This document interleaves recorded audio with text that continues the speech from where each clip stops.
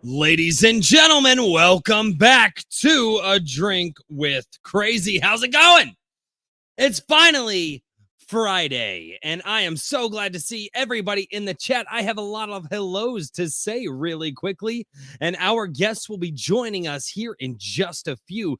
So without any further ado, let's go to the chat. If you are a part of Kikomon's bingo to get the Isom cover C or the oh snap, we have already got people. Daniel P. Riley, what's going on, good sir? Good evening. How's it going? Not bad, man. How are you doing? I was just getting ready to say hello to the chat while everybody files in. So you mind saying hi to the chat with me? Howdy, folks. Hi to the chat. Oh, by the way, you will be able to shill your stuff. I do have links for your website already down in the description below. At least I tried. Hopefully it's your website. All right, we got Kristen Colebrook. He says, cheers for blood. Maybe. Aragmar Virillion. It sucks that I am sick. I wanted to be here. Sir, you need to get healthy. Don't worry about it. But I believe you are an author that I want to talk to on this show. Trippy Soul. Because I have a poll up right now. So should we call it Iron Age Nights or, Iron Age Night? I don't know. That's a moon. I don't I like the moon one, Nights, because there's like, I don't know. I'm not like the knight. I'm not like the guard of the Iron Age, but I don't know. It's like campfire. We're sitting down talking about all the knights of the Iron Age. That's kind of how I view it. So he said the Knights is a serial Experiments Lane reference, but you didn't know that. He's absolutely right. I didn't know that. Anthony Rondinelli, what's going on, good sir? Diogenes of Sinope says, hail. Thank you so much. Rollin Yanzi says, hi, it's great to be in this chat, and I am glad to have done an entry in the Iron Age writing prompts. Dude, good for you. And fantastic. Special congratulations for ironage.media when he got mentioned on Friday Night Tights tonight.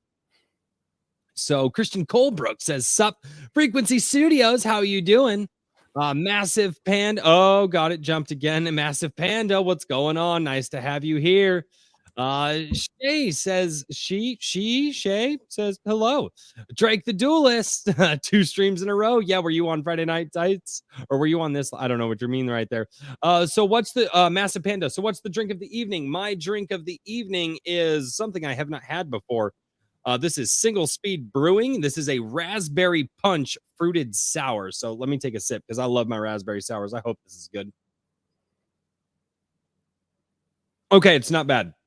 It's not bad. It's not the best I've had, but it's definitely drinkable. Billy Bobsack's his first one. What do you mean, Billy Bobsack? There was a lot of other people here. Kikomon, show you Kikomon. Diogenes of Sinope, Knights get swords. Yeah, well, yeah.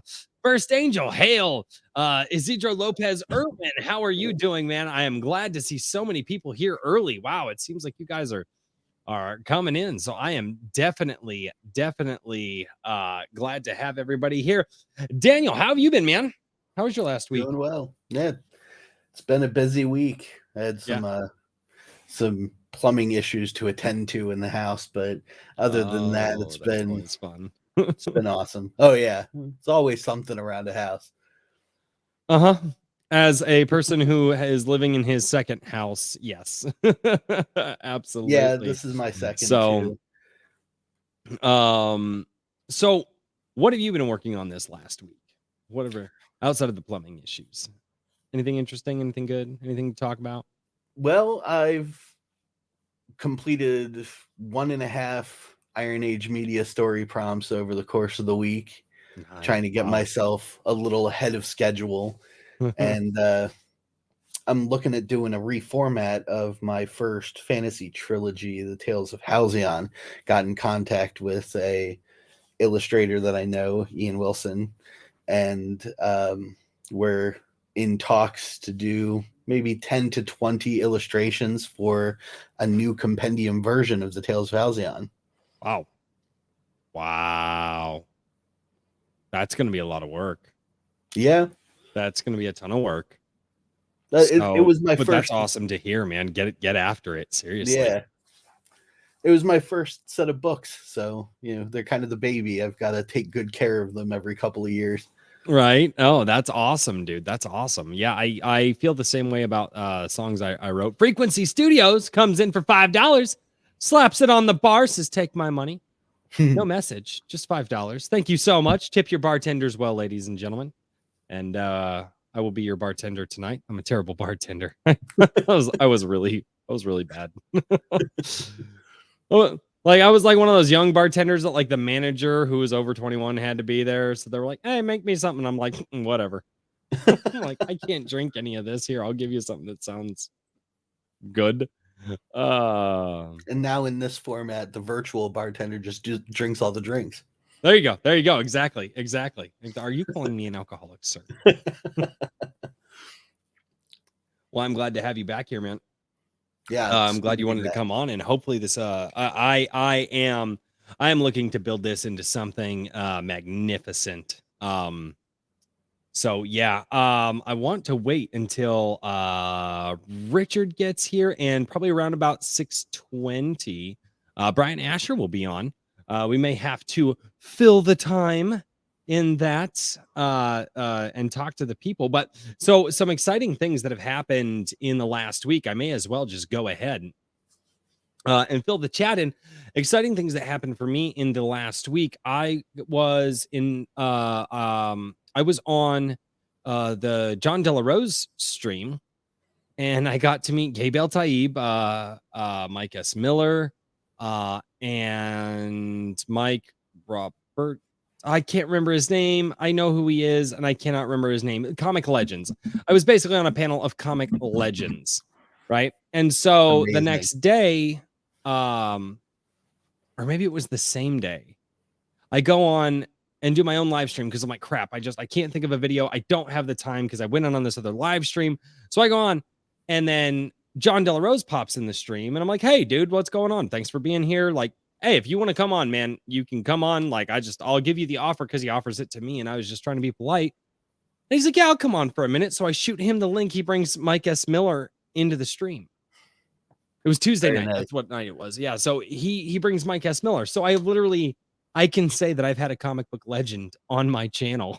So that was super, super exciting. In other news, I got my Burst Angel down in the chat says my husband published his first book. Oh yeah.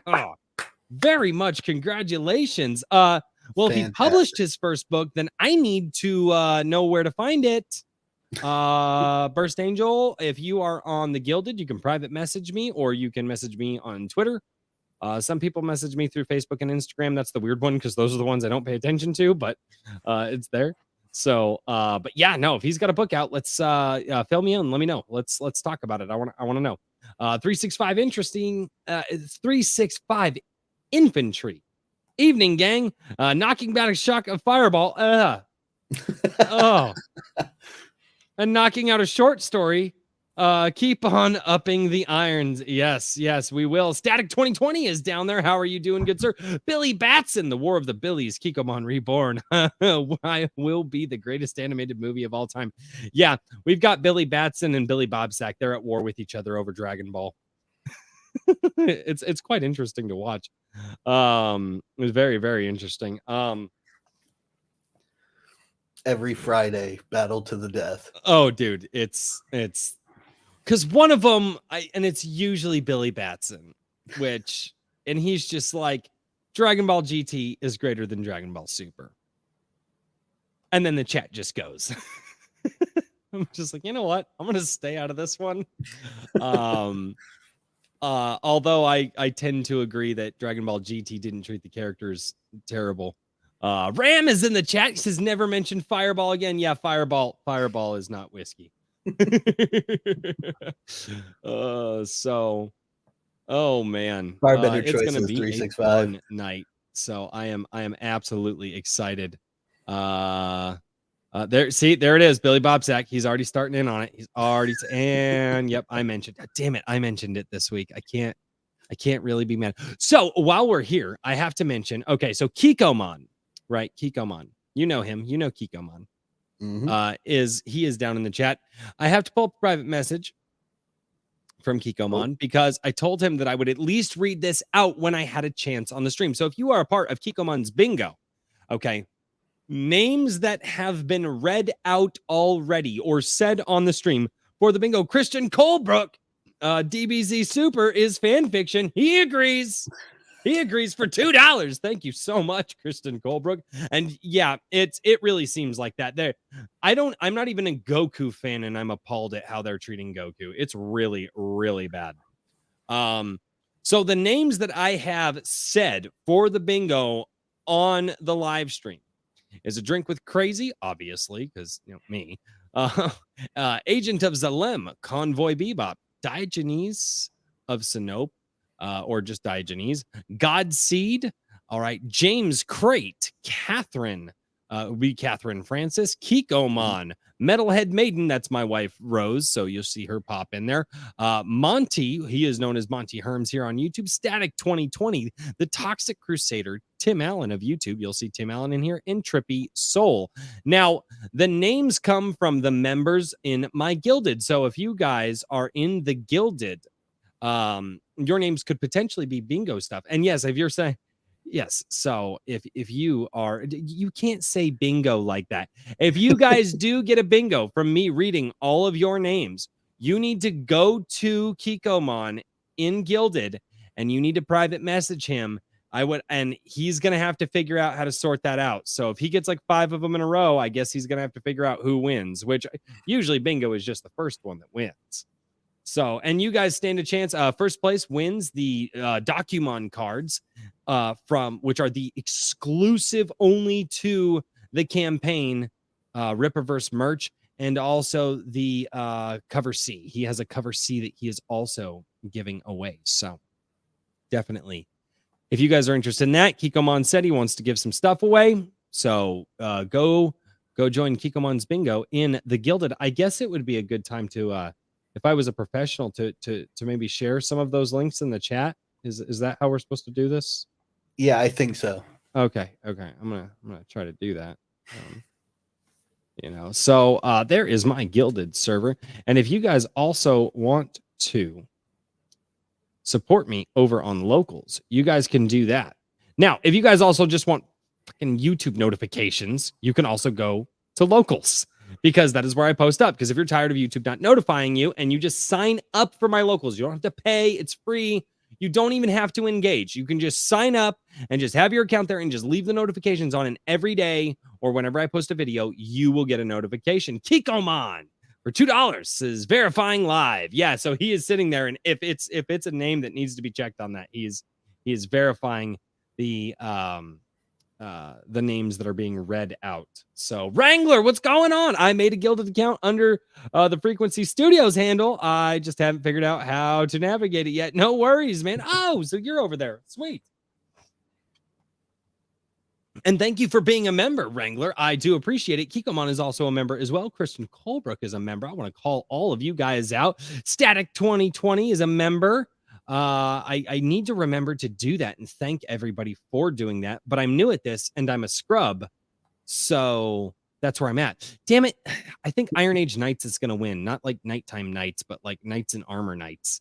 I really wanted the Knights one to win because I like the fire, like the idea of Iron Age Knights, just like it's nighttime, we're talking about it, we're engaged, but everybody's like, nope, we gotta go with the obvious mention. Everybody likes swords. What can you do? You guys are a bunch of simpletons. Could have been a cool play on words. I wanted to do the play on words, but I can't say anything. Well, yeah.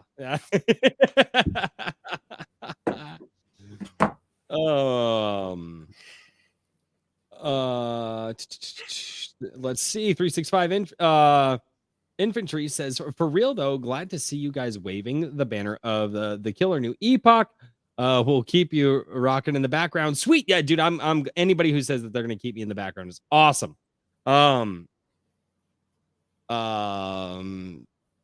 Static 2020, it's your show. Do what you want. Yeah, I could do what I want, but like also you have to hoe yourself out on YouTube. That's the whole point. Hey, tell me what to do, please. I mean, that's what all those e-thoughts do, right? And they make millions. Millions. I think it's for totally different reasons, though. I don't need to know that. Don't tell them what the reasons are either. They'll leave here very quickly. Where'd the chat go? Well, Daniel started talking about e-thoughts and what they do for money, and well, the chat left. Wait a minute. I could give this guy $2 to talk to me, or I can give this hot lady $2 to Anywho, Christian Colebrook for $2. Have you seen Warhammer? As in what they're doing to Warhammer? I have only heard about it. I have not seen what they are doing, but I've heard that they're doing some messed up stuff with Warhammer. Yeah, some like under attack. Who was I watching earlier this week that was talking about it? I think it was I don't know. No, it wasn't Clownfish. It was somebody though. It was somebody. Oh my goodness Lord, we have a new person. Ladies and gentlemen, I would like to welcome our special guest for the evening, Bryan Asher. How are you doing, good sir? I'm doing great. How are you guys doing? Oh, not bad at all, man. Not bad at all. Yeah. So, yeah, we're just in here welcoming the chat, saying hello for the evening, getting ready. And guys, so a really quick shill for Bryan Asher. And Bryan, I need to apologize. I swear to you, the book was in good condition up until yesterday. I accidentally left it on the arm of the couch, and our puppy decided that it was a really good chew toy. It is still readable. It's still, my wife saved it, thankfully. I'm about halfway through this. I've been trying to fit it in when I can. I do have to interrupt this introduction. Kikomon says, at Drake the Duelist won the first prize on bingo. Oh, congratulations, Drake. Wow, that went quick. He must have had a good bingo card, so he just won the Rip Reverse Documon cards.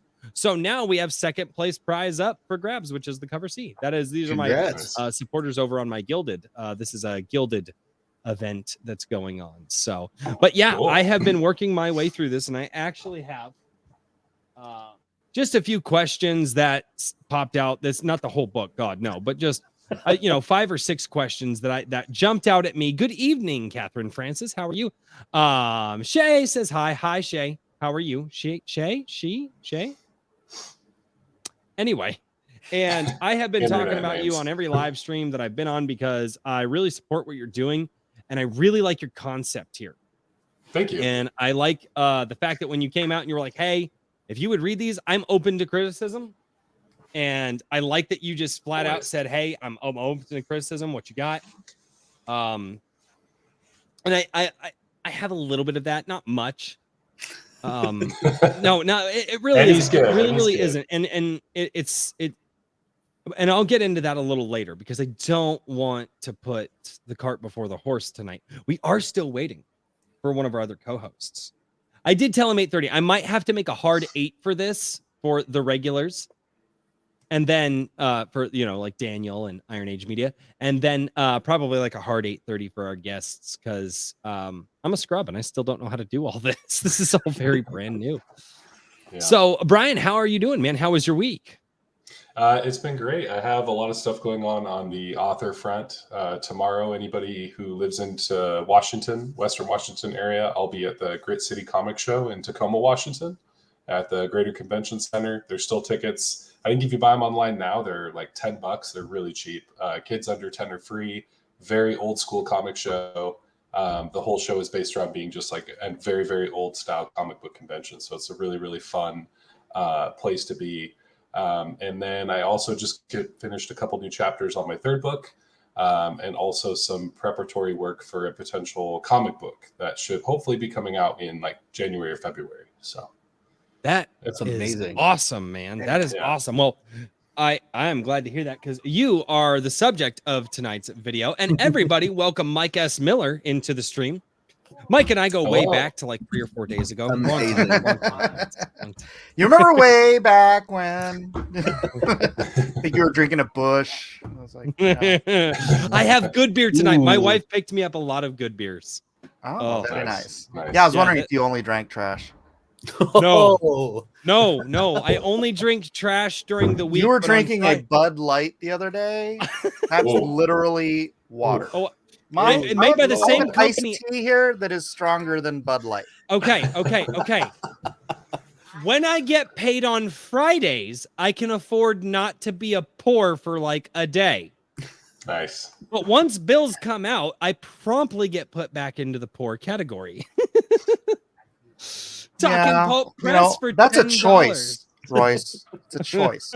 I'm aware that it's a choice. Talking Pulp Press for $10 says, Brian's a good guy. Daniel's a good guy. I made serious sales the last few days, so here's money. I'd give you more, but already overspent on bourbon, ribeye, and books. I'll shut up now. Buy Brian's books. See, he's Hell making yeah. good life choices. Yeah.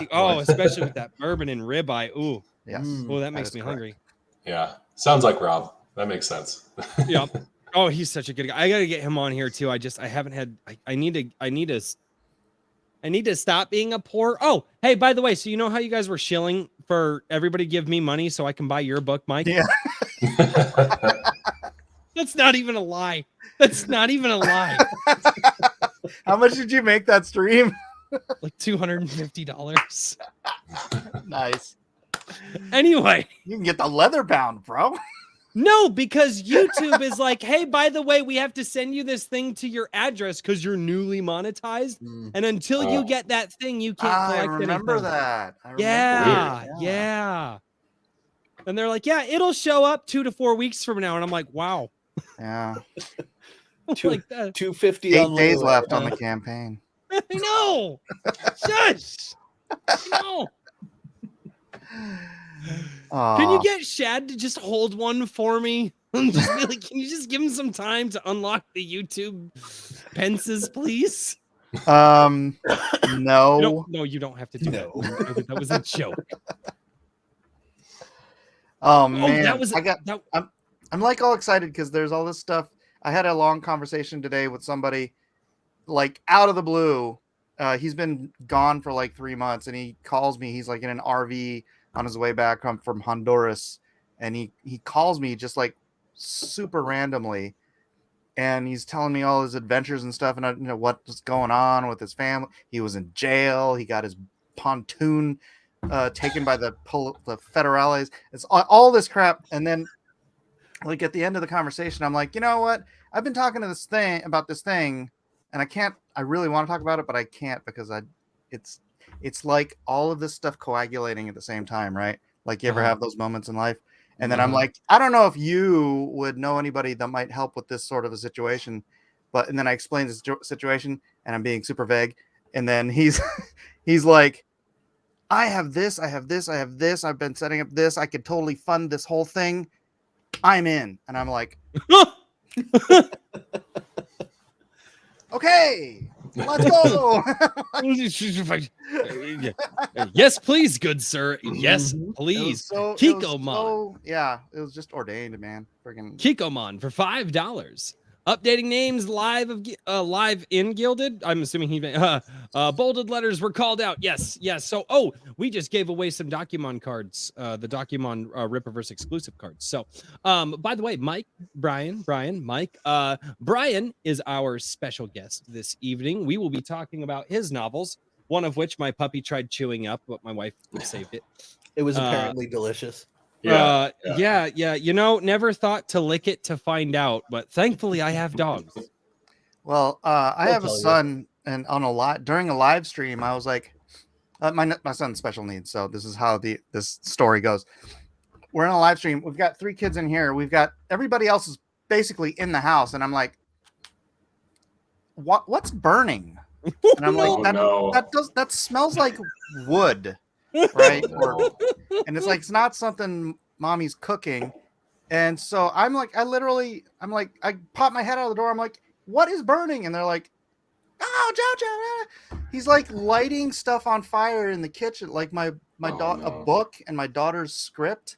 And I'm like, do I have to be like constantly monitoring the house? There's six other people in this house. No, the answer is yes. Yes. Who is the man of the house? Yes. Who is the man of the house? I was on a live stream. Do you want me not to live stream? Is that Dude, I had to go break up a dog fight the other day on a live stream. It wasn't even like a real dog fight. They were just really loud and pissy with each other. It happens. So, hey, and the other man, the myth, the legend. There he is. Hello. There he is. Nice. All Good right. evening, everyone. Swap everybody around so everybody else has had a chance to somewhat introduce themselves, except Mike. He just comes in and just starts talking. You know how Mike is. Yeah, sorry. I'm Mike. No, you're good, man. I'm I didn't fairly actually. certain most of us know who you are. I'm Oh. also fairly certain that is the case. Cool. So, Iron Age Media, what has been going on with your last week, and how busy have you been on that website? Because you've been getting a lot of shout outs, man. Which, by the way, I've congratulations been, on your shout out on FNT tonight. Yeah, I know. I was really pleased. Oh, really? I didn't Uh, see that. Yeah. I heard about that, and I went back and I had to find it while I was dealing with the kids, and I was playing lifeguard in the bathroom with the kids, and so Mike I got was just talking about doing similar things with his kids. yeah, I was like one ear listening, and yeah, it's awesome. I'm glad to have the shout outs for sure. But yeah, so I run the site ironage.media, and my name is Richard, and I have been just trying to put this thing together as quick as I can, and I've had a ton of amazing support from the community, including Bryan and Daniel here, and as I say, Royce, you've shouted me out as well. So it's I think it's time. Mike, you might have to write an article about the what is it, the Shadow of the Conqueror. Shadow of the Conqueror. I was going to say Conqueror of the Shadow, and I was like, that is I would definitely be not happy right. to. We just crossed $352,000, so we're There you go. Wow. That Yeah. shot up That's quick in on the last few Friday hours. Night We're at Tights three- right now. Yeah, no, I was watching. I was watching. Yeah, you're on Well, against him, Tim Pool, and Salty Cracker. Oh, I'm So, aware. Good, know. good time slot. Well, so I chose this time slot because generally, so Tim Pool and Salty Cracker and FNT they have some crossover, but not like total crossover. And I chose this time slot because usually Friday Night Tights is wrapping up about now. All right. Give or take, 15, 20 minutes or a couple hours, whatever. I don't know. Those guys Yeah. can go forever. I think Yeah, they sometimes might have it's just like, holy invited smoke. Mahler on, which will drag it out for another 6 hours. Oh God. That's if he hasn't had his coffee. If Mahler's had his coffee, Friday Night Tights will turn into Saturday morning tights. So well, I am glad that everybody is here this evening. It's been an awesome week. Oh, Iron Age Media also Shad shouted us out on his live stream last night. I woke up to that notification this morning. Yeah, So- I Yeah, I was heard actually about that. looking for his live stream, but it wasn't showing up for some reason. It was on Night's Watch. It wasn't Yeah. on Shadowversity. It was on his Oh, Night's Watch okay, channel, and it was okay. at 5 hours and 46 minutes was the timestamp. And he gave both of us a pretty decent shout out. Rip Oh, versus man, News that's Reviews and Theories. How are you doing? All right. So as we have a couple of authors and just fans down here, the subject of tonight's live stream, I am echoing from somewhere. So Echo. yes, I don't know who it is. FYI, I threw a $20 super chat at Gary to tell people that you were going to be doing this show. So I don't know Are if he's you read serious? it yet. Thank you. Sure. Oh, this is So you'll get a paid for shout out. that's fucking thank you. Thank you. I appreciate it. He So- might cry, just so you know. Well, I know you're not going to get. No, I can't you're super not. chat you because you won't get money for like 3 months. So. I know, right? I know. We said, like, guys, I'm worth like 1.5 mil. Can't touch a dime of it, but I'm worth it. Anyway, so So here's how we're going to roll with this. As of right now, chat, unless a super chat comes up, because I don't know how to save them, so I want to get to them. Unless a super chat comes up, I'm going to basically ignore the chat for now, because we're going to get into tonight's subject, talking about Bryan Asher and his novels that he's writing and the world that he is creating. I want all of us to get a chance to kind of pick Bryan's brain about the world that he is working on. Guys, don't worry if you haven't read any of it. I'm about halfway through his first book, and I've done some research as well myself to give us a good jumping off point. So once we get to a natural breaking point in the conversation, or we have all comfortably decided that we're all just ADD enough and we've gone so far off topic, at that point, I will return to the chat and start talking and engaging with the chat with everybody else. But for now, let's get into wherever the hell I put these books. Right now, the assassin of, how do you say this? Malkoze? Malkoze. Okay, I have been reading that wrong. It's all good. It's all good. I was like, I tried it a few different ways, and I was like, I'm gonna go with Malkoze. So the assassin of Malkoze. Don't drink too much. Don't drink too much before you go live, people. The assassin of Malkoze. I've been having a really fun time with this, and actually, as somebody who has been wanting to introduce some stories to my kids, although there's some light cussing in here. My kids hear me say cuss words all the time.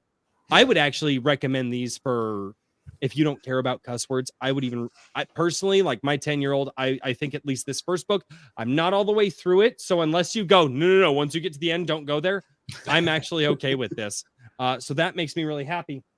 But let's start with the first question that I have that I'm really interested in. You decided to design a world of floating continents, and on each continent, it seems that the cultures of each continent have very, very different systems in which they live. So in the Assassin of Malkoze, they have a system that's based more around enchantments and aura that's emanated from the body. And in the treasure, right? The treasure of Lorev. Yep, got it. Yep. Sorry, I'm terrible at this. In the treasure of Lorev, it seems that what was mentioned, that continent likes more engineering and mechanical means of success instead of the enchantment. What Bryan, and you're going to write more books in this series. So what gave you the idea to do one world, different continents, and totally different systems of magic or accomplishment? How does that all work together in your mind? Sure.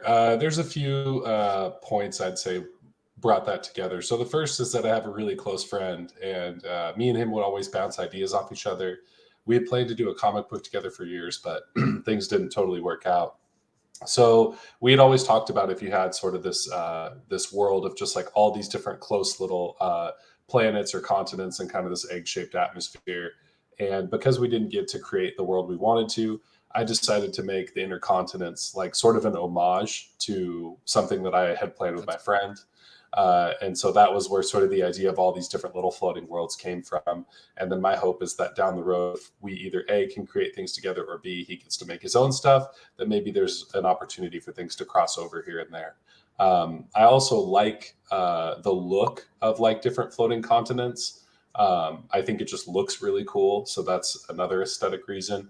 And I wanted a place where, I mean, you see this in multiple things. I mean, Marvel's the easy example. You know, you have Guardians of the Galaxy on one side doing their crazy stuff, and then you have, you know, Spider-Man, you know, saving grandma down in the streets of New York, right? So I don't think it's too far off to say that, you know, in one world you can have this magic, this enchantment, this alchemy. They live a certain way. And then in another place, it's near future. They use cell phones. They have motorcycles. Just like our own world now. I mean, you have countries that don't have telephone poles and don't have internet and live a very specific way, while, you know, me living close just outside of Seattle, it's, you know, sort of like this big, you know, technology, you know, haven. So I don't think it's too hard for me to have those two very different types of worlds be in the same place and have them know about each other. And the ability to have them play off of each other in different ways is also something that's really exciting for me as an author. Oh, that's really cool. Are they the same? Are they the same world, or so they're just continents in the same world, right? Is that Yeah, so the Okay. first book has like a pretty good cover. So you can see like there's these little floating guys here.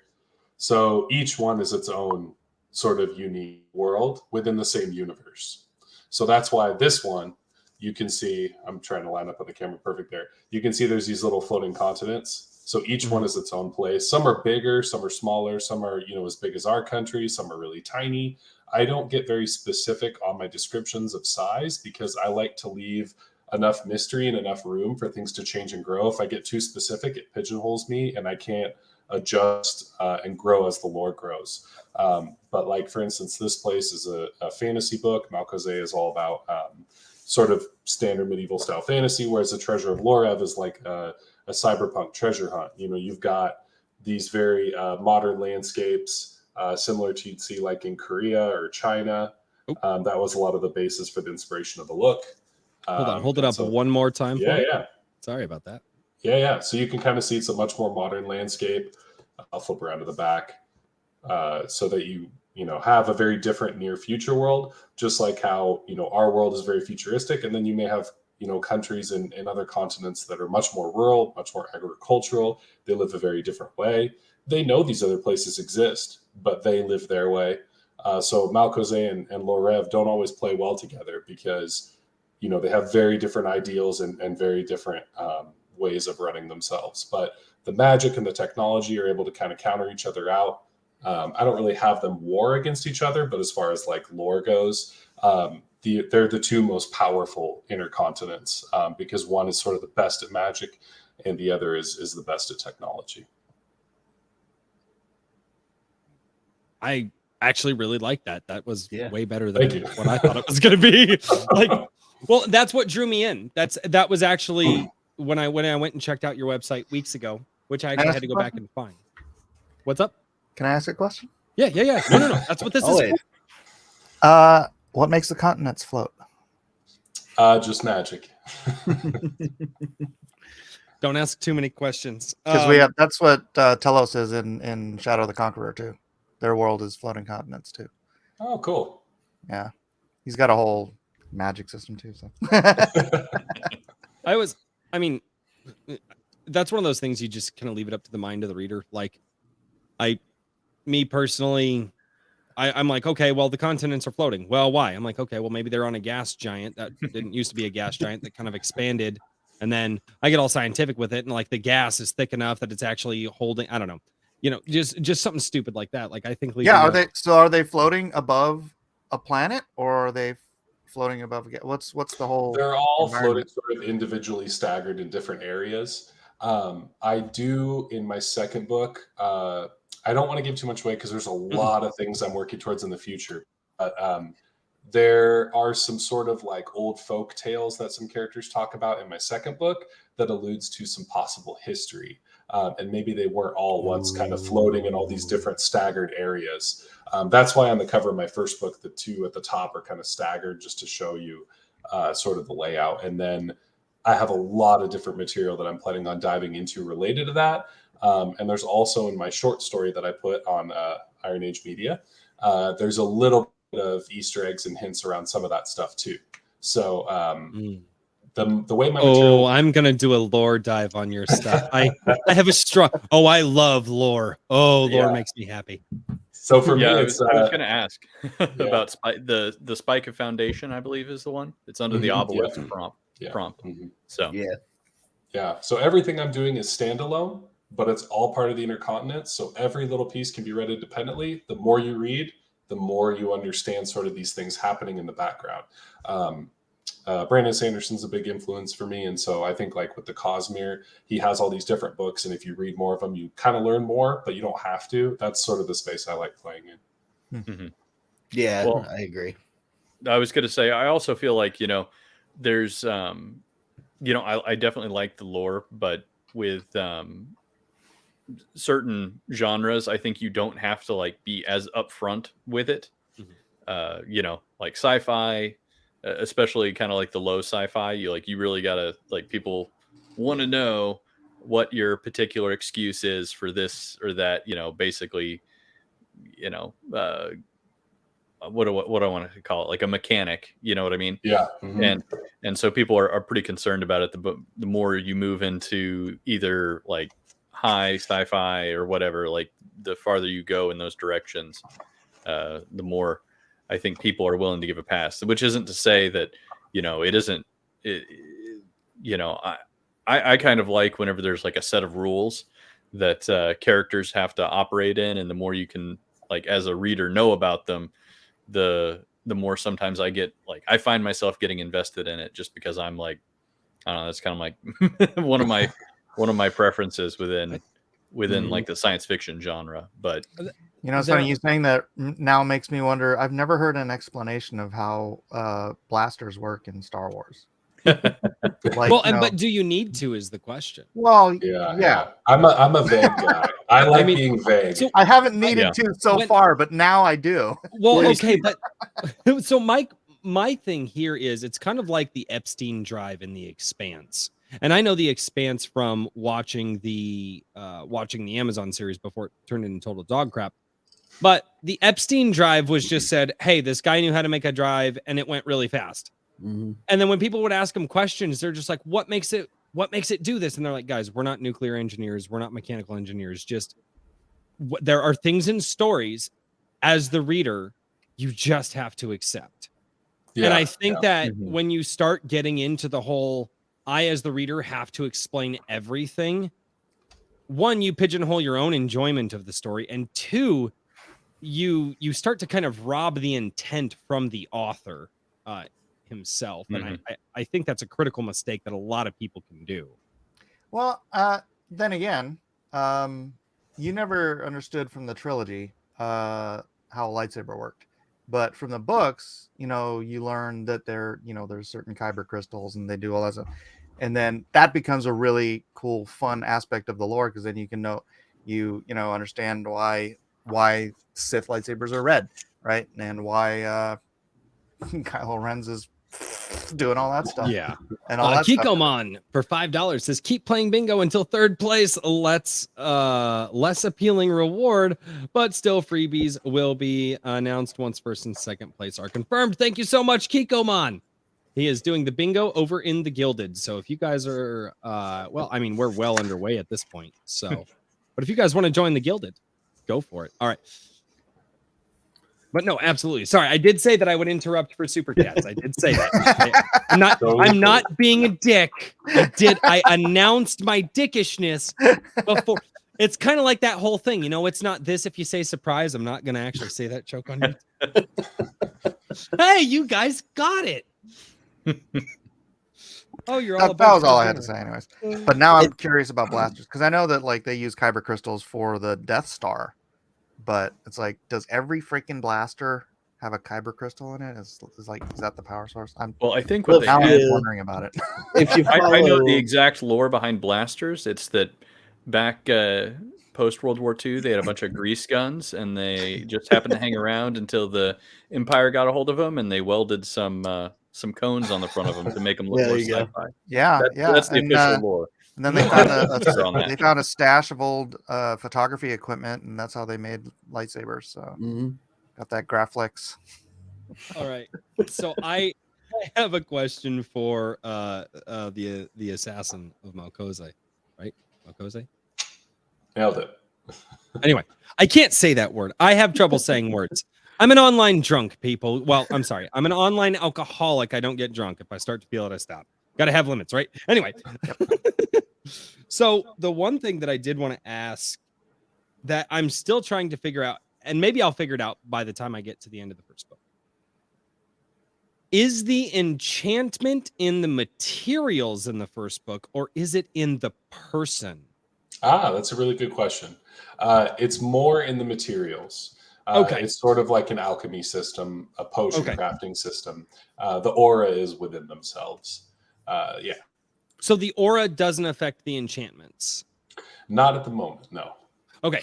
And I'm going to leave that question there. Dun, dun, dun, dun. But yeah, that was, because I've been reading it and I'm going, this is all really interesting. And it seems like there's a lot of, mathematics.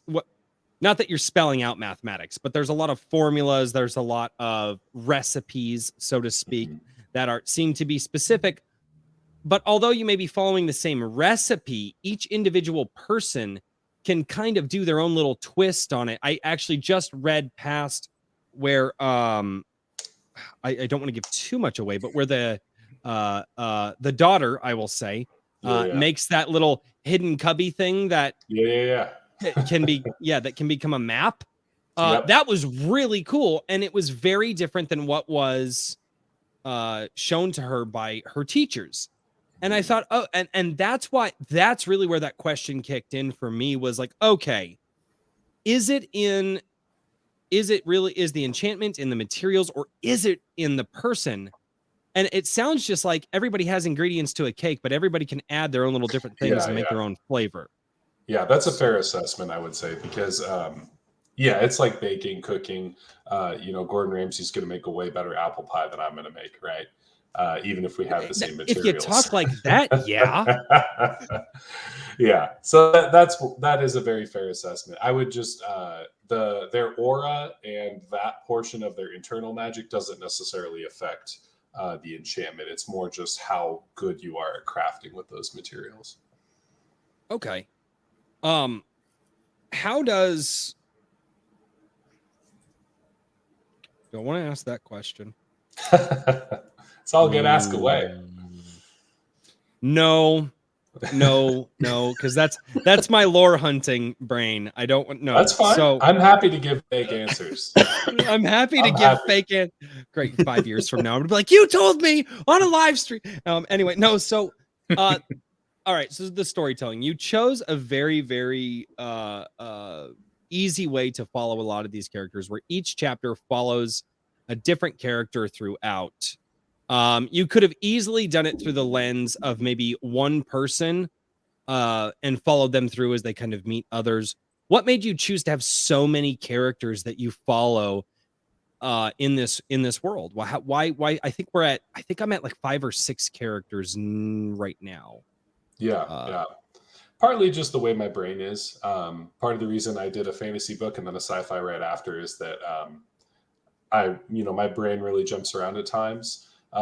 So sort of the goal I put to myself is there are multiple character stories I want to tell in a fantasy setting. How do I do it quickly at a fast pace and then bring the story together? And it was a really fun goal for me to set out. I feel I accomplished it. I think you'll see at the end how everything kind of ties in together. But that was why. So some of the characters may only have like a chapter here or there, but it introduces them, then fits them in later in the story. There's basically 4 main characters. There's your villain, and then there's the 3 heroes. And those 4 stories coming together is like the main portion of the book. But most of it is just that I felt it was a more fun way to tell the story, and also allowed me to keep the pace going faster and faster because I was able to kind of segment these specific moments so that when you're with this one character, you could really dive into everything they do and know and understand. So I don't have to take as long to tell the story because I can really dive right into where they are in that moment. No, I definitely caught that coming across for sure. Do you guys have any questions for Bryan, or do you just want me to keep talking? Well, I was curious. I haven't been able to catch up on everything, but I won't ask about the Spike Foundation, but what I will ask about is... Damn it, now I have to go read that. Yeah, you really should. There's definitely a little hint in there regarding the intercontinents, but with these stories, are there going to be characters that are carried across through multiple books, or is it kind of a... You know what I mean? Are they in the same time frame? How closely related are these books? Oh, that's a very good question. They all happen with like very close to each other as far as like time frame, right? Like the Assassin of Malcozé and the Treasure of Lorev are those events are going on at a similar time. It's not like one's in the future and one's in the past. That's why I'm not usually too specific with the time, since they're kind of similar times. I will have recurring characters and recurring stories. For instance, the characters in this book that you're seeing on the screen there, I have already in my head at least 2 to 3 more stories with those characters that I'll eventually get back to. And then for my second book, I already have other stories that I'm planning on telling with those existing characters, and those will be kind of your main like big novels. And then the way I want to expand out from that is that I'll have little individual small comic books that'll be sort of like side stories of characters from these books. So I purposefully leave certain people like trapped or left behind. Like in, for instance, in the Treasure of Lorev, there's a character who kind of gets left behind, and the area is basically like if you took a big like mega resort and then left it in the desert to mold, and the gangs have taken it over. And so there's a character I leave behind there who's sort of ancillary. He's not a big like main character, but I plan on doing something with him. There's also another character from the Treasure of Lorev who kind of like is involved and then sort of like fades away at the end, and I plan on doing certain things with him. So I think it'll be kind of a way to have these little supplement stories that are like really short, quick stories that bring people in to my universe. But like I said, the more you read, it'll connect. But if, for instance, you just pick up one book, you're not alienated by having to read like a ton of other material. Yeah, I gotcha. So well done. Give me 1 second, Iron Age Media. I apologize. This is a super chat and a question for our guest. Are you planning on stories where the villain wins or an overpowered character like in anime or manga? I do have a story with the Assassin of Malkozeh characters where there is a much larger villain being alluded to in sort of the undercurrent of the story. And he potentially can come back and wreak some real havoc. So, yeah. I don't know about overpowered characters, but. Awesome. Rich, you can keep going. Sorry, man. All right, no problem. No, I was going to say, would you classify your writing style or kind of the nature of these stories more character driven than like say plot driven? You know what I mean? Like it's more about, that's what I'm sensing. Is that correct? Yeah, I think that's fair. I think in the first book, it was definitely more character driven because each of them kind of like the 4 people have sort of their own journeys, and then that like forces them to the end. And I really like diving into the characters, and I've changed certain things within these stories based on decisions I think the characters would have made versus decisions I thought they would have made. So once they start to become really real to me, there are certain turns I've had to make that have made a lot more sense and benefited the story. So yeah, I would say I'm more character driven. I will say the second book, as far as like the plot line, because it's just like a band of heroes and the villain sort of on the race against time, that one is a little more tight and plot driven. Okay, I was just curious. I'm excited to hear about some of these, and hopefully, hopefully some more prompts will open up the door and give you a good layup to tell some of these stories. I love the prompts. That is like, it is such a cool thing.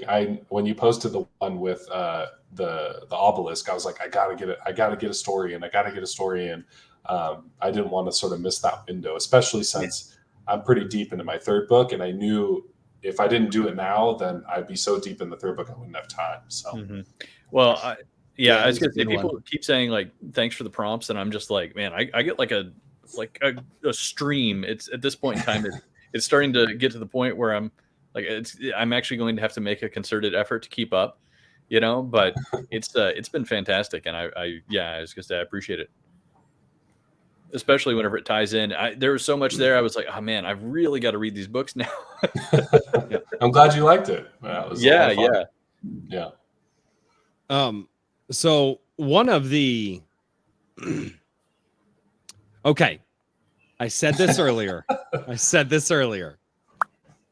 It's not a bad thing. So I noticed, and maybe this is just a personal preference thing of mine, but either way, I noticed in the very beginning of the Assassin of Malkozeh that you tended to be more descriptive to the reader in a way that kind of jumped out at me, like, well, he could have worded that differently, and as you go on through the book, you actually get less descriptive, but I will say this.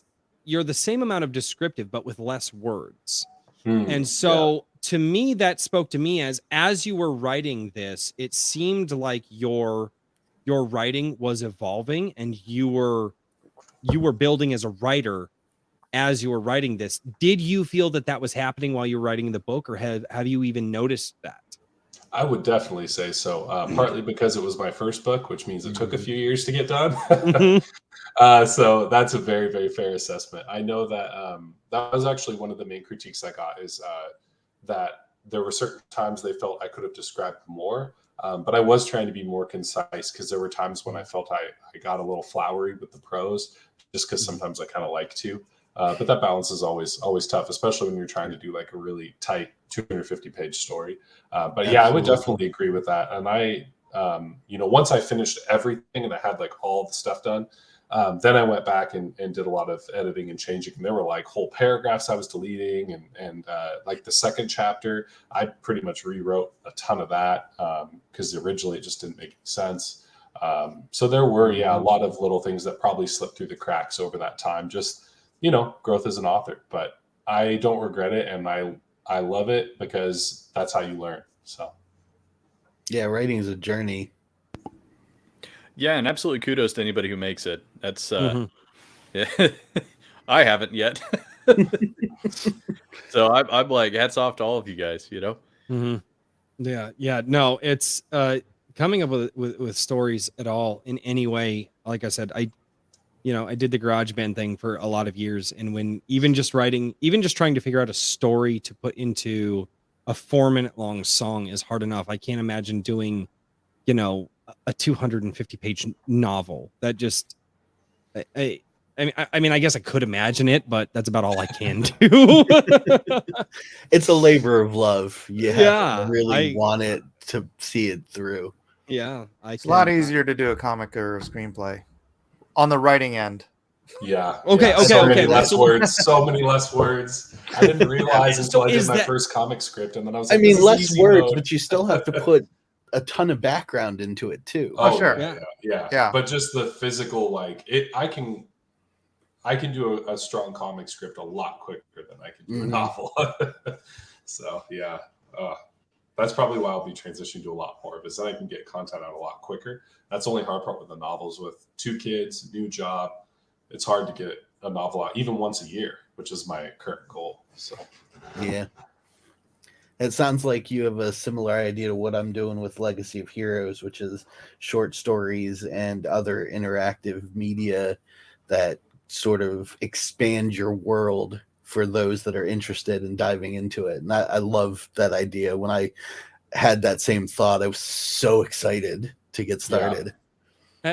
As long as you don't take the Halo approach, which is, hey, by the way, if you didn't buy this one obscure piece of media that we had, you're not going to know what's going on in the main piece of media that you're here for.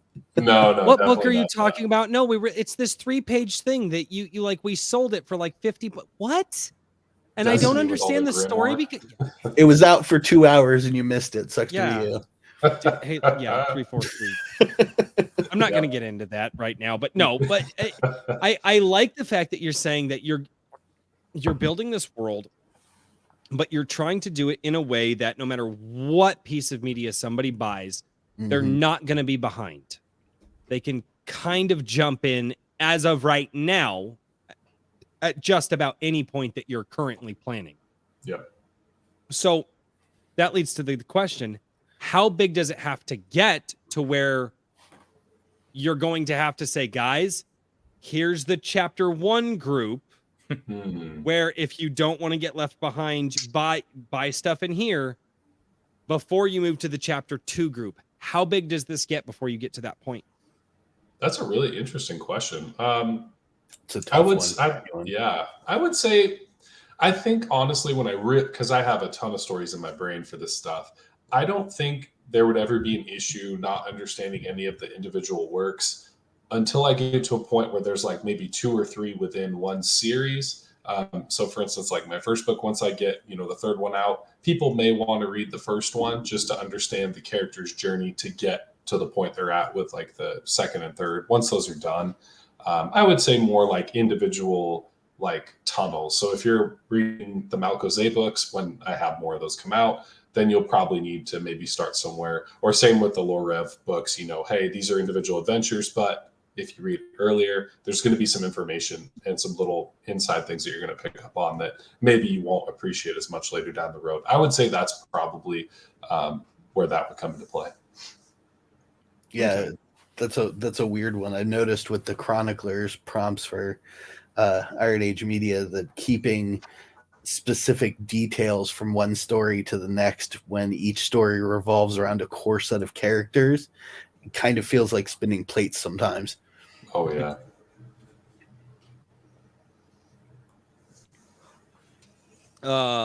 Drake the Duelist says continuity lockout is mostly a problem when you're a super long runner like American comic books or older anime used to be. If you have an ending planned, it's probably not going to be a big deal. I agree. Yeah, I agree. It's a valid point. I do tend to disagree with this whole never-ending story that seems to plague movies and modern media. Yeah. Oh my God. I hate it. I hate it. I can't stand it. Give me a solid ending. Give me a beginning, a middle, and an end. And when it's over, just let it stop. Like, I'm okay. I'm gonna say this. John Wick 4 is gonna suck. The action is gonna be good. The action is gonna be good. Right? Yeah. The cinematography is going to be gorgeous. The story's going to suck.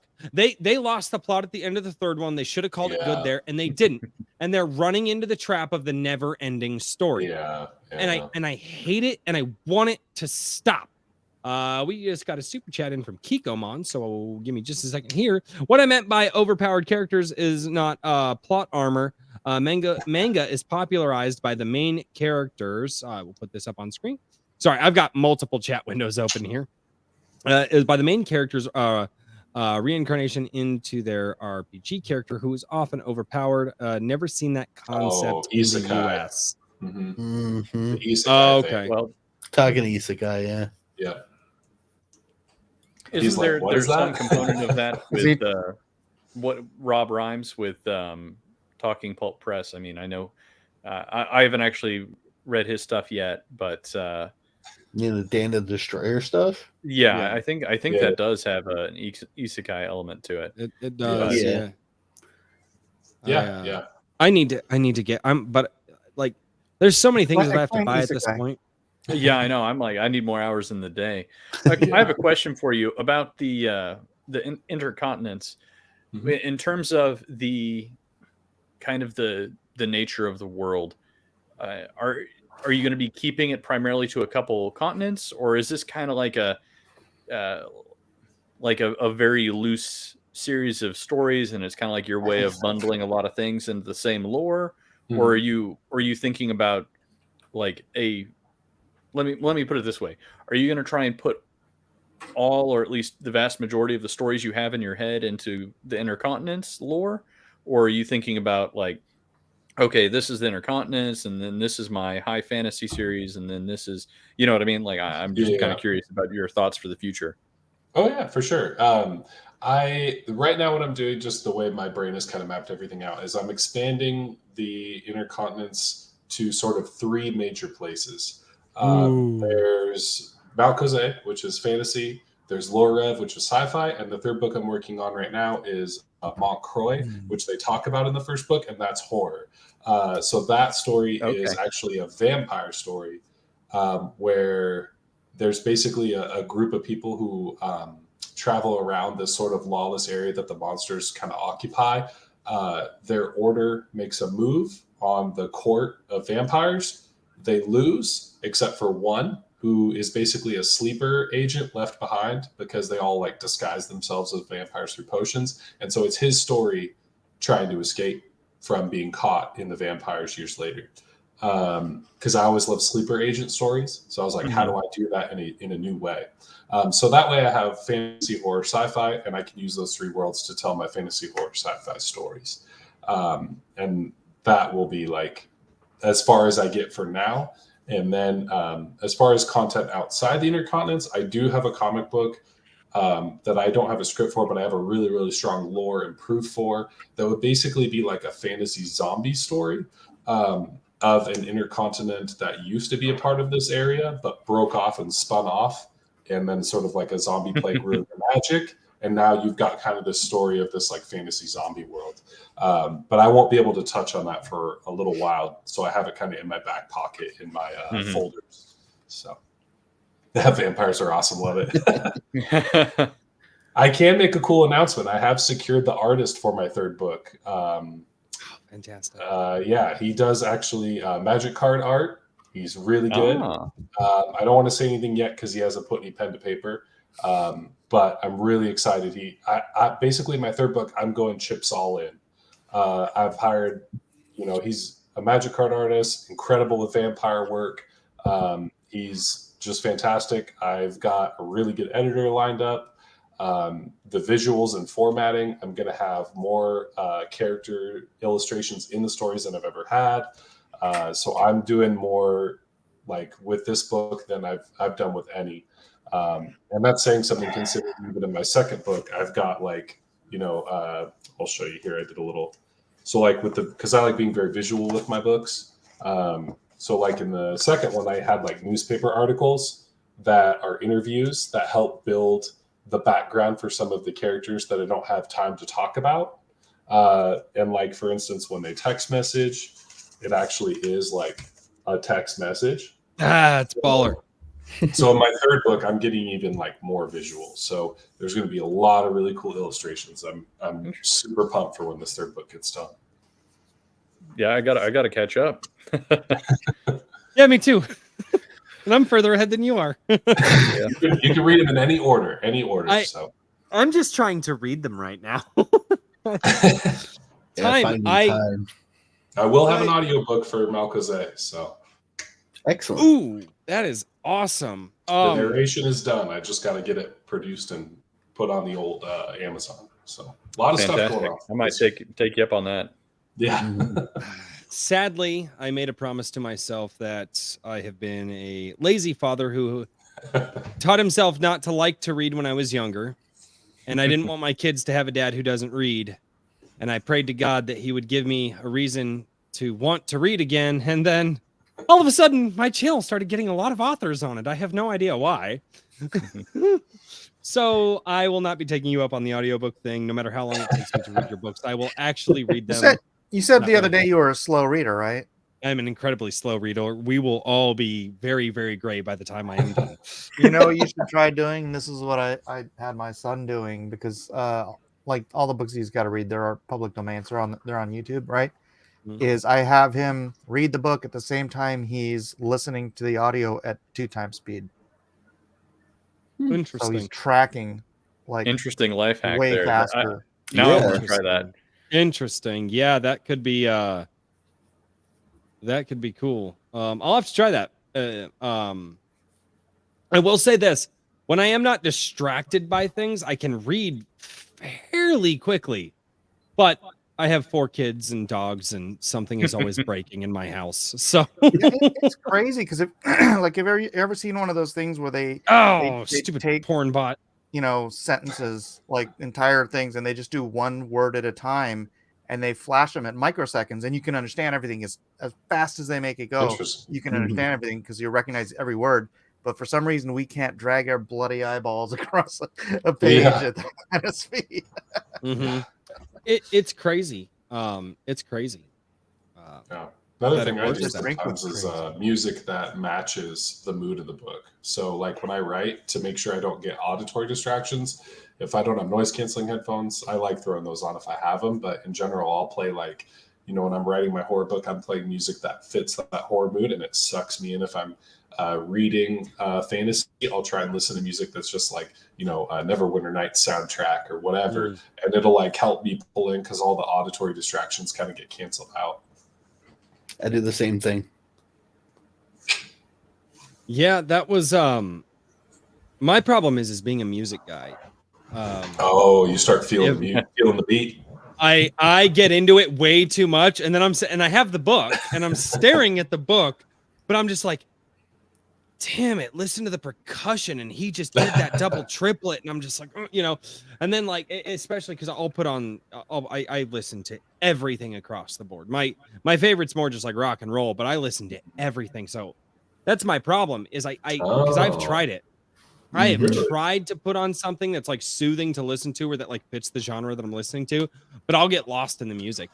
Nope, I out of just sight. put random Mozart on. Mozart just and low, not like loud. See, I still do the same thing though. Yeah. Like my buddies will crescendo. No, but I am that guy though. And it doesn't matter. Like I am that guy. Talking Pulp Press for another $5 says my dream of having audiobooks for Barbarians of the Storm sadly died with Gilbert Gottfried. Love it. No, you have Razor Fist. Just get Razor Fist to do it. That's a close second. I would love to have Razor Fist read audiobook of mine. Oh my god. He's got a great voice, man. He can do a lot of different stuff. It's really cool. He does. Big fan. He really does. He really does. Guys, do you have any more questions for Bryan before we turn it over to the chat? No, I think everybody covered what I was going to ask. Satisfied.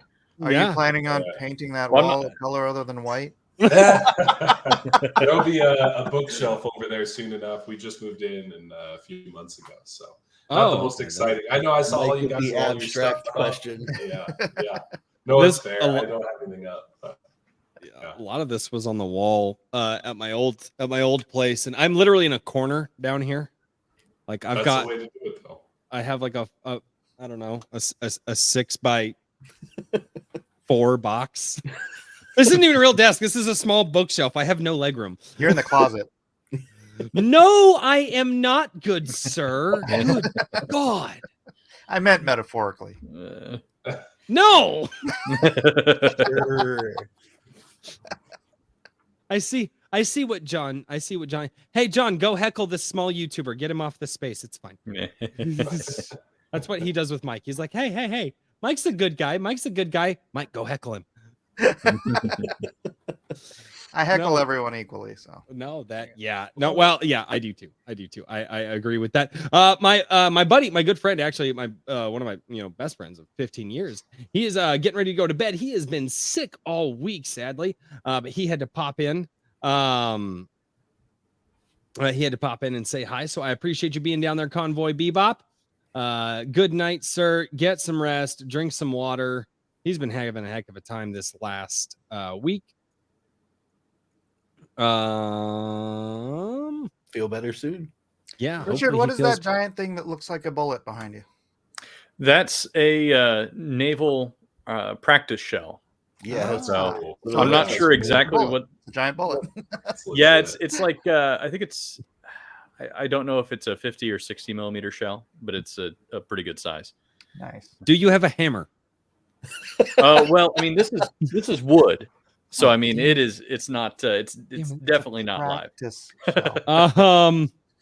Okay, so Convoy Bebop decided to respond to me in the chat, and I'll just pull it up here for everybody to see. Convoy Bebop for $2. Get Love him. it. Yeah.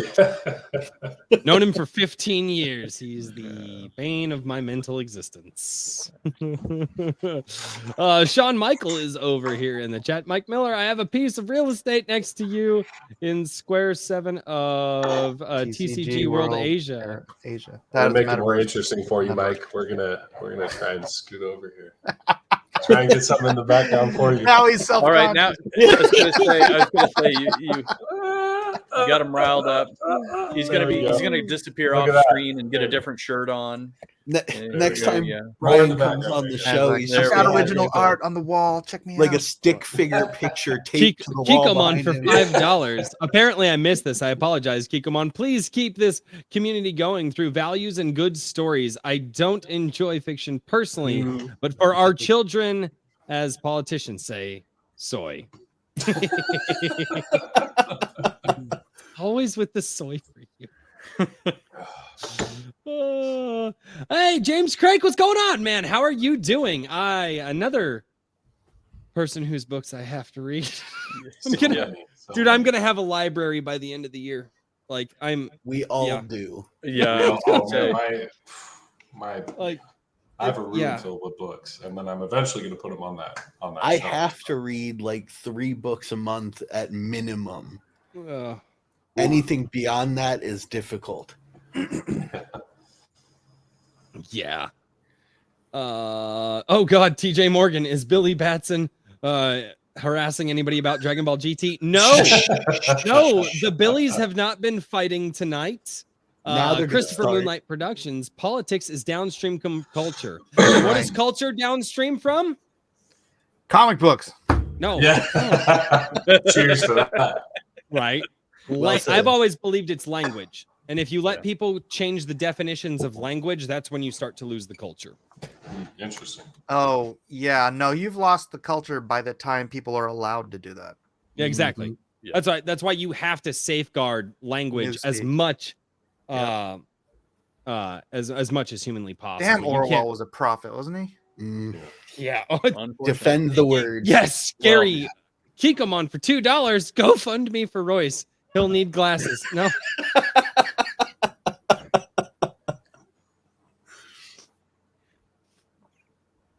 The chat has turned against me. Oh. The All long right. knives will I'd come say out. language is driven by culture. Ooh, that could be a fun debate. Mm. A fuzzy creature says, "Are you a furry, a fuzzy creature, or is that just a fun name that you chose?" About to find out. It's about Fuzzy's $2. been part of my community for longer than I want to admit, and I've never asked that question, and now you have me wondering. Hey, apparently I've asked a couple of interesting questions tonight. So Say a bunch of comments over the years are going to start coming into focus. You're like, huh, what was that? Oh no, that just took on a totally different meaning. Sean Michael will. I got him to answer talk too. about- A fuzzy creature for $5 says Miller sent me no furry. Fun name. Thank you, good sir. I don't Okay, have good. to excommunicate you from here now. And now Mike can promptly release his sphincter because he was afraid that a furry was in his community. For years. You know, V Row. V used to be a furry, I don't know. and he hates it when you Used bring to it be. up. Frequency He is really Studios a for $2. Ammunition. Culture will be downstream from us. Yes, hail the Iron Age. I'm going to add that little caveat. Culture Yeah. will be downstream from us. That I will absolutely cheers to that. Yeah, I'm in. Oh, I didn't do my customary everybody has to say what they're drinking tonight. Mine's pretty boring, so No, it's a Should I drink go with get an crazy. actual drink for that? Well, I I mean, can get water- an actual drink. Let me go get I something. mean, real water quick. is an actual drink. It doesn't have It to is. be. It I'm is. just We have drinking tea. I don't know. our It's city tea. I has the didn't, most- I couldn't handle the Bud Light. Okay. Once YouTube releases my money, I'll get good beer. All right, I'm gonna grab some. Wrangler I'll be right says- back. I'll be right back. Wrangler says he's drinking coffee. There we go. Toxic Crusader about to start some shit with this one. Matt Walsh take on anime is the worst. I'm not an avid anime lover anymore, but boomers thinking that anime / video games / comics, etc. are beneath them is how our culture got so effed up. Yup. Absolutely. You know, I'm gonna feel like such a jerk for saying this. I'm gonna say it anyways. I have a $400 bottle of tequila in the other room. If you want me to go get some. All right. I got dude, some Voodoo Ranger right now. Ooh, There you Voodoo go. Ranger. I haven't seen a Voodoo Ranger in a hot minute. Ah, Yeah. Kikomon We for have them- $5. Read 5 random names from the bingo in your latest DM. Oh, damn it. Yeah, I told him I would do this. Haha. I did tell him that I would do this, and I am a man of my word. Okay, 5 random names. All right, I'm gonna go get my drink. Let's go with It's time Rex for the Blazer Kikomon 1, interlude. Raleigh Nyanzi, Admiral Pancakes, Anime Problem, and Drebin 692. So that is the update on the bingo. Because Kikomon is giving away some things that he purchased and being a super fucking awesome person. So yeah, I announced it earlier. This is Raspberry Now Punch from concludes the Kikomon interlude. right. Convoy Bebop for $5. Convoy Bebop, stop sending money. You're a mod. Like, stop it. $5. One. No. James asked a question. Asked a question to author. Wait, James asked a question to authors. Okay, so he's telling me that somebody asked a question and I missed it. Okay, he did. 2, do you need me to be on stream like X-Ray Girl to mod? I'm over this Rona shit and feel fine. I want to see a headshot first, at least. See if he brings anything to the table. Yeah, he might just have to sit in the chat and just mod in the chat. Cause I was gonna say I saw James Craig's question. If you want me to read it, here it is. There it is. Okay, right there. you got it. Yes. Sorry, I have a lot of stuff happening right now. I've got 2 screens and about 17 windows open right now, so I hide it very well. All right, so question for the authors. From the day you have the idea for the story and decide to write it, how long from that day will that story be for sale? Hold on, wait, what? Oh, like from beginning How to long end type of thing? from Like, how that long day does it will... take? Yeah, I think that's what they're saying is I think that's different. If I understand the question, I think it's different for every author. Some guys could crank out a story in a couple months. Some guys, it might take a little longer. Yeah. I usually get about 1 book out a year, and they're about like 250 to 270 page stories. It usually takes me about that long, only because I have 2 kids, big career change and all that stuff. So that is, but yeah. So that if I was doing writing full time and didn't have another job, I could get a book out probably every 3 to 4 months. Wow. That's kind of where I'm reaching at this point. My goal is 3 at least a year going forward. That's a really good goal. Consistent content keeps your fans coming back. That's the big thing, is if you lose that momentum, it's hard to bring them back in. Cheers. Yeah, exactly. Like Daniel's Tennessee Hunt. Oh. Somebody mentioned it in the chat, and I'm like, I'm gonna go get one of So those. What was the question? for those who Mod's already don't got know, big dreams. well, yeah. So here's the thing. Like I said, he's my buddy. He actually has helped me set up the Twitch channel. He's helped me with a bunch of YouTube stuff. He's a mod on my Gilded, as well as runs the DM, or he is the DM for the Dungeons and Dragons campaign that we're doing on my Gilded, which is just kind of a tester campaign to see if we can get all the technology to work, to see if we actually want to go full with like a tabletop night on the channel. So he is literally doing all of that, and then on top of that, he works on some minor editing work and stuff for me, just because he's known me for 15 years. So, And Convoy, let me interject here. Convoy, you don't need to be asking if you're getting paid. You just need to start skimming off the top. That's what I think is the appropriate thing to do at this point. Or he could just not pay into the super chats. Yeah. He did that to get my attention. He literally yelled at me. I'm probably going to have to send it back to him at the end of the stream. He was just like, basically, the reason he sent that $5, and I realized it after he did it, that was his, hey, dumbass. So, sacrificial 5. Right. Isidro Lopez Irwin for $5. Hello again. Have you ordered that book yet? Here's some spare change to cover shipping. I have not ordered the book yet because YouTube won't give me the money yet. My ears started ringing. No, I have not ordered the book from Shadowversity yet. I'm going to talk with the wife and see if we can't work something out in the finances, because I need to order the book, but YouTube is telling me that this little code that they're going to give me, that they have to send me to verify that I am me and I'm not a liar. So weird. And then I have to type it in because it's a postcard. Yep. Yeah. I did the same thing for my business. Yep. And then I'm going to do that. And then it's going to be, they said it can show up anywhere between like 2 to 4 weeks. And I'm like, are you serious? It takes 3 days to ship anything. How is a postcard 2 to 4 weeks? Yeah, you get monetized and you get all excited, and then that happens, and you're like, what? I knew there was going to be some stuff. TJ Morgan, I'll have to leave soon, but I just dropped by to thank Iron Age Media for helping my ebook get some more attention. Yeah, Nice. I was his going to stuff say, looks TJ, really you got to learn good. to properly grift in the chat if you're going to be sending in money. You got to advertise yourself. It's Bloodbane. Yeah. Hey, that wasn't Out now. that wasn't money. He didn't send money. Oh, I did No. that one for free. Oh man, well then you gotta stick it in there anyway in To case you get TJ. lucky. So Bloodbane, TJ, if you want to shill anything you want in the chat, I'm looking for your name, man. Shill anything you want right now. I got you. Kikomon says he bought TJ's books, I think. Actually, I need to as well. And then Black Knight is also I need to get him on. Have you been checking out the Star Shatter series? I've been looking into it some. Okay. To be honest with you, I've been fighting with this thing because I was trying to get like a couple, an intro video. We and might then have a guest I was coming going in through a like second there, Royce. Pay attention. Don't do this to me. I swear to God. Incoming Do not. intruder. Don't know, because I have a Right. feeling who it is, and I'm. You're being raided.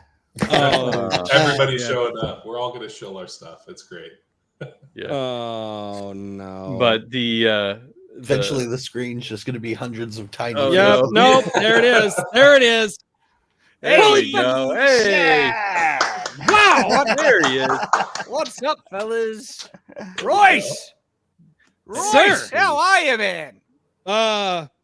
Well, I was fantastic, and now I'm more fantastic. So how does that work? I think he soiled his chair. It's called Fantasticception. Fantasticception is what I'm There going we go. with. Sir, I woke up this morning to somebody who commenting on my YouTube channel because when I wake up at 4 a.m. to go to my construction job, I make it a point to try to read all of the people who come onto my channel. And they were like, dude, Shad shouted you out. And I was like, what? Yeah. And they gave me a timestamp. So at 4 a.m, I'm just like, brain at work. I wake my wife up like, babe. And she's like, what? And she is not a morning person. She is not a morning person. Like, babe. And she's like, and she does that thing. And I'm like, look. Oh, and no. so she's what? Now watch this. Royce. Oh, thank you for that. Royce, what's the timestamp? 5 hours and 46 minutes. He's got it memorized. That's the only number I've had to memorize all day. It's the only number. Shed, how are you doing, good sir? This is quite the surprise. Oh, my pleasure. I got nothing to complain about. Things are going great. Great time in the, well, there's bad things happening, but there's also good things happening as well. With some of a resurgence, pushback, and so yeah. The graphic novel that's going great, and future projects and things, and so things are absolutely awesome, man. Oh, Shad, wait until you read your email. Oh, really? Really? Something happened while you were on that show. Actually, before you were on that show, but I gotta tell you, dude, we're gonna have a Discord call tonight. Surprises all around. I was going to say, I was watching Friday Night Tights with you and Razor speaking earlier, and somebody had mentioned that Razor had shouted out the site.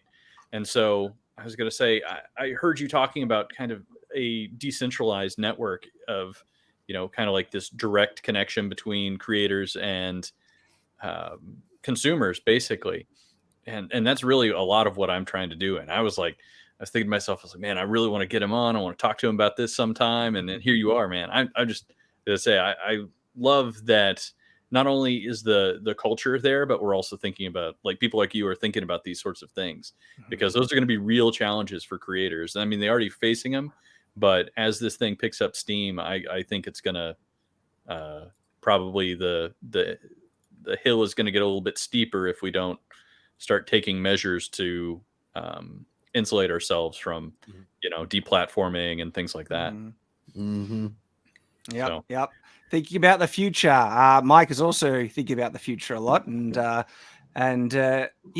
like for me, one of the next steps I've always been considering. All right, how can we get more mainstream distribution? How do we get kids back into reading comic books? I have been railing on that for like a month now. Yeah, we I've need been Jake railing to on that for incorporate 30 comms. years. Yeah. Well, okay. They say I've Mike's only got us been- all beat. All right, guys, I got some super chats coming in real quick. Give me Chad, just a read second your here. Twitter DM real quick. Super chats supersede all of us. Okay, keep them on $5. Shad, dual wielding shields yet? They'll work with a coating of soy. Love your exchanges with Skullgrim. Always a soy. Yeah. Talking Pulp Press. I once sandwiched Shad's book with 2 of mine in a very inappropriate. Oh no! Oh no! That's Talking Pulp Press for $5. We may need to censor that. It's my book, sharing some love. If you sandwich them against 2 other great works, I think they go well together. Oh man. Yeah, brain went gone. I knew Mike was gonna pull this crap. So okay, I have to ask. I have to ask Shad this question. I also need to clean off my monitor because it now has beer on it. But I hope it's beer. how is it that you came across like Iron Age Media and myself? All right. So Iron Age Media, I heard from Razorfist. Okay. And also Twitter as well. So the author of the Barbarian novel. Oh yeah, Rob. Barbarians of the Storm, Dan the Destructor. Yep. Yeah. That's Talking Pulp Press. He's the guy who actually just sent the last super chat. He shouts everybody out. He's the best at shouting. He does. Yes, That him guy right deserves here. a lot of credit. He is so active. And Yeah, I'm he's on great. Twitter. I've been noticing all the support has been giving all these creators, myself included, always sharing Night's Watch stuff, and I've that kind of got my attention. I really appreciated how active he is in trying to support the independent creators, and I think I also heard Iron Age Media from him and Royce. Man, you were talking about the graphic novel. I'm always trying to pay attention to any of the buzz around that, and I really appreciate you taking such initiative to try and support this independent creator movement. So I'm supporting you back, brother. I really want to help this thing grow. I want to see independent creators grow. And the way we do that is by supporting everyone who's having a hand in it. And so, yeah. Thank you. Yeah, I took it pretty literally when Razorfist said in his first video, like days after the Rippaverse came out, as becoming the culture, he's like, well, so we can have all these creators out there, we can have all these people doing all this stuff, but who's gonna run like the non-woke version of Reddit? Who's gonna do these websites? And I think Rich heard the same thing that I did. Was okay, well, we need a fan community around this.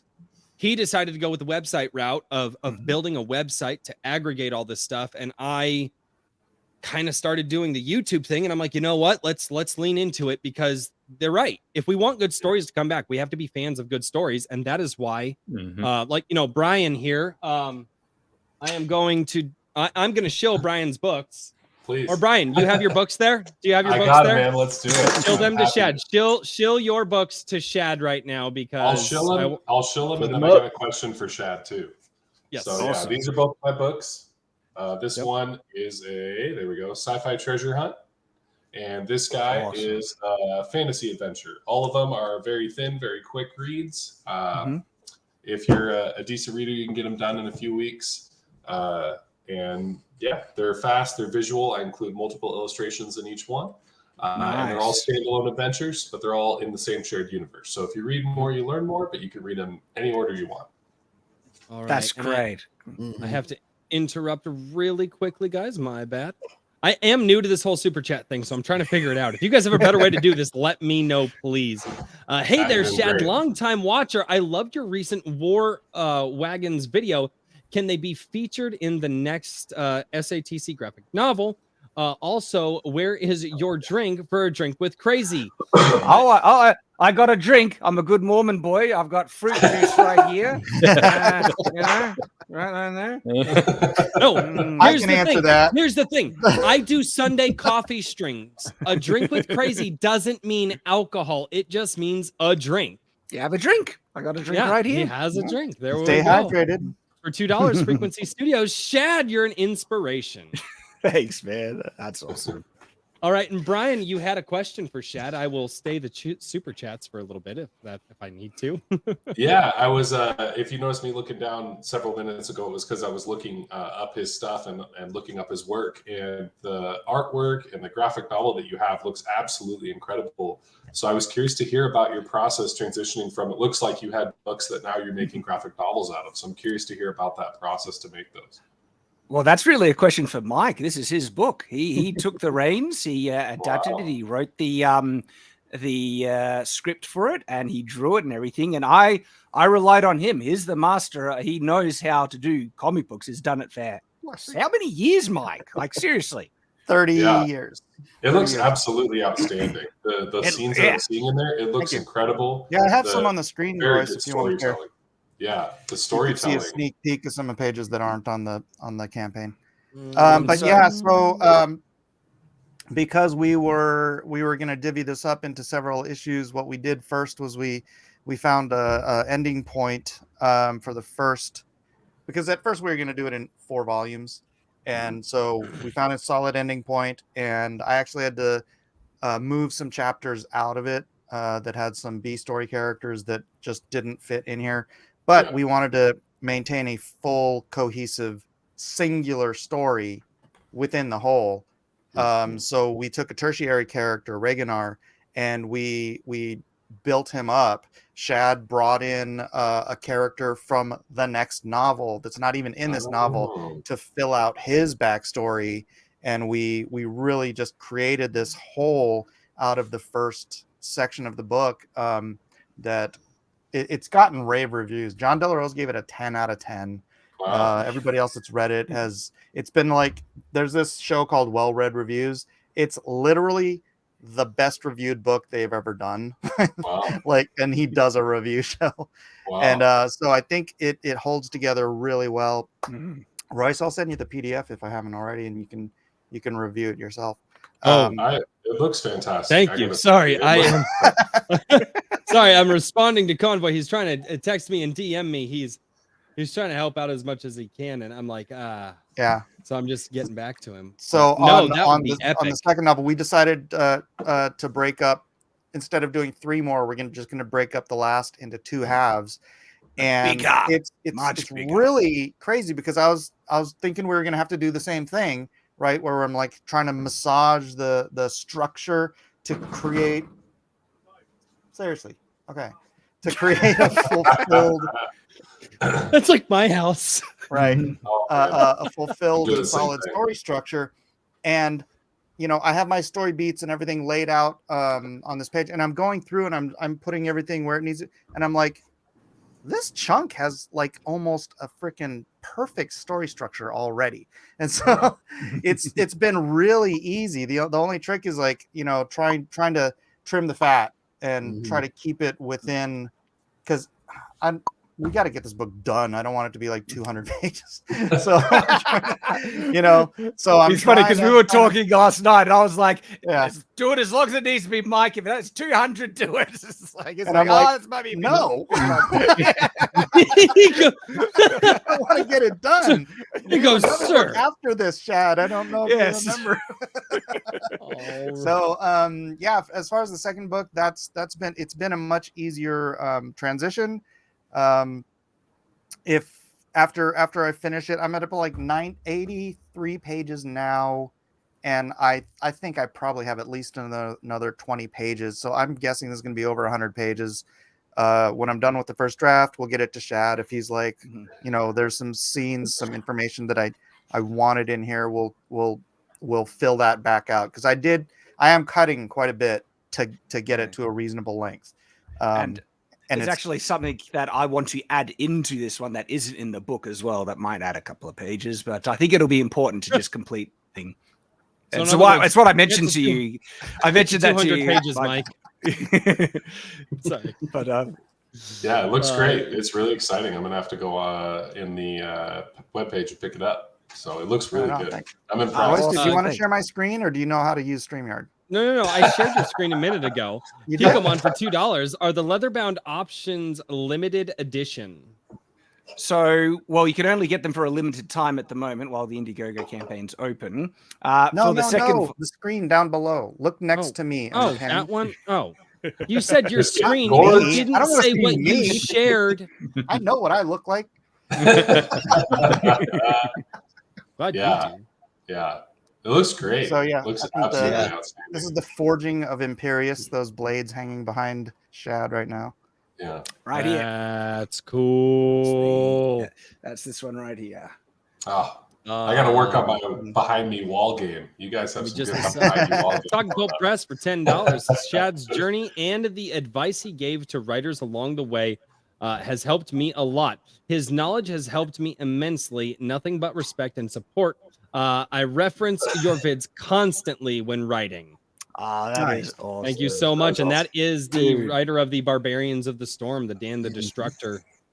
So I'm being So- invaded as well as a parent by the Nice. purple dinosaur here. Elsie, say hi to everybody. She's the she's the crazy on the Drink with Crazy show right now. Can you say hi, Elsie? Absolutely. Love it. Absolutely. Hello. How does that look? Is that cool? Do you see that comic? Is that cool? Oh, do I need to put it back Yeah. up? Did I take it down too quickly? My bad. Can you say hi? We got to get a Sam? professional Can you opinion say here. hi, Mike? Hello. Right. Say hi, Iron Age. Where'd it go? It's being done. The drink This with thing- Boomer. A drink with Yeah, Boomer no, totally this is- appropriate right So now. last time I used StreamYards was a few years ago, and they've changed a couple of things that don't quite function the same. So There you there we go. go. Hey, let's just do that. I like that one way better. Shad, you want to tell them what's going on here? Well, this is essentially an important flashback sequence that goes through some of the history that needs to be established with the characters, so you understand the context of kind of what's going on at the beginning of the book. Because we start the graphic novel 3 chapters into where the book begins. The book begins a bit earlier because I wanted, I guess, a bit of a slower burn, but for the graphic novel, it starts pretty strong where something really significant happens. And so there's a kind of a great montage flashback thing where you see some really awesome things. There's a little bit of echo going on. I'm not sure where that's coming from, but at Chad, I can hear you echoing. So we're echoing from somewhere. Yeah, And my chat I does- got headphones on. No, and my chat doesn't like to let me know when the echo happens. They just like it to come out, and then like 4 days later, they're like, "Hey, by the way, thanks, guys." Who did the coloring? Did you guys do the coloring too? No, this was from Sonny Go, and he's amazing. Yeah, the coloring Yeah, is really Sonny- good because it's not Sonny's a distracting. guy that I worked with 15 years ago when I was a publisher. Yeah. I published. Oh, okay. I was the executive director, but I had my own company with my friend Brett. It was called Alias Enterprises, and Sonny was one of the colorists that we used. And since then, he'd gone on to eventually become Lineal Francis Yu's like official colorist, That makes and he's sense. gotten really phenomenally good. Oh, yeah. And I'm really hoping we can get him for the rest of the series. But like a handful of artists, he's gotten into NFTs and making way more money than comics pay. So it's, I'm gonna have to, grab him by Yeah, the but wrist. that's a fad. It'll arm die. bar The and be fad, like, "You're doing the next book." Yeah. The fad on NFTs will die out, and then he'll, need something that's stable. Well, It we looks are in a great. bear The market. color work looks incredible. Oh, Yeah, it's I mean, beautiful. Yeah, he's great. He's fantastic. and all of this, like, just look at the quality of art. It's all credit to Mike. And so my approach, really, to answer your question, Brian, was kind of get out of Mike's way, let him do the creative thing. He's a better visual storyteller than me. He has the experience to do. So can't reveal too much, Mike. It's All right. Yeah, we'll start there. I want Mike to adapt my books, please. That's really good. That was actually the thing that I was wondering is if this, because it seems that there could be a trend coming to turn novels into graphic novels. Yeah, yeah. Do you I've think been that doing there that could be for a company out there or forever. somebody could create a company out there to do that? Yeah, I can. Hold on. Let me grab some. Oh, there's Mike's butt again. There's Mike's butt again. It's like the third time this week. Hey, Hey, I brought a purple dino in the chat, so I've brought my Hey, that's distractions. fine. That's so. fine. Toxic Crusader for $5. This is a definite serious question for Shad. Will you add a disappearing Batman knife in a fight with your main character, Mary Stu? Well, I mean, if I have a character that wants to announce that is gay, then maybe a double-bladed Batman knife could appropriately work in there. So, Shad, and I know that you are obviously, and because I've been checking out your stuff for a long time, but my wife, just as a gift, bought me. This is a lesser version, but I'm still happy because it is a gift from my wife. Oh, but yes. This is Andoril, obviously the Flame of the West, and it's the one sword that I had to have on my wall. Oh, you obviously you have the yeah. But I was like, you know what? I would show Shad this if I ever, because, and again, it's my wife wanted to get me a good one, but she was like, wow, those get fairly expensive. You guys Fairly and all your quickly. swords, man. I'll have to bust out I gotta bring my double barrel shotgun on the stream now. I'll tell you what, I'm you just bring gonna your go back for shotgun. the artillery shell. I'll get the hammer after all. Yeah. Look at the handle on Hey, this one. if he Chad. gets to bring his shotgun on, I get to bring mine on, and I'll bring the AR on. But I think YouTube gets mad at that. Yeah, that is very true. Guns beat swords. I can't compete against guns, but in the sword department, I'm well equipped. The gun sword, though. The gun sword. All right, yeah, I've been doing this for a long time. This is James Ted Decker's White. I adapted that. You were showing that like off. 10, 15 years ago. I've been adapting, the Hedge Knight stuff since 2003. Yeah. This is the latest one, the Mystery Knight, which I still have to send one to Shad. I keep forgetting, but I only said I would 2 years ago. So, and then there's the Meg. I adapted the Meg as well before the movie came out. So, and Super cool. yeah, that's You are that's the a thing, master man. of Adapting adaptation. novels is old school. Nice. I love it. Yeah, it looks great. So I'm super excited for you guys. You guys are killing it. You guys are killing it. Like, Doing all right. New Locals sub made a lore site for my fantasy sci-fi world. 10 years in the making. Link on Locals, maps, regions, nations, characters, plenty of art. Well, sir, what's the name of the Locals? Just type it down as this. And you can't put the link in the chat, but just spell it all out so we can actually get your Locals down there. Yeah, I would like do a to live see reaction. Yeah, we can do a live reaction. Yeah, that would be really cool. Speaking of swords, Shad, my wife.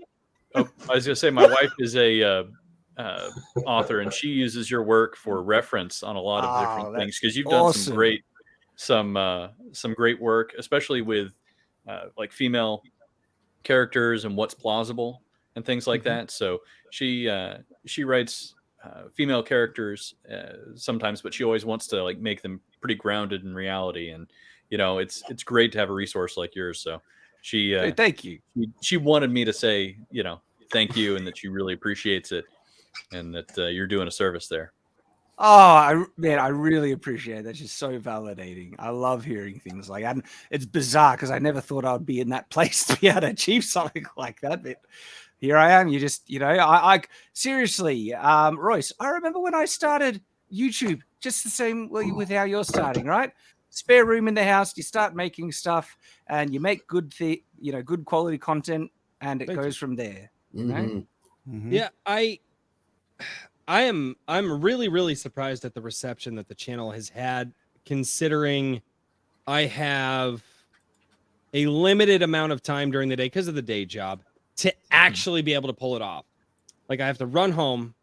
So I while I'm at work, when I have time, I can listen to a lot of, because listening to YouTube is just like listening to podcasts. So I'm constantly listening, trying to see what's out there, hearing what's out there. And I'm like, okay, cool. I have this idea that I'm going to do. And then I get home and I have told my subscribers to the channel, hey guys, anywhere between 6 p.m. and 8 p.m. I know it's a wide window, but that's what I got to work with right now. So I run home. I don't script anything, but I think about what I'm going to say all day. I'm like, okay, am I going to, where's my starting point? What are some points I want to make in the middle? Where's my end? Everything in the middle there is it's all improv. And as long as I can flesh those things out, you know, it kind of works, but man, it would be nice to have a little more time to give something more than just a, you know, an improv skit, it seems. But seriously, do what you can. You're absolutely right when you said that you have the gift of the gab. You've got that, right? Yeah, And so it's really enjoyable to listen to. You're engaging You've in everything. How many of my videos have you watched? Because I've seen, you know, I keep an eye on. I keep an eye on people there, Royce. So this is the thing, I've right? only just recently started saying that. I know the YouTube game, right? And seriously, you keep at it. You be consistent, right? You can turn this into a career, a full-time job, right? You'll build an audience, money will start to come in, but the key is consistency where you're at the moment, and you just keep at it, and you'll be able to go places, my friend. Thank you. Soon you'll be able to afford Michelob. Shots continually fired tonight. You saw me drink Busch Light and Bud Light on some streams. I'm not going to tell my wife and be like, hey, babe, you know that beer that you buy me throughout the week? And yeah, guys are giving me shit for it. They're making fun of me for it. So Kikomon for $5. The bingo first place. Oh, by the way, so Kikomon is a subscriber of the channel, bought some extra Rippaverse items, Shad. Because he bought these extra items, he wanted to help support the channel by announcing a giveaway. So he's actually giving away the Rippaverse exclusive Documon cards for first place, which it looks like Drake the Duelist won. Second place is going to get a cover C, which is James Craig. And apparently Billy Bobsack said Peasants Under the Dragon. And again, what is limited edition from Shad? Okay, so the leather bounds will be available for a limited time during the Indiegogo campaign, but I do want to try and do a leather bound for the second volume when that's getting ready to be done. I don't know if the novel leather bound will be available. It might not. I can't say at this point. But Can I they're definitely suggest? Yeah. All right, so everything that's on the campaign now is technically a limited edition because it is this run and then done. If there are leftovers that we can make available on the second campaign, then they will be at a higher price than they are here. And then I'm hoping we'll probably do like a paperback edition of the first volume for the second volume campaign. That seems to be a way, and then maybe do it at a lower price point than. I mean, we're doing hardcover on everything at soft cover prices, so it's a really good deal what you're getting right now, and it's automatically limited edition. The signed stuff is extremely limited. There's only 100 or 200 of each tier of those, and those are almost sold out. running Actually, the signed ones they've been going we sold out of them? crazy. Wait, almost. Okay. But there's still a couple available. All right, so there's a bit more. Esparza came back in and said, I posted it on your locals page, and he became a member of my locals page, so thank you so much, James Esparza. So this is what he was talking about. Go to World Without End Lore. Oh, cool. Yeah. So There's go, 11 guys, go there. The link is down in the chat below. I have the window pulled up now, so if I need to shout it out again, I want to make sure that I support those who support me because, well, Chad said it earlier, support those who support you. So, And we'll all support each other. It'll be lovely. oh boy, I need a drink after that. Here we go. Yeah, I'm checking it out. Hey, look at there's that. Really cool stuff on there. Yeah, I have not pulled it up yet because I'm afraid that if I do, everything's going to go away. Oh, you're good. You're good. I'm looking at it right now. I need, There's some cool stuff. and I hate saying this, I need 2 more monitors. Yeah. I Yeah, I've hate it. got Like 2 as huge monitors here. I have just on my laptop. What was priced right? There's a 25-inch here and a 27-inch here, and I'm like, I just need to get stands and just put one above the 25 and one above the 27 because I have so many windows open at this point. It's hard to keep it all straight. It's got to be the Bat Cave, dude. Just right. Well, I won't need some, weirdo fucking Insta-Thought ring light over here to light me up. I'll just use the, the lighting of the monitors. Look how bright I am. It's like Yeah. Okay. Oh, thank you, Convoy. I appreciate it. Where is Gergie's question? There it is. Thank you, Convoy. I appreciate it. All right. Question. Does anyone have suggestions on getting into digital art? I want to try and do the art for a children's book that I'm working on. Yes! For the kids. Thank you. So Shad, I don't know if you know this, but I'm a father of 4. So Legend. very, very important. Legend. How many you got, Shad? I got 5. Yeah. Woo! My wife may or may 2 not and be I'm mad at struggling. me because we don't have 5. But I'm working on but I don't know much about digital art. That's out of my wheelhouse. That Out of one mine is too. out of my wheelhouse. Yeah, I just write words. I don't do art. I mean, if you're doing it, then you just got to learn the craft. I could give you suggestions, but I don't know exactly what your style is. Practice is all I can say. Mike, is there any way that they could reach out to you potentially, maybe on like Twitter or something? Yeah, go ahead. Yeah. So, your Twitter handle is what? Frat Monkey at Frat Monkey. Okay.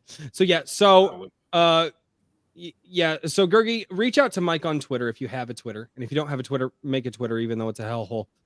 Join us in the hellhole, and then just shoot him a message or a tweet and just ask him. I think that's the best way, right? All right. I mean, whatever they're on. I'm on Twitter. I'm on Facebook. I'm on Discord. I'm on Telegram. Mike, what's your Twitter? Frat Monkey, FRAT Monkey. All right, I'm pulling that up right now so I can make sure I'm following. It's my NFT community is Funky Monkey Frat House. So Mike followed me before I followed him. That was really cool to find out. Shad did not. That was very sad to find Royce, not touching the computer. Go check again. I'm not touching. You're following. Now you're following me. How dare you? But you weren't following me before I was following you. That was the that's just picky, man. You gotta you can't get too picky. No, I know. Well, yeah, no, I know. Jolly Roger, just back shout out of the Conqueror Shed. Yesterday's stream was amazing. I'm super pumped for your space opera. Yeah, that was interesting. I listened to as much of that as I could at work today. I love how you broke that down. That was absolutely incredible. It's so insanely nerdy. I'm genuinely surprised how much interest that got and how invested people are already. And so that's amazing. It's like people are really keen for that. You're surprised that nerds listen to your channel.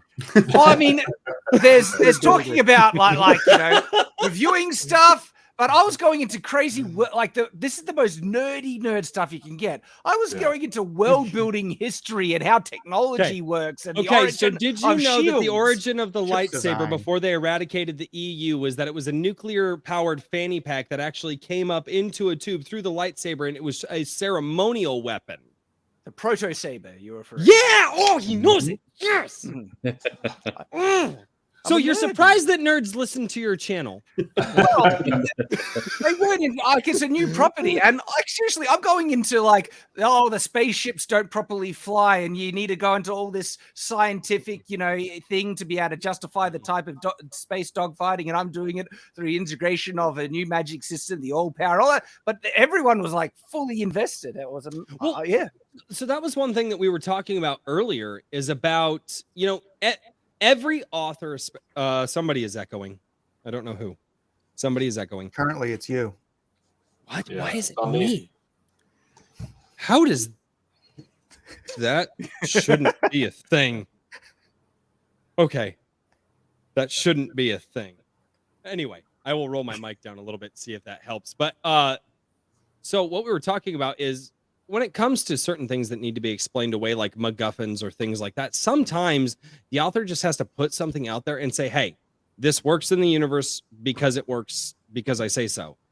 Well, yeah, but how does that, space flight engine actually work to generate the gravity? No, I've set up the universe.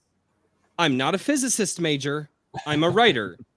Engine go vroom. And because, again, you pigeonhole yourself as somebody who's taking in the work.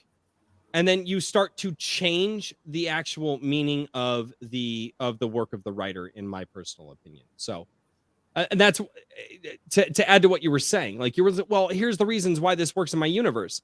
Somebody could break that down and go, yeah, but what about this? And you go, no, we're not doing that. I already told you it works because it works. They tried to, and then I came back with a direct answer. So I love world building, and look, I'm not a physicist, and so there are things that, like, I know there's some actual physicists who broke down the physics of Everfall, and they do go so far where they go beyond me. I like to go as far as I can to try and explain as much of the mechanics to the point where, for most readers, it's satisfying and it answers any of those questions. But it can go even further. I get that, yeah.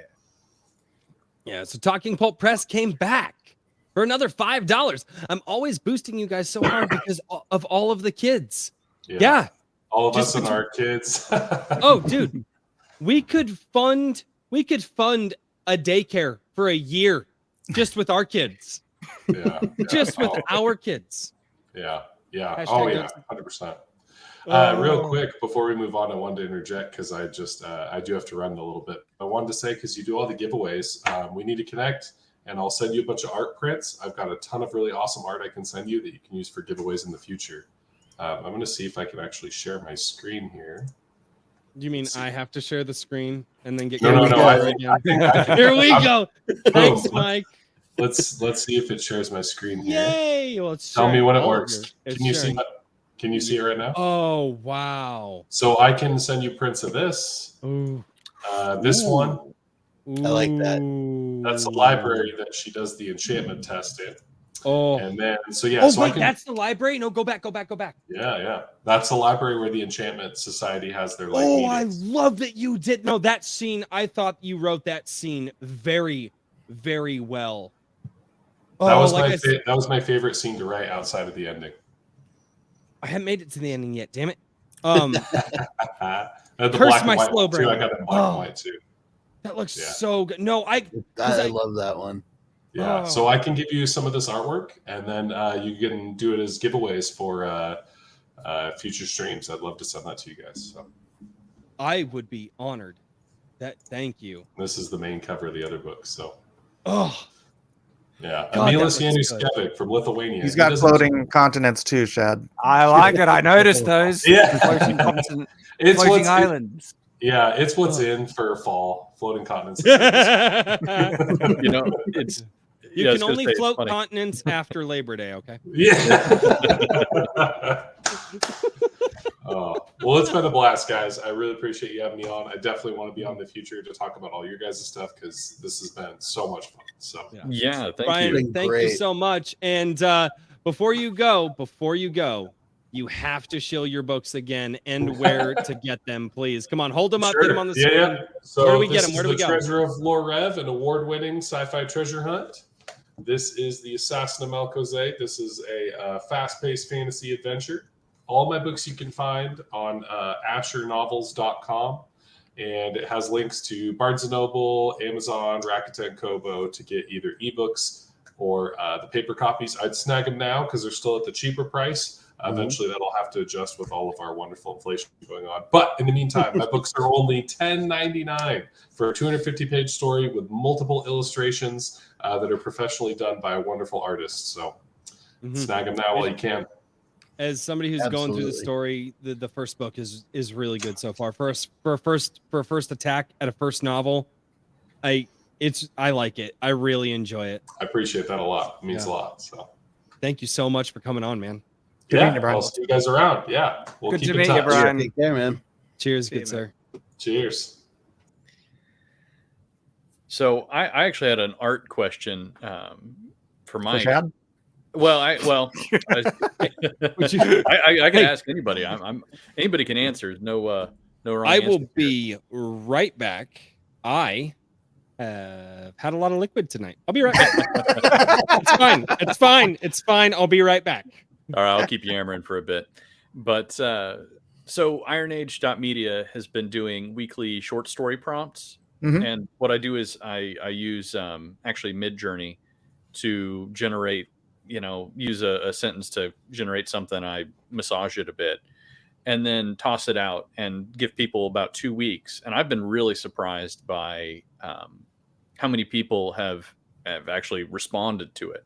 Mhm. And I've gotten some great stories and really enjoyed those. But one of the things I've been thinking about recently, and I'm trying to figure it out, and I'm not really as into the art scene as much. Is there any equivalent to that for the comic book artists, for the visual artists? You know what I mean? Like I thought about doing pose studies. Maybe I could pay somebody to do a pose study, and then I could, No, hey, here's the you pose study answered it 1 with the week. beginning of this. You gave Midjourney a prompt. You Yeah, could so give just a artists text a prompt for and the artist, you say? yeah. Okay. I wasn't sure if that would grab people enough, or if they might want to do something more, like have like a starting point, or do you think text is probably suitable for that I for think that kind of text thing? is plenty. I mean, we did drawn and quartered again for the first time in like a year or more. This and Shad was Mhm. on Wednesday. It was really cool. And it's just Shadow of the Conqueror. Before it was like, Wraith of God. It was Lone Star. It was Spider-Man. It's just Mhm. what are you gonna draw?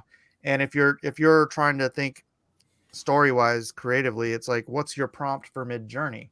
Mhm. For those who don't know, Mid-Journey is an AI art uh, software program that Yeah. Yeah, I creates don't know if whatever I'd you want to feed say. these And prompts to a human being, but it's the they same get a little bit concept. Same nonsensical. concept. But yeah. Okay, well, I was just curious because I wanted to try and engage people on that side because, in a perfect world, I with Iron Age media, the whole point of the site is really cultivating networking between people. And so, initially I was thinking, oh, maybe if a couple people write in and, a couple people will find each other in terms Do you of like follow me on buyers. Twitter?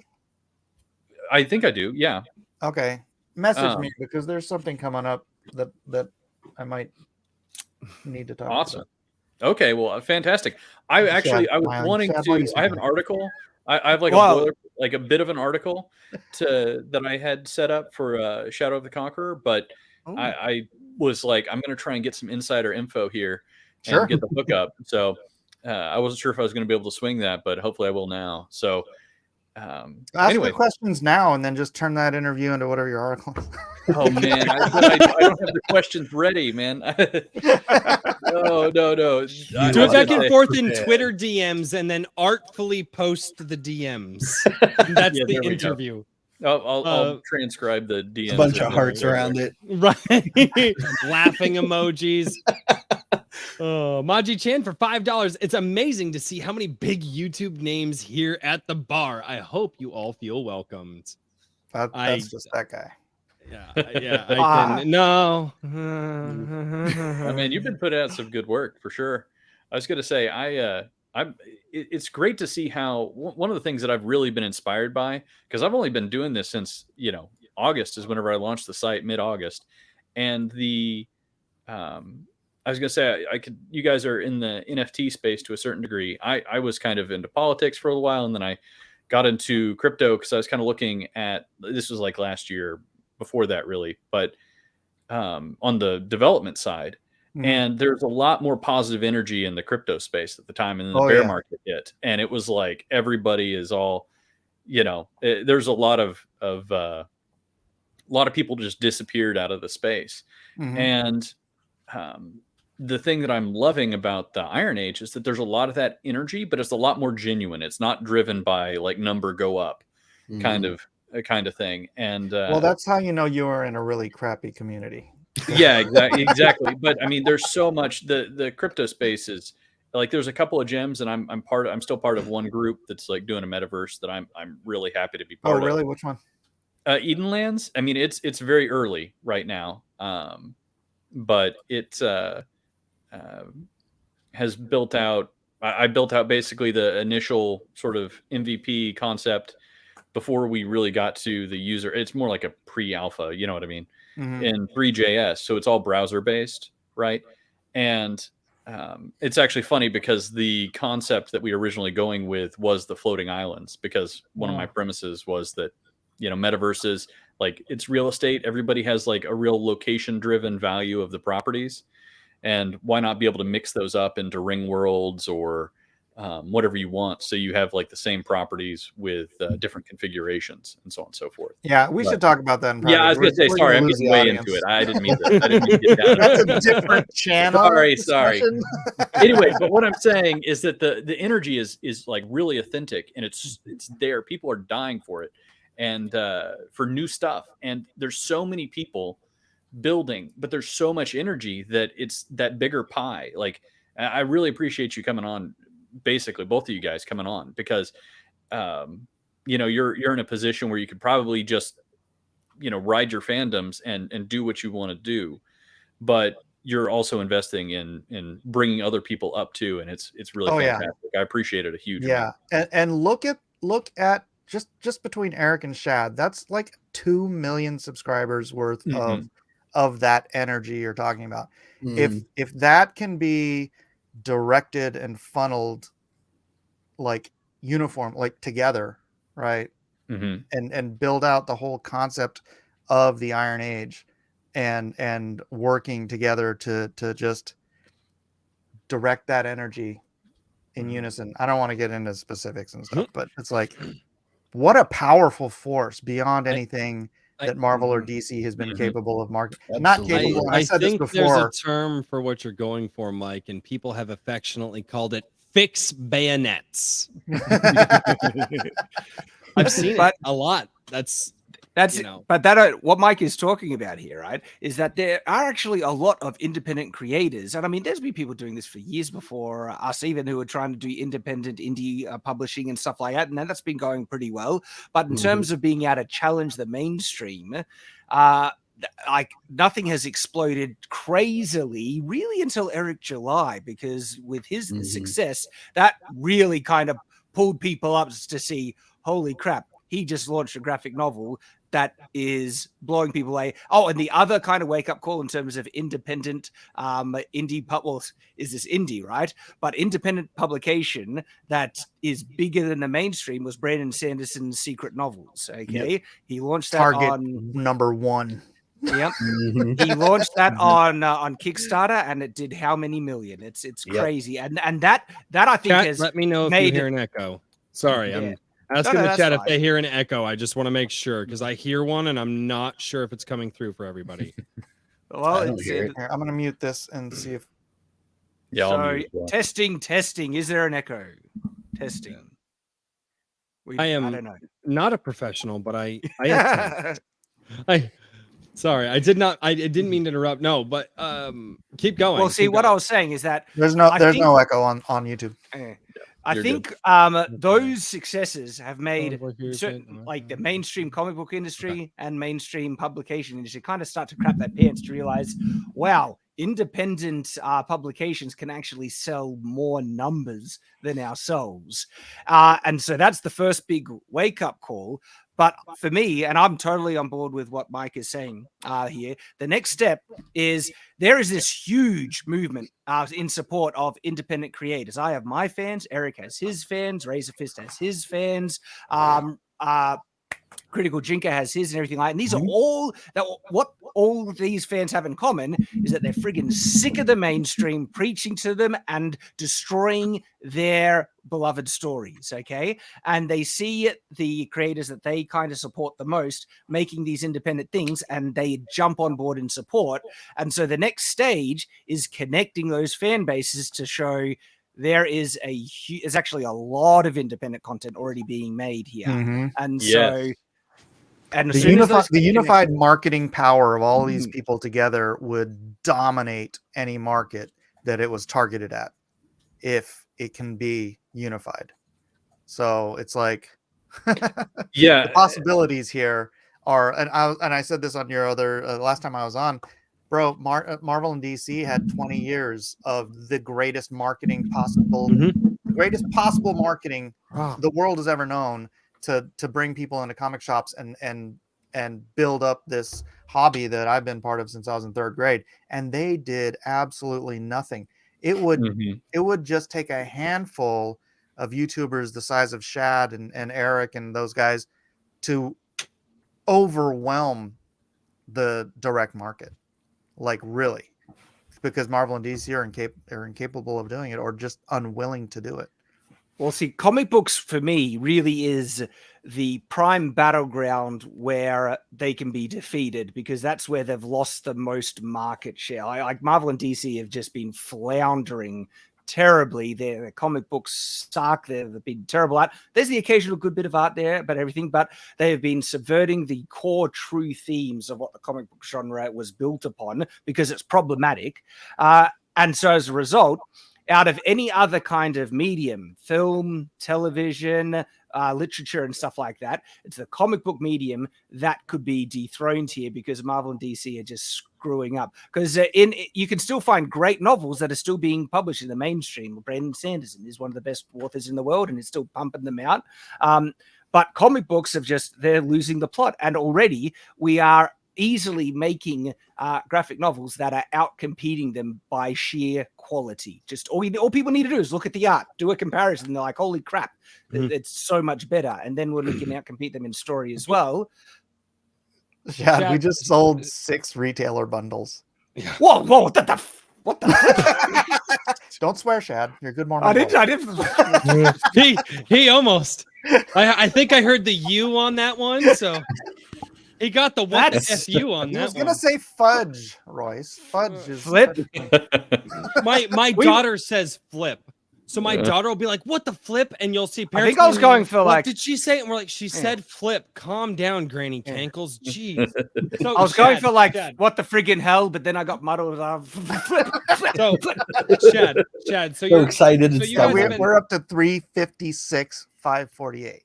So, Shad, and I have to do this for 2 reasons. One, because I love the hell out of my wife, because I feel that I have one of the greatest women on the planet, and 2, because you were talking about fantastic artwork.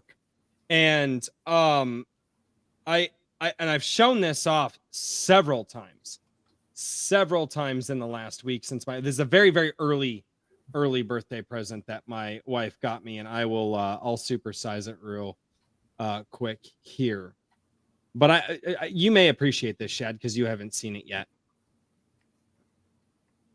This is Dante's Inferno from 1880.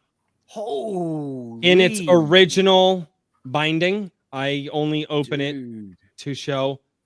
And you were talking about fantastic artwork, and I want to show people what type of artwork can stand the test of time. Oh, that's Dore.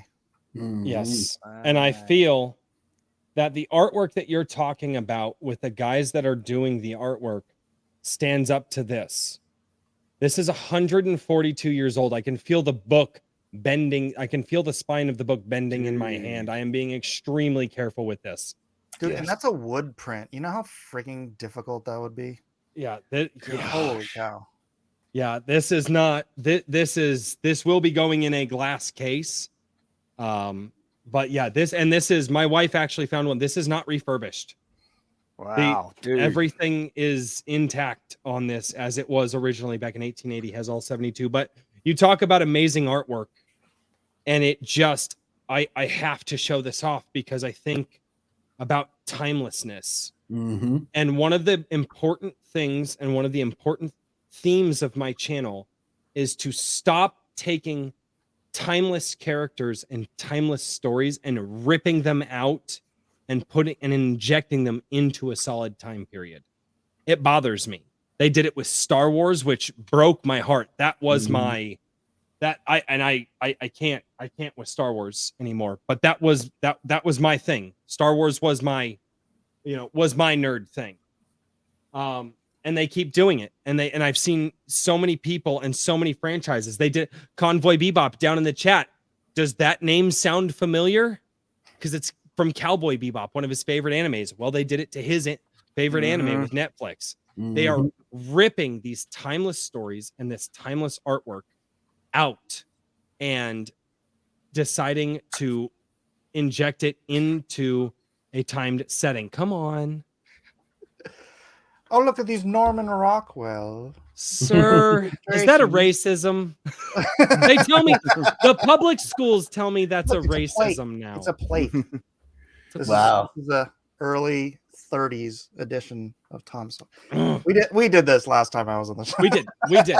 But when we're getting into into artwork and things that are truly great, I think what we're all going for is something that can stand the test of time, or am I reaching a little too No, far? always. No, Always. absolutely. I think that's the point of this all. Mm-hmm. That was the difference between the 80s comics and 90s comics, right? It's like 80s comics, you get Simonson, you got Byrne, you got Paul Smith, you got George Perez, you got all these, Frank Miller, doing this phenomenal stuff that literally, it, even though they were doing it on this compressed time scale because, you know, they were only getting paid 40 or 70 bucks a page or whatever it was. Yeah, Brian Mhm. Bolland. They did this epic, awesome stuff. And then you get to the 90s, and, you know, I'm guilty as charged because that's when I started working in the industry. Man, it was just crank it out. It was crank it out, and freaking the stories were terrible. The writing was terrible. Not across the board, but usually it's like 80-20 rule, right? In the 80s, I feel like it was 50-50 or better. There was so much great stuff coming out in the 80s. And then the 90s, it was like 95-5 rule because they were just, it was this flood of money. The speculators had just gotten out of the baseball cards and gotten into comics, and Superman died, and everybody wanted 4,000 copies of that. And then all this stuff just came, and they were just pumping stuff. They were hiring everybody who could hold a pen between their toes to freaking work on stuff. That's how I got into the industry, you know. I was a 20-year-old kid. They're like, here, draw a book. I'm Well, like, the same thing happened with baseball cards. In the 80s, baseball cards, the market got flooded. There was so much mass production.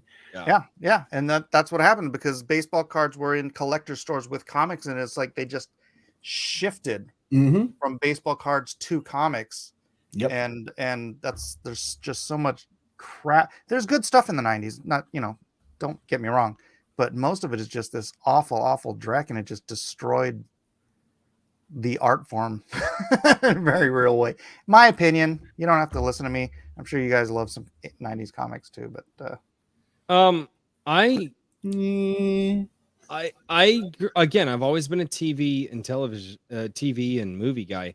I grew up with the animated series, like X-Men, Spider-Man, Superman the animated series, Batman the animated series, Iron Man the animated series, which nobody remembers the animated. Dude, Hulk I remember series. that. Yeah. The animated Iron Man where it had like Spider Woman in it, and it's like I am Iron Man. Yes. Yep. Iron Man. I remember it. I'm a child of the 90s as well. Yep. So. How old are you? Hold on, I always thought you were older than I am. How old do you think I am? I'm insulting Shad. older than me. No, I was born in 91, so okay, so I'm a 85 young child. I was born in. Okay. So you're closer to my brother. Yeah, you're closer to my brother's age. You're closer to my brother's age then. But yeah, okay. I have to share something with you. I feel I'm old. 51 years old, so thank God. My Marvel cartoons of my youth consisted of this. Are you gonna get me copyright stricken? No. Yes. Oh, I remember this. No, so I remember. This was my youth, all right. The whole cop. No. So here's what's so cool about that, and here's why I can say I remember that, is because when I was a kid, and you were running a high temperature, and you couldn't sleep through the night, and you were like, "Mom, Dad, can I just watch TV? I can't sleep."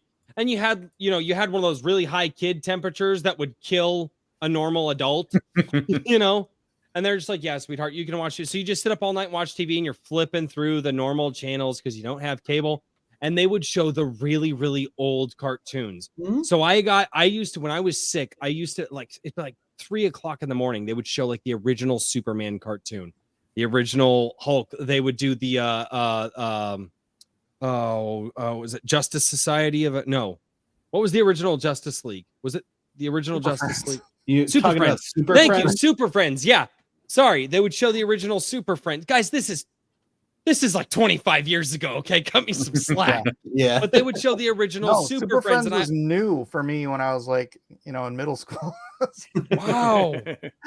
Yeah. Wow. Meanwhile, Meanwhile, at the Hall of Justice. Yep.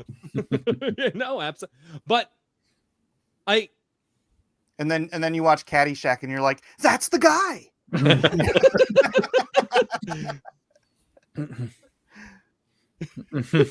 Oh, we got the gopher dance. there you go. I was waiting for somebody to say it. Oh. But no, and it's just there's so many good things out there, and it's one of the things I've been, I want, as arrogant as this sounds, with the way that the Iron Age is moving, and with the what I feel is a large amount of attention to my channel, more than it's ever had, I feel like I could be a part of actually creating or helping to be a part of the movement that creates fantastic storytelling for my kids as they grow up, or potentially even my grandkids. And that is part of the reason why I push as hard as I am on this channel. That's why, I wake up at 3:45 in the morning. Who gives a damn? It's time to do a video. Sleep is for the weak at this point. And that's just how I feel. If I can be a part of doing something, just shouting out the people who are creating the next big thing. I don't need to be the giant, who has the shoulders that somebody is going to stand on one day. Mhm. I wouldn't mind being the stepping stone in the garden for that giant to step on to get to where they're going. I got no issues being that guy. And if I can be that guy, I'm honored to be that guy, and I want to be that guy. And that's really how I feel. There's a different energy about this Iron Age thing. There's something really different happening here. And I think the standing on shoulders of giants things, I think one of the problems that we've seen over the years is that these properties, have gotten diluted and kind of pillaged. I mean, that's really how I feel about it, whether for financial or ideological reasons. And if instead of one of the things I like about the Iron Age is that instead of like standing on like one person, it's just not just one person's success, which I want to see, of course, but I want to see a lot of different people. So it's like not one pair of shoulders, but hundreds. You know what I mean? Right. And we're all just kind of lifting each other up. And it's been a really, I mean, I don't know, I'm really excited about it. I was talking to my folks today. Actually, I was like, I really feel like there's some good energy here that we could do something broader, because I want to see not just a couple of trilogies or even a dozens of books from Shad, but I want to see all of these different people with enough content to keep people busy, like we said, throughout our entire, like through our kids' childhoods and through our grandkids' childhoods, and just keep producing stuff. And I really think that the opportunity is there. So I'm excited. I said earlier, I felt like this was ordained. I really do feel like there is a God movement here that is doing things.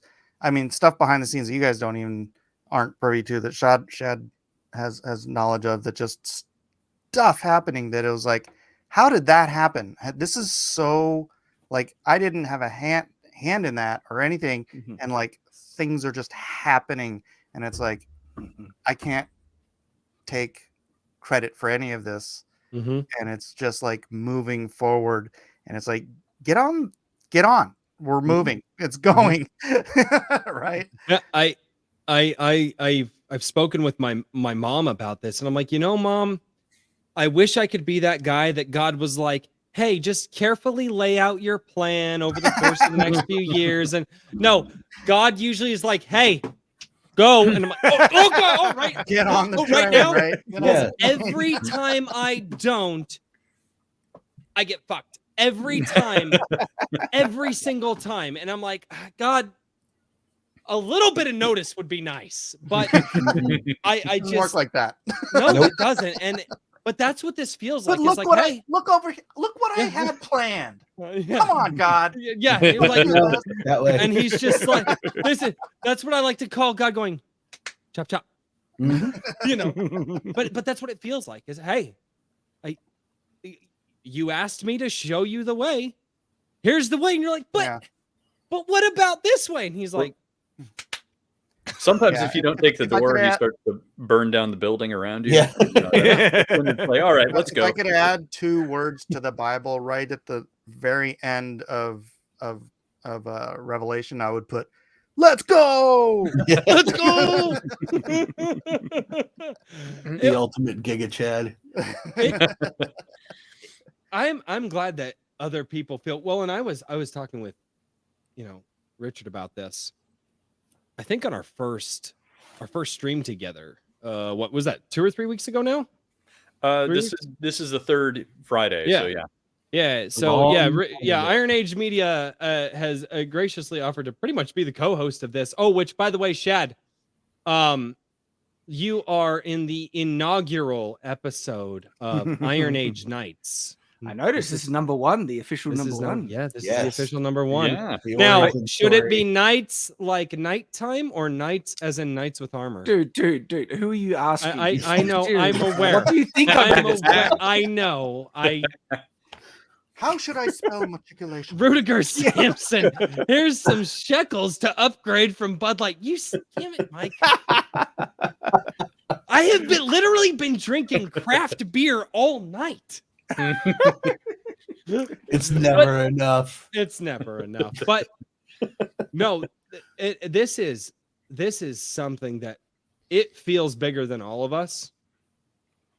It really does. And that's really strange to say over what is tantamount to an internet movement, right? Mhm. But you look at what's happening throughout the world, and not to get overly political here, but protests that I'm sure we're seeing on the news, people standing up, parents standing up, Mhm. although the mainstream media wants to push certain things down, and then people coming out and saying, no, good storytelling.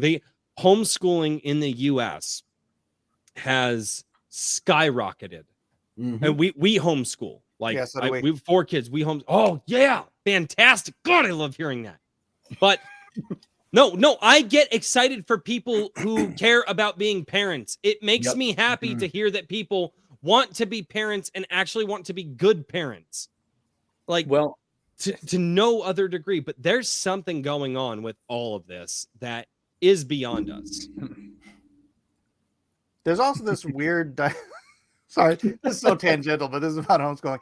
Someone the other day I was talking to, and I was telling them, my kids told them how old my kids are, or it was my daughter's birthday, and they're like, they grow up so fast, and I just go, not when you homeschool them. Yeah. Sir, Nice and They slow take then. the okay, whole time. you're not allowed to be that truthful on this show. oh, Keep it to a man. minimum. Just do that. This part's gonna get edited out after. All right. Jeff Potts for $5. Cough, cough. Looking for a stepping stone. Cough, cough. Jeff is Well, a sir, if you've phenomenal got something, author. I think Jeff Iron is a Age. phenomenal author who should hook up with you guys as well for Iron Age. Oh, Yeah. really? Jeff, ironage.media, link in the description, And if you as could well as clip me. it out later, me saying he's a phenomenal author, because usually I'm just randomly. Oh no, always now that's getting going to be into a solo video on the channel. I'm going to make that short. 3-second clip. How do you guys feel about YouTube shorts? Sorry to segue there. I hate them. yeah, Yeah, not Go, a Shep. fan. So they're a very odd thing. They're on a completely different algorithm. I can't stand I- shorts of any kind as far as social media and video content are concerned. I keep getting told that indie authors are making serious headway on TikTok, and I'm like, no, I can't do it. So, It just How does an can't. author make their way in short form? That's I don't even understand it, but it just I can't mess with that. Maybe I'm too old. I don't know. Rudiger Sampson again for $4.99. Seriously though, thanks for everything you're doing to support independent creators. All the comics and books pitched tonight sound great. Cheers, Iron Age. Cheers to you, Rudiger Sampson. Thank you. I got to get Majis too. Yeah, I'm working on it. All right, fine. I'm resting on my left arm. Maji said, Shad has spoken. Here is cider for us non-drinkers. Hey, man. Hey, I didn't You say can an just alcoholic. drink Bud Light. It's okay. Oh, mothers. I mean, you might as well just be drinking fruit juice anyway, right? So- Yeah. Fruit No, juice is too fruit strong. juice is fruit juice Yeah. is it's my here's the thing. My wife will be like, "Hey baby, do you want me to go get you more beer?" And I'm like, "Yeah." She goes, "Good beer or bad beer?" I'm like, "Whatever." I'm like, "Baby, you decide." Hey, I trust my wife with the money of the house. So whatever she comes home with, I go to work, I make the money, and she literally does everything else. Her job is about 1,000 times harder than mine. She is the accountant, the cleaner, the schooler, and then literally the chauffeur for all the children's. I just go to work. You got a good woman there. Yep. Absolutely. Yep. Yep. Actually, yep, this is us. She gave this. This was an anniversary present. I I was streaming one night and she came up and took that. So, well, and actually, Shad, a lot of the stuff, believe it or not, on the wall. So, like this here, my wife custom made these. Awesome. Cool. She also custom made this Zelda banner up here, which you can't Yeah. exactly see. And then this Vegeta, that sword, this Yu-Gi-Oh tin, and basically a lot of the stuff on the wall is because my wife supports me and wanted to make sure that I had something awesome behind me. Dude, do you want to know who set out the layout of my backdrop? It's all my wife. She was the one who picks where things go. She's the one who bought all, and especially the rare, hard to get ones. She found these. I have like this is Lord of the Rings leather bound. This Silmarillion, Hobbit, and Tolkien, and it was printed in like the 80s, and so it's actually 19. So first published this edition, 1981. Printed. So she got good women in her. Yeah, Lee knows my wife in person. She says, and she can cook, and she can. No, well, so you found a good woman too. Man. It's thanks to her this graphic novel is back on track. Without her, it would still be. I can confirm that. Yes. I totally forgot Shad's wife's name, and then like a year later, I start getting these emails from Mary, and it's like, "Oh, Shad's got me working on this thing to get everything through." I'm like, "Yeah," and she's like on the ball and getting everything. I'm like, "Let's go!" I'm just like freaking, and I'm like, "Hey, Shad," and then he mentioned her name somewhere. I'm like, "Oh, that's your wife." I hate doing You that. gotta hide like a someone who's professional really assistant good. or Yeah. something. Swiss Army wives, man. Dude, She's amazing. it's I tell everybody, find yourself, for the men out there. It may be harder now today than when I found my wife 12 years ago, but find yourself a good woman and keep her and show her that you appreciate her. That's the biggest thing. Show her that you appreciate her. Don't be a simp for her. Well, sometimes you it's simp fun after to each role other. play. It's fun good- to role play like that. A good marriage, you equal simping to each other. No, and it's so true. No, that is it's true though. I mean, When each other, in a good relationship, if you put your spouse, their comfort before yourself, and you're both doing that, you got a happy marriage. no, and you do. Kikomon for $2. My life would be low sodium soy without my wife. Yep. Legend. Yep. Good Kikomon. Kikomon's I talk with him all the time in DMs and stuff, as I do a lot of people, and he shared me some pictures of him and his wife, and man, they just look like such a great couple. They just do. Kikomon's such an awesome supporter of the channel. But no, it's I don't really know where to go from there. I met my wife in summer camp for artists in 1988. Oh, awesome. I kissed her for the first time on her 15th birthday. Aww. And I'm 51. Awesome. So my wife and I started dating on her 19th birthday, and then 3 years later got married on her birthday as well. Nice. I cannot forget that day. Wait, which one? Shad, the marriage? that day in general every year. Shad, I'll have to come and live with you if I forget that day. That'd be a. That was her real making bad. sure you never forgot your anniversary right there. Of dating and wedding and her birthday all in one day. No, Hey guys, I am gonna have to peace out. I've been going a bit for a while. I was just coming from Friday Night Tights, but Yeah, why did you do that? Yeah. I was already had the setup. I was here, and I like it. It's like Yeah. I've been support everyone. Thank you for know? coming down, man. Oh, Huge my Great thanks. to pleasure, meet guys. you. And Yeah. thank you so much face. for the shout Thank out you. again. Oh, like I said, my pleasure. Best of luck. All right, Royce, you're going places. And guys, great to meet you guys as well. Iron Age Media, love the website. Keeping an eye on it, man. There Thank is you. a super chat. Hold on, Shad. Don't leave quite yet. Don't leave quite Yep, yet. yep. Just this one more, please. A Mhm. little something for your channel, and I really think you will go far.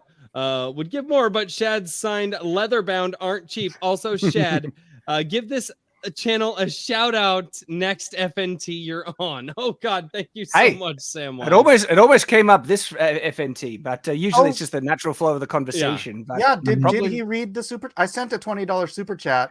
yeah, Did he read it? he didn't get to it. Gary doesn't get to it. You gotta spend $50 to get him to read it. That's Don't spend money on FNT to get them It's to read fine, it. If dude, it don't grows, worry about if it. it grows, it I'm in crypto. grows. It's all right. I'm gonna send pay Gary my that tax funny bill. money to get this. Shad, thank you, sir, so much for showing up. Pleasure And to this talk is- to you. Oh, it's good to meet you, mate, Daniel. Yeah, and I been my pleasure, Royce. You keep at it, mate. I will. Can't stop, won't stop. All right, Yeah, and hit- Mike. hit me back when you read all that stuff. Yeah, we'll talk. All right, see you guys.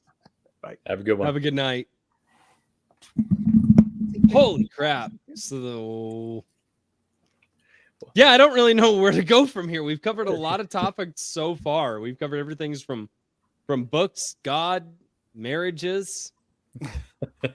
You know what's Art, really right? funny is I sent Shad a message on Discord and then I emailed him, and then he wrote me on Twitter and he's like, "Hey Mike, you want me to join you on the Iron Age night stream? I got some time." I just copy pasted what I wrote over there. Ram says, "Take my money, Caucasian man." Ram Yeah, is I've- such a cool dude, man. He's in our D&D on Gilded. He's such a great guy. I was gonna say, yeah, I have with Iron Age Media, I kind of split between two emails because I didn't properly set up a email through the domain initially. So I'm getting emails there. I've got like Twitter and all these Discord. I love Discord, but I also hate it. Man, the Gilded always as have it well. on. It's like all these things just jumbling together. Mhm. I made a decision very quickly that I'm going to focus on obviously YouTube. I have to. For right now, Rumble and Odyssey, they just auto grab what YouTube does. So I'm just going to let that happen. But I'm going to focus on my YouTube, my Gilded, and my locals. And then Twitter is a way to reach out to other members of the community like Mike, Shad, John. So Twitter is kind of important for that purpose. For my subscribers, it's YouTube, Gilded, and locals. If I go any further than that, it gets too much. And all I want people to use my locals for is they don't have to pay me there. They can follow it for free. Just leave the locals notifications on because YouTube sucks at notifying people. So hey dude, I didn't get a notification. Well, do you have locals? Well, no, I don't want another app. Okay. But literally all you have to use it for is just to get notified. You don't even have to use the app.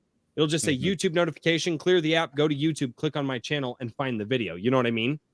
And that's what I found that's the best way that I can use locals right now because time being dominated by other things. But yeah, it's getting, I feel like you're getting busier and busier and busier, Rich, than I thought I was getting. Yeah. Like I've been seeing the amount of attention you've been getting lately, and I'm just like, you know what? I don't envy. Well, I want to try and give everybody as much attention. I kind of have been feeling guilty because there's so many people, and like Bane Books sent me some ebooks, and they've been super friendly, and I like Bane. I think they're kind of an excellent, Rich, one intermediate. second.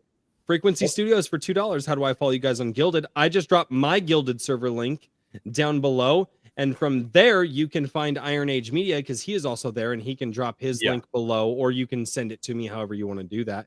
And then we Yeah, you have can one just at more. me. Yeah, I can at you definitely. So yeah, just find those gilded links. Toxic Crusader. This was one hell of a first episode. Iron Age Knights number 2. We'll have some high expectations. Oh joy! Yeah. Yes. Yeah, you'll have to get Razor Fist on here. Right? Yeah. Yeah, anybody can swing that. That'd be He's sweating now. Look at him. I'll slide in his DMs again, but we'll see. No, He I commented on one of my videos. Sorry, go on. I'm sorry. Oh, man, I was just gonna say, I just get there's so many people out there who are writing like good stuff, and I feel actually kind of bad that I didn't shout it out until just now. But we have our prompt, like our September prompt competition or voting going on. So all of the short stories, of which I think there were 18. But there's like 18 short stories that were submitted the last week of August and then all of September, and the voting ends tomorrow at midnight. And it's like every one of those was a very enjoyable read. And you know, I've got articles coming in, and like the guy who did the logo for me has a web comic, and he's from Brazil. And you know, I'm trying to like basically write a good article for him, and I'm trying to cover you guys. And it's like there's just a lot going on. So I'm like, there's like so many balls up in the air at the moment. It's all just gonna like come down in a hail on me. I'm like the most peaceful guy in this group. Yeah, like, right. I write every day. You said you were gonna write an article for Iron Age Media, and I was like, hell yeah. And I think I committed myself to that as well. I did, however, say it would be few and far between, but well, I'm gonna do more than one. That's why I was talking to Royce in the beginning of the show.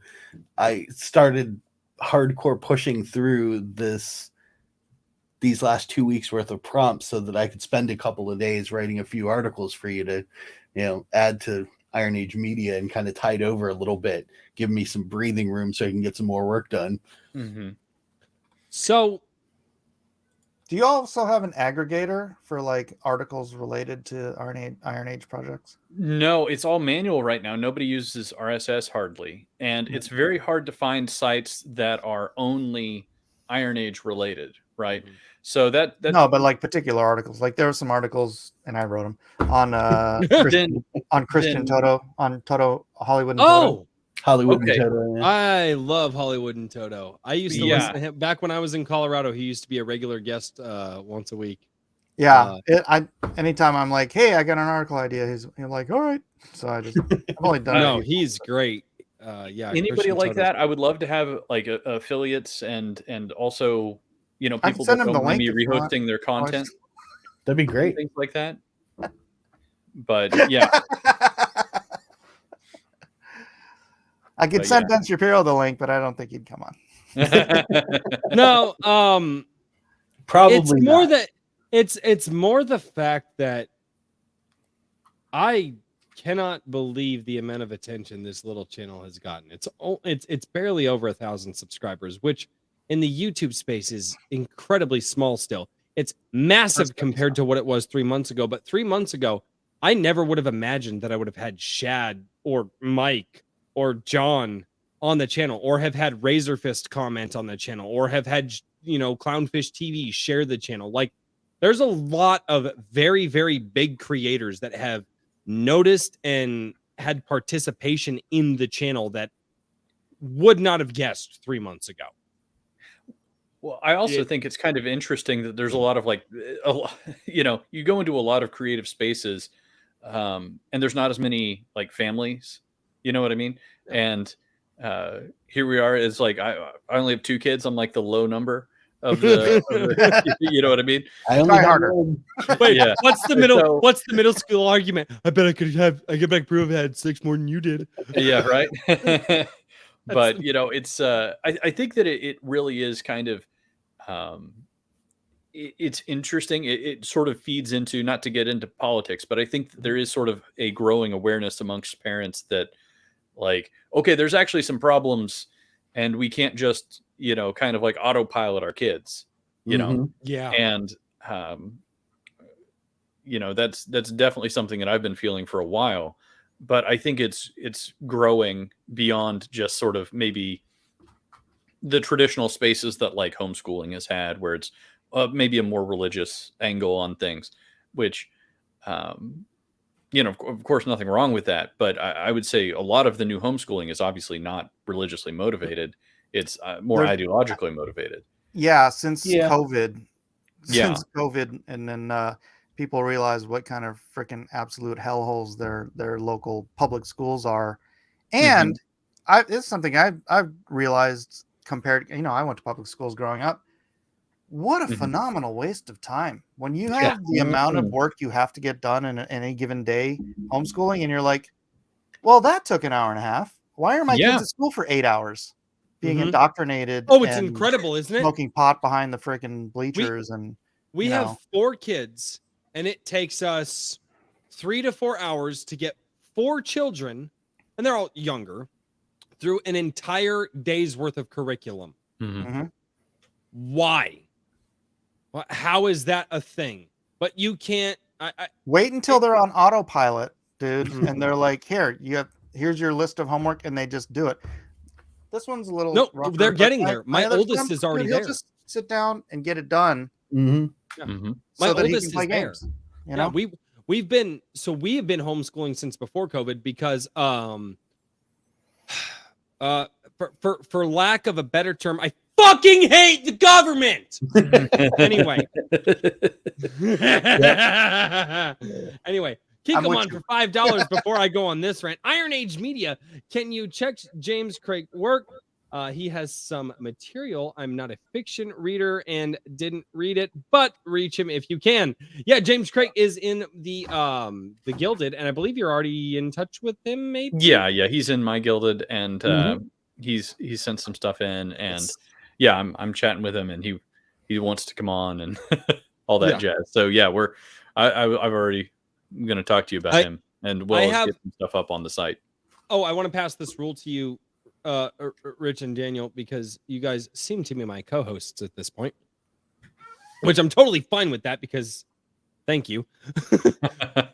I have a rule. We can have anybody on that we need to, but at least one of us has had to at least read some of, or a good chunk of what, these authors who are reaching out to us.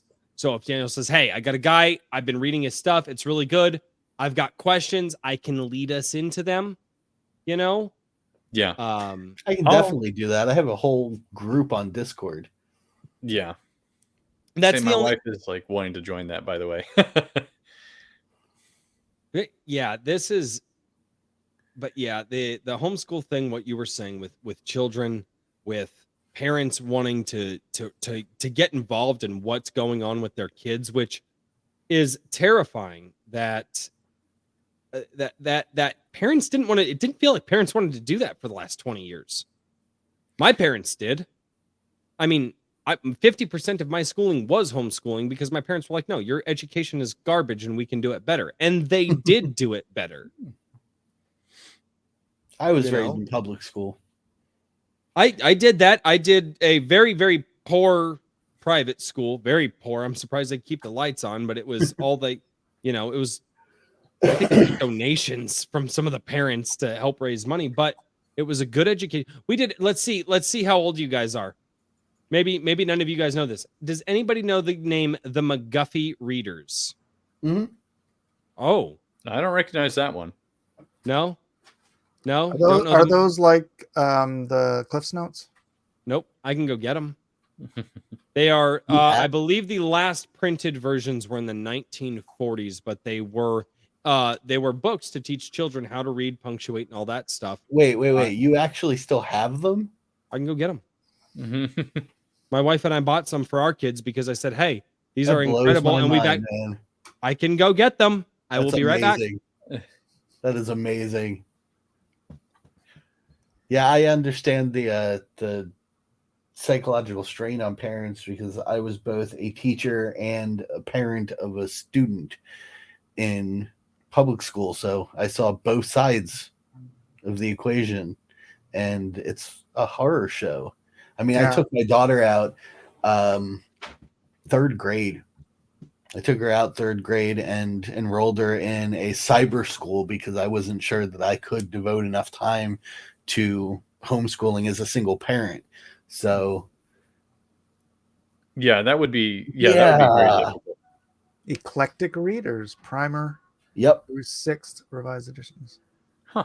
So, and you can see here, they go from very, very thin books. Yeah. Seems like the kids have not put them the proper way. But these What's are the book? actually, Surprise.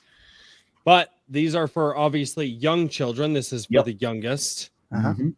right? Goes through your ABCs, illustrated to show kids how to read. This is fantastic for teaching them. Mhm.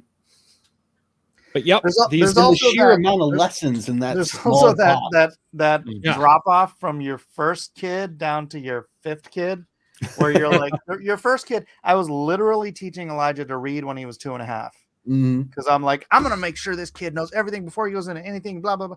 And so I bought the you were so phonics much better of a parent system than and I all am. that stuff. And he's learning all of these he's learning to read. And my brother's like, why are you teaching him at 2.5? I'm like, because he can learn. Well, It's like, and why okay. wouldn't you teach them if they can learn that stuff? And then by the 5th kid, you're like, whatever. Well, but because they learn so much faster from their older siblings. Mhm. Mhm. Yes, Because Yeah. my youngest right now, she has 3 older siblings that she learns from and keeps up with them. Mhm. You know, and my oldest, she's a little bit arrogant, a little bit narcissistic. Wonder where she gets that from. But she wants to show up her younger brothers and sisters, and so she just Oh, yeah. excels at certain things. Like, it's so interesting when you have brothers and sisters and you have that sibling rivalry when it comes to knowledge and learning. Mhm. Because they'll come at you with things as a parent, you're just like, wait, hold on. We're about 3 years away from what you're asking me right now. Daddy's brain needs to get rewired. What did you just say? Well, Dad, if you actually take this number and divide it by, okay, all right. Yeah. It's so It's great because my 2 insane. oldest are 21 and 20 now. And so when these guys need help with algebra or calculus, whatever the hell they're doing, I look at it and I'm like, Something with numbers. yeah, You're a ask words your guy. brother. Yeah, Like, you're ask right. them. I haven't done this in 30 years. I don't remember any of this crap. Like, Yeah. Mhm. Not a lot of calculus in the art industry. no, really not. Oddly, No. oddly enough. No. You had to That's calculate the weird. area of You would the think curve. colors and letters would have something to do with numbers. You want to hear? This is just like it was like a moment of wisdom with my children scenario. It's really weird. Like this one here, he's like the middle kid. He's like a second oldest kid. And you know how like kids have their Mhm. they just have this a pattern of, like, hierarchy? middle Yeah. kid. Right. So it's weird because he's like a second oldest kid because he's got 2 younger siblings. He doesn't act like a middle child at all. Right.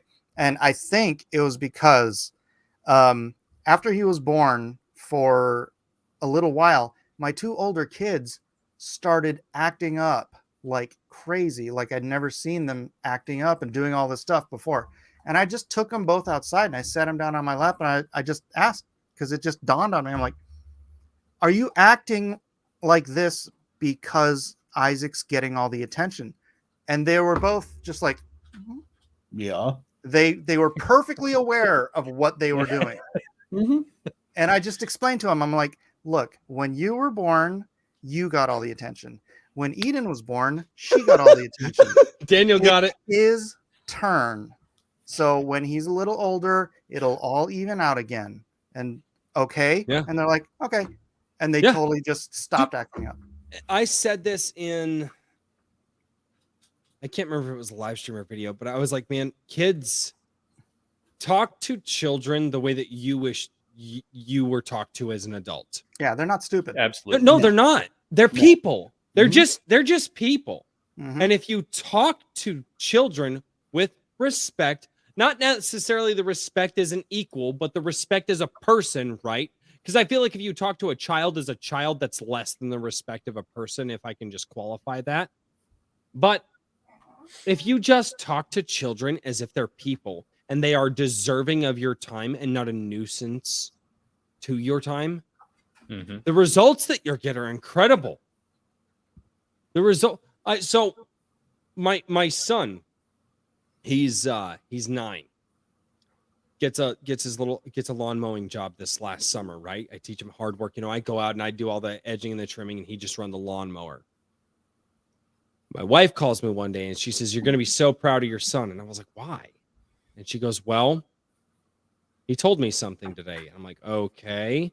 So he went out to one of his friend's house, and his friend's mom decided that they were going to go to Dairy Queen and it was okay for him to come along. And so he went to Dairy Queen with the parent, and his friend's mom went to go, order, and said, "Oh, Royce, what do you want? I got this." And he said, "No." He said, "I make my own money now, and men need to pay for their own stuff." And so he pulled out his wallet from his lawn mowing job at love it. 9 years old. Nice. Attaboy. And handed the That's money awesome. over and paid for his own ice cream. Dude, I'm sitting here at Based. work like, fucking allergies, motherfucker. Yeah. And I'm like, Yeah. I'm sitting here thinking to myself, I'm just like, I was a pretty good kid, but I don't think I was that good. Well, Like, holy shit. Like, and I'm just sitting here. If you just treat, and it's these little small moments that just make me think, wow, if I just treat my children like people and not children, they'll get it. yeah, and I think so. One thing I've talked about with some folks who don't have families or who are more, kind of in the creative vein of things, is that I'm like, probably the most important thing, like the most important job I have is being a father. And that's probably going to be like raising 2 kids. If I can raise them the absolute best that I can, like that's like, hopefully that's the most important thing that I've ever done with my life. Mhm. And I think that, Agreed.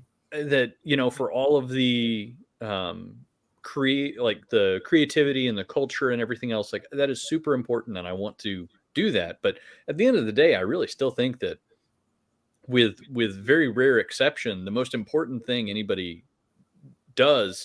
parent does is raise their kid properly, Yeah. and that's huge. Mhm. So, it just goes back to the fact that there's a lot more parents and families involved with this movement. It just, I don't know exactly how to encapsulate it, but it's really It's interesting. nothing. It's Feels if very different. nothing you do matters if you didn't raise your kids right. Yeah. Right. Yeah. It's so biblical because 100%. it's like in the Bible it says that you can't be a bishop, you can't be a pastor, you can't lead a church if you raised your kids bad. If your kids are out there, I'm paraphrasing obviously. If your kids No, it kids sounds are jacked up, dude, that sounds exactly if you like. couldn't raise your kids, you can't raise this church, Mhm. right? And it's the same Oh, thing I know across the board, man. It's like that's your first obligation, right? Yeah. Well, and it is, and for those men and women out there who, well, I'm not a father or I'm not a mother yet, so I can't contribute to that. The Big Brother Big Sister programs are out there for people to contribute. Yeah. True. You can help be a part of the next generation. It may not be your kids, but there are programs out there Mhm. for people to get involved in ways that Church, you may YMCA, exactly right? Yeah, there's exactly. huge gaps right now all over the Exactly. place. And everybody needs somebody, right? I mean, right now my time is dominated by, with my family, my wife and my kids. But for those out there who are looking for some extra meaning in their life, and maybe they want to go out there and help somebody else, look into maybe being a mentor for somebody. Mhm. Look at, hey, I'm a nerd. I want to start a comic book community for kids that need it. Let's give them escape from maybe the for lack of a better term, the shit lives that a lot of their parents are putting them through. Mhm. But maybe you can be that escape for people. Maybe you can be that change, Yeah. And It's just being there. It's not like you have to be freaking, you don't have to be Thomas Aquinas. Yeah. You don't have to have all the Ooh. answers, right? Not too many people mention Thomas Aquinas. Hello, good right. sir. You don't have to Talk be. about him all the time in my circles. You don't have to be C.S. Lewis or whatever. You could just be there and be part of it. Like I was a youth leader. I'm taking the year off, but I've been a youth leader at my church for 7 years. And you know that pounding on the window you heard earlier? Yeah. That was one of the kids that I saw through high school, who's now like, hanging out with my kids in their postgraduate time. And it's like, I was there. I helped this kid through, that stage of their life. And some of those kids, some of those different kids glom onto different people for different reasons. And it's like someone out there needs you, right? Yes. But they're not going to find you if you're just sitting on your couch watching Netflix. Yep. Yeah.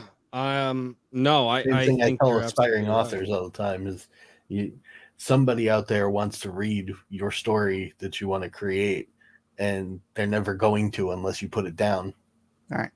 Yep, absolutely. And there's so many, like I think that one thing that's important to keep in mind is that, everybody talks about like the greats, but there's also a lot of times where there's just these little niche stories and they will reach very specific people and they might mean different things than they meant to you if you're the creator of them, But I think that I think that so much of our current culture is so negative, especially regarding children and regarding families and everything else, that just putting a little bit of positivity out there is a huge thing. Yep. My wife and I feel that it is so weird that people look at us as strange because we have more than one or two kids. And we just and it's just because we're like, well, we don't even really have that big of a family. But in today's society, my God, we might as well be walking around with 2 heads, 3 eyes. And where do you live? Currently, the state. Currently, we live in Iowa. We came from Colorado. I'm in California with 5 kids. Oh, dude, but it's everywhere. It's everywhere. It doesn't matter where you go. Martian. Well, no, but that's the thing is, so we were the same way in I was born and raised in Colorado, right? I'm almost 3 generations in Colorado, and I say almost 3 because my grandfather was brought to Colorado when he was 3 months old back in 1936. So, but. No, we're the same way out there. Everybody. I get the question all the time. Oh, you got 4 kids. You know what? You know how that happens, right? He. Dude, shut the I'm so fucking tired of hearing that. I'm like, yeah, because I love my wife. Well, I love my wife too. Apparently not enough, motherfucker. Anyway. There you go. They're like, that's where I'm at. But keep them on for $5. Keep supporting each other and spread the good message. Glad to hear these conversations make creation artistic again. That's the goal. And he didn't mention soy. Kikomon, you're failing us. You didn't mention soy. Speaking of creators, I was going to say there's a question from TJ Morgan. I did see that. In the private Did chat. that ever get read? I was going to say I grabbed it. It did not get read, but we can read it right now. So Cracking eggs glorify in being a Virgin American. What's going on? You are pure. Kraken Egg says, sorry, I didn't mean to be a Virgin American. That's good. Your parents are proud of you. Yeah, no, like that's not a bad. I don't understand. Okay, let's read TJ Morgan's post before I have a conniption fit on ourselves. Dude, I about had a conniption fit on that one. So TJ Morgan says, what advice would you give to young aspiring authors who are looking for an audience? Talk to us. Yeah, I mean, I think so. I mean, one thing that I've noticed is that the people who have reviewed work, who've put in articles about other people's work, Mike, you better look. You better fucking look. Look at it. Look at and, it. Wait. and so on and so forth. Like people who It's not like an put themselves IPA, is out. it? No, God, no. No. Fuck. Oh, good man. IPAs are for commies and hipsters. What the fuck do you Yeah. take me for? Seriously. I Yeah. tell my brother loves IPAs and he's the most rah America guy I know. And I tell him that all the time. He's drinking IPA. I'm like, you know what IPAs are good for, right? And he goes, what? I'm like, commies like- and hipsters. Yeah, it's like someone drank a real beer and then threw up in a can. I tell people, if you want to know what an IPA tastes like, just go outside and lick a pine cone. Same thing. Yeah, there you go. Do you know how IPAs were invented? Yeah, it's because all the beer malts going from Went India bad. back to Britain would like rot over time, Right. and it So they threw a crap ton of hops in it to try to And get called it rid of good. the fact that it Ugh. was spoiled beer. yeah, and it was yeah. That's why it's called an IPA. It's called an India Pale Ale. It should be called an ill pale ale. Ugh. I'm gonna yank it back over real quick. Though. I'm sorry. No, Yeah. it's all right. Bring us back But, on track, Richard. I'm I was sorry, gonna say, Richard. I just wanted to say that the thing is that with these new creators, I've seen at least through the website, like people love having articles written about their stuff, or they love having their stuff talked about. So one of the things I think is that a lot of authors, because a lot of the advice is like, you know, you go out and you write blogs about your book, and you write, you know, this about your book, and you go and you talk about, you know, your book, and you basically everything is about your book. But I think that it's important to, and I'm not saying not to ever talk about your own work, of course, but I think it's also important to kind of like spread the love around a little bit, because people are really you know, excited to see other people talking about their work, because it's a you know, I mean, that's one of the big reasons that authors and just creators create, is that they want to share their vision with people. So yeah, go ahead, Royce. Sorry. I know, and I wanted to add this because it's very pertinent to what you were talking about right now. Everybody I'll wants go to back. share their stuff, right? This Guys, children are screaming. Did you hear my daughter just screaming right now? Yeah, I did. Yeah. I'm just glad it's not mine. They sound like they're getting murdered, but they're not, I swear. Or they could be. And I need to run upstairs really quickly. And anyway, one of the things that I had mentioned earlier is 3 months ago, I never would have imagined Shad Brooks being on this channel. I would not have imagined Mike Miller being on this channel. My channel, I have dedicated it to sharing other people's work. That's it.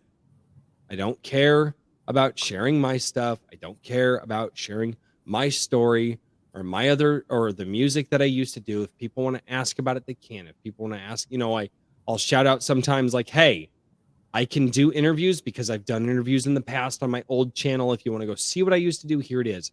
This channel is dedicated to sharing other people's stuff. And for some reason, that seems to be the thing that is drawing people to the channel. Mhm. So if I can only offer that little bit of wisdom to somebody, don't just be out there for yourself. I do this channel for two reasons. One, I hope, the first and foremost, it would be amazing if it became successful enough that I could be at home with my wife, with my kids, and actually actively participate in the homeschooling that we talked about. Mhm. And two, I do this because I believe in what other people are building, and they need a fucking megaphone, and I can be that fucking megaphone. So don't just be in it for yourselves. And it's hard to do that sometimes. And I know, because back when I was doing my band, I did the same thing. Mhm. And it got me nowhere. You've got to be humble about what you do, and you have to be gracious about those who are here for you, and gracious to share those, you know, who may not be where you are, you know.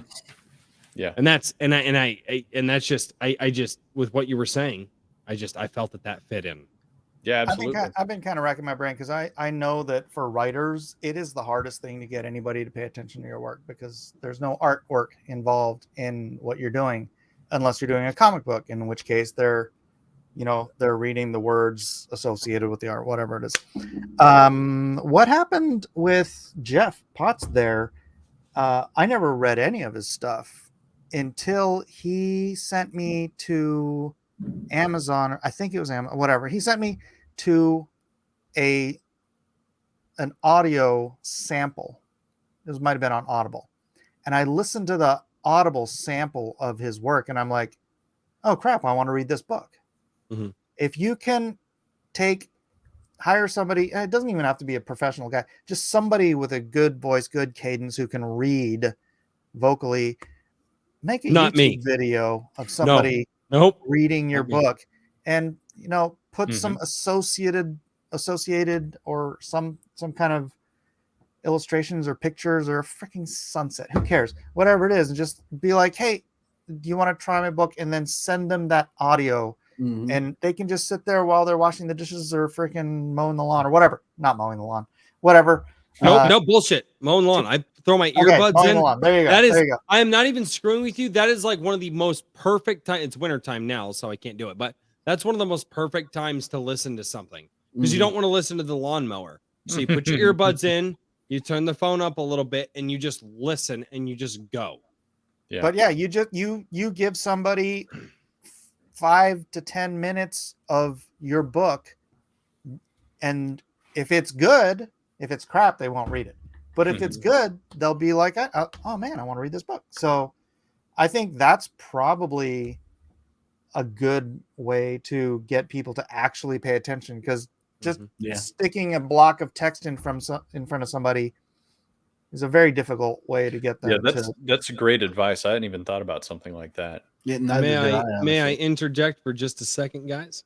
Kikomon for $5. I know it has been up, but I did say that super chats supersede all of us. May all those who drink the soy of Iron Age rise their soy-filled heads and spit upon the foreign sauces. Too much soy, time to fail. Congrats on bingo. Sorry, I started losing it. I was like, oh, he didn't talk about soy in his last super chat. Kikomon for $5. Quadruples down. Thank you so much, man. That might be a good service for Iron Age Media when you have novels on the show or on the website. Have that. My love, there's a bunch of guys we're that not out there talking that about me right now. I'm sorry, my wife decided to chime in. It got called out. I did. So got roasted. No, dude, she will yell at me. She's like, no, I wanted to mow the lawn. I'm like, or what'll happen? I'll be like, yeah, baby, I'll mow the lawn this weekend. I'll come home and the lawn's already mowed. And she's like, yeah, I just figured, we could spend some time and I didn't want you mowing the lawn. And then she pulls shit like that where she's just like, oh, I mowed the lawn. And I'm like, you said you wanted family time. Only so she could roast me on YouTube that she didn't know that I was going to have. How do women do that? She got you. I was going to say, I was going to type a message, but I'll just say it, I was going to say, we might need to have an article about kind of like the history of A Drink with Crazy and where Royce has come from and how he came up. So maybe we could get an inside ear on all the, the dirty laundry and everything else. So talk to her. Lies you tell. Here's the thing. I could not a lot of dirty laundry on that one, but I'm looking more for you didn't actually mow the lawn kind of stuff. Yeah. Not about your coke habit or anything. Oh yeah. Shut up about my coke habit. Do you have a PO box, Royce? I don't. I'm working on getting one set up. Yeah, you should do that, and then people could send you real beer. Yeah. I literally just. Okay. Talk to my wife. She buys it. Baby, you're in the chat. He's telling me you don't buy me real beer. Yeah. Say you just need to buy him some stout beers so he drinks them slower. There you go. I got some right there. I mean, I got a stout or two up there. It's like eating a slice of bread. No, I was gonna say Without a Really, Pabst Blue Ribbon. if you that one actually that one of the best stouts that I have ever had is called Sweet Little Smile. It's a bourbon barrel aged stout, 14%. That sounds good. Oh, it is so good. It's and they only serve it out of the tap at Verboten Brewing in Loveland, Colorado. Oh my god.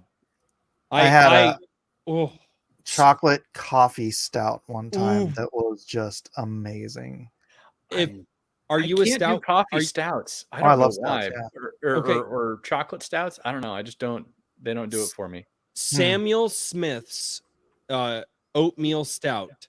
It is an old school English stout that they brew the old school way. They put it in the big stone that sounds like the interesting. big stone open vats, and they sit there and they stir it the old school way, dude. It is for a lesser expensive stout, and like you would look at the price tag for people who aren't used to beers that expensive. It's really good. Samuel Smith's oatmeal stout. I've had their I think it's their chocolate stout. I don't like it as much, but if you're more into the chocolate stouts, maybe you would. But the oatmeal stout is it's so good. That was Your wife is lambasting me, by the way.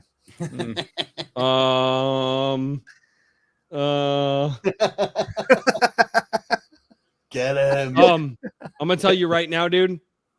If you have ever seen, I promise you don't want her to really lambast you because, dude, she will go after SJWs on Twitter with a fucking broadsword, and I am telling you, she is the best person I have ever seen just eviscerate people online.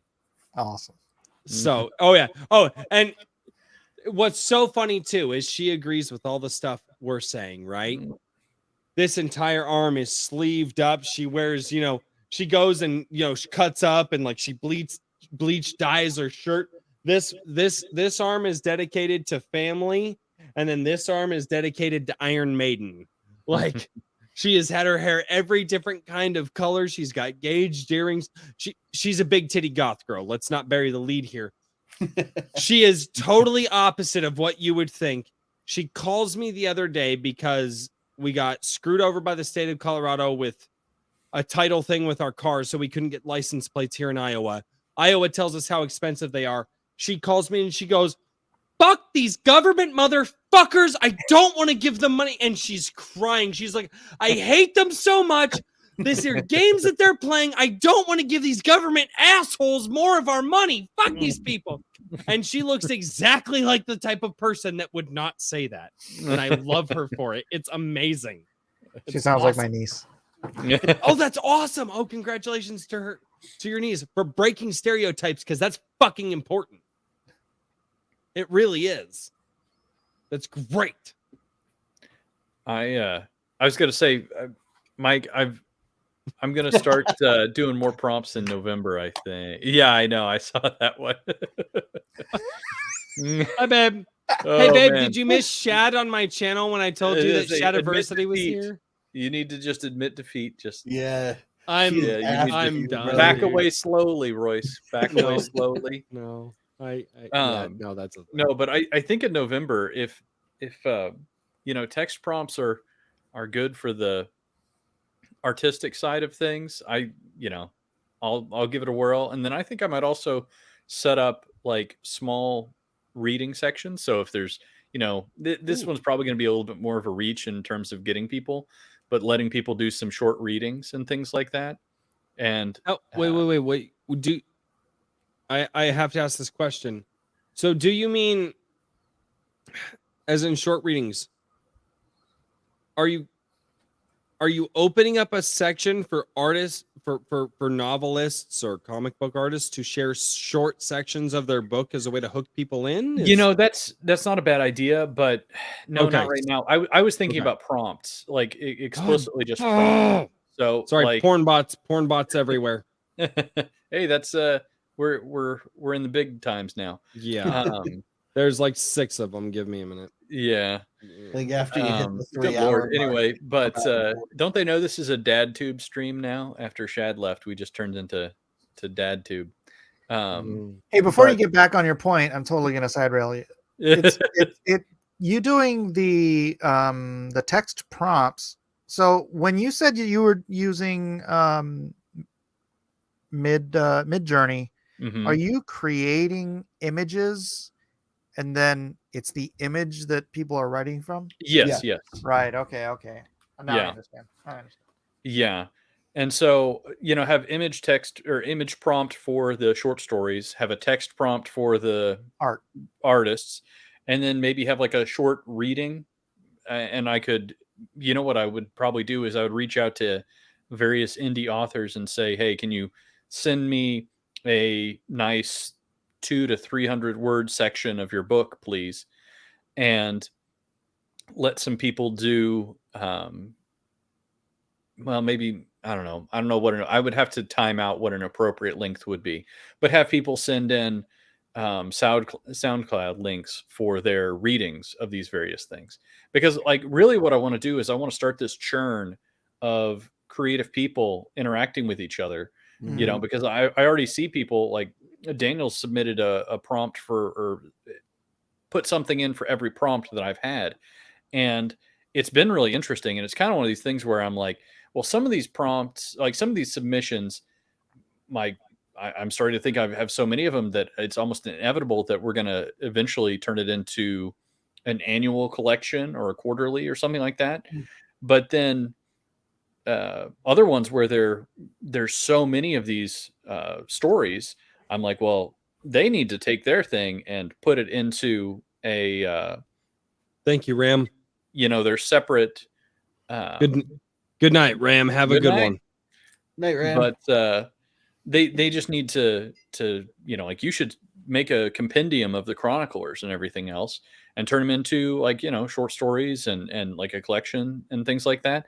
But I want to try and really help people do that kind of thing. And if we can hook up artists and audiobooks and like get this, this whole thing gelling, then it's, instead of having like a single point of failure where somebody, like me, comes in and says, all right, we're going to create a central hub and everybody has to put an account here and yada, yada, yada. No, it's just a place to find people. You know what I mean? If the site went down for some reason, if I disappeared, somebody else could spin up another site and all these people would already know each other. So they'd find the new site pretty quickly. You know what I mean? Yeah. And that's what I want, really. So I don't know. I'm excited. I'm definitely going to, I don't know if I'll have it up in time for November, but maybe December, probably January, because honestly, December is kind of a down month for almost everybody. So that's not a lie at all. Swift Sword Rush for $5.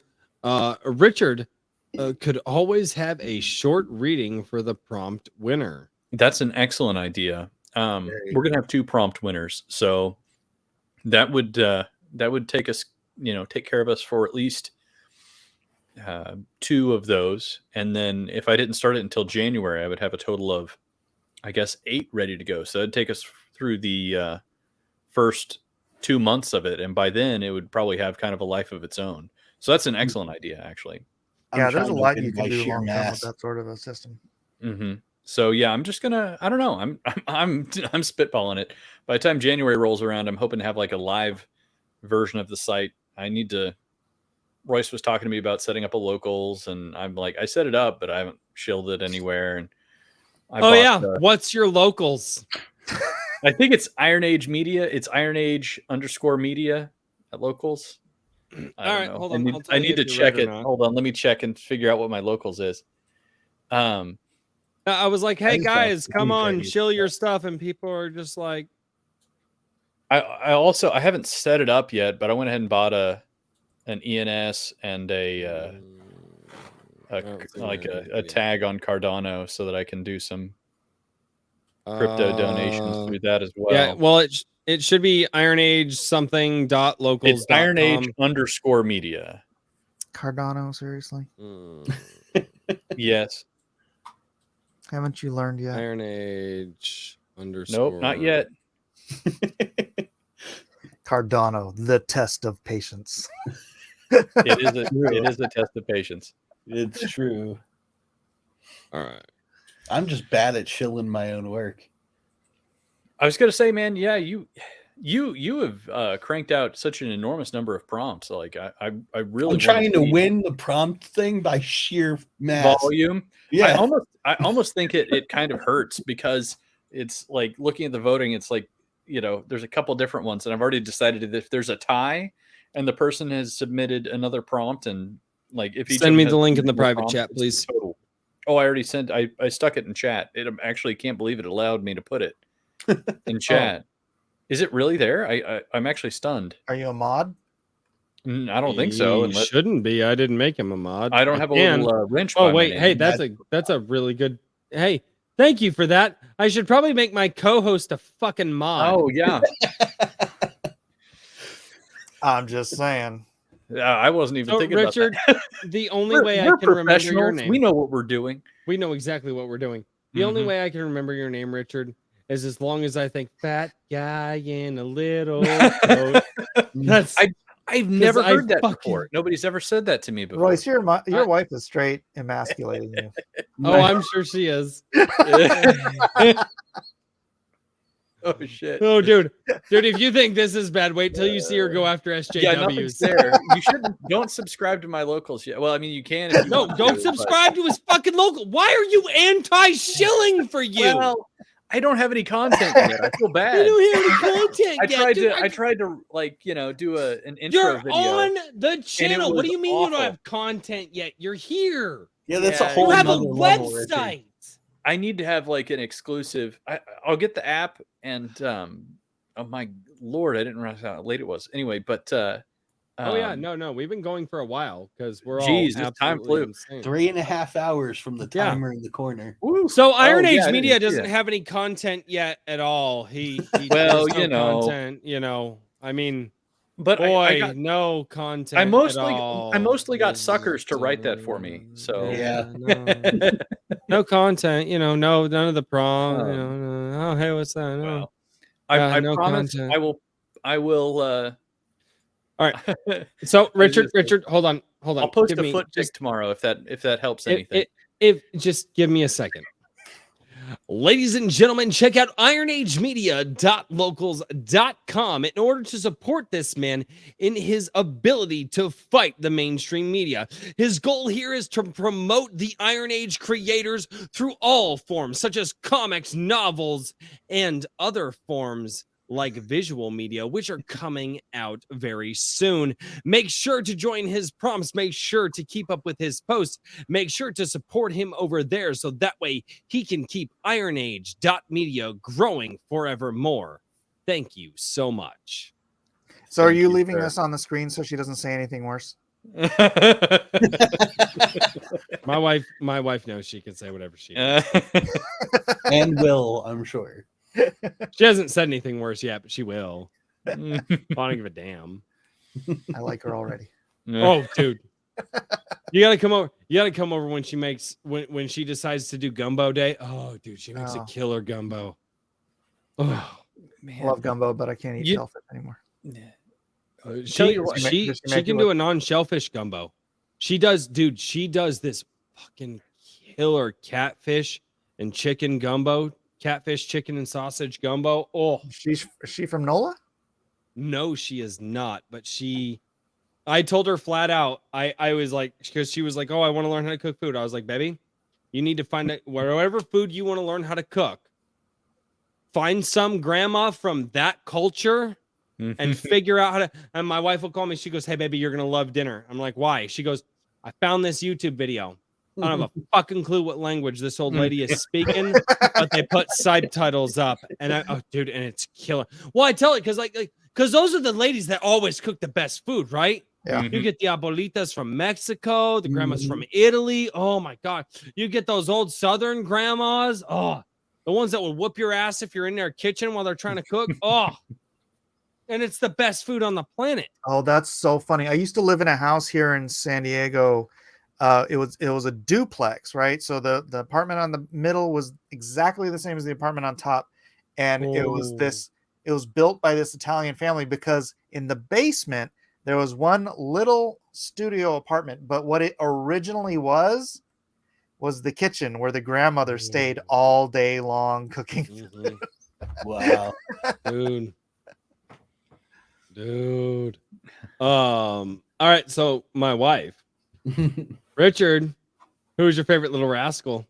So Alfalfa or Spanky? the funny thing about that is that Don't. no, Darla. I have not really seen that movie. He I did it. know. I He know. did it. Really? Sorry. My parents even like there was one of the families of not those two, but one of the like side characters. Like my parents knew them, and I apparently met the kid at the time. I was a little bit older, but I don't know. I think I might have seen it, but it's been so long. I have like no memory. I just remember that there is one named Alfalfa. You're talking about the movie from like the 80s? Yeah. Yeah, that's as was far it back 80s as or it goes early for him. 90s? No, That's I guess your I was. I reference guess for I was Little older. Rascals? He was older. I don't know. Little Rascals was It's early from the- 90s, wasn't it? I don't know.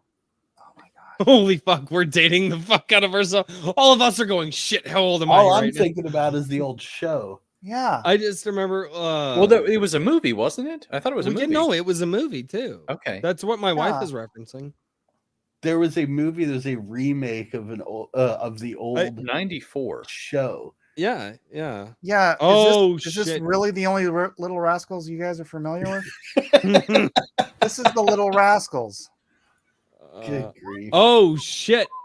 Oh, That's the right. Little That's Rascals. right. Oh my gosh, you are all children.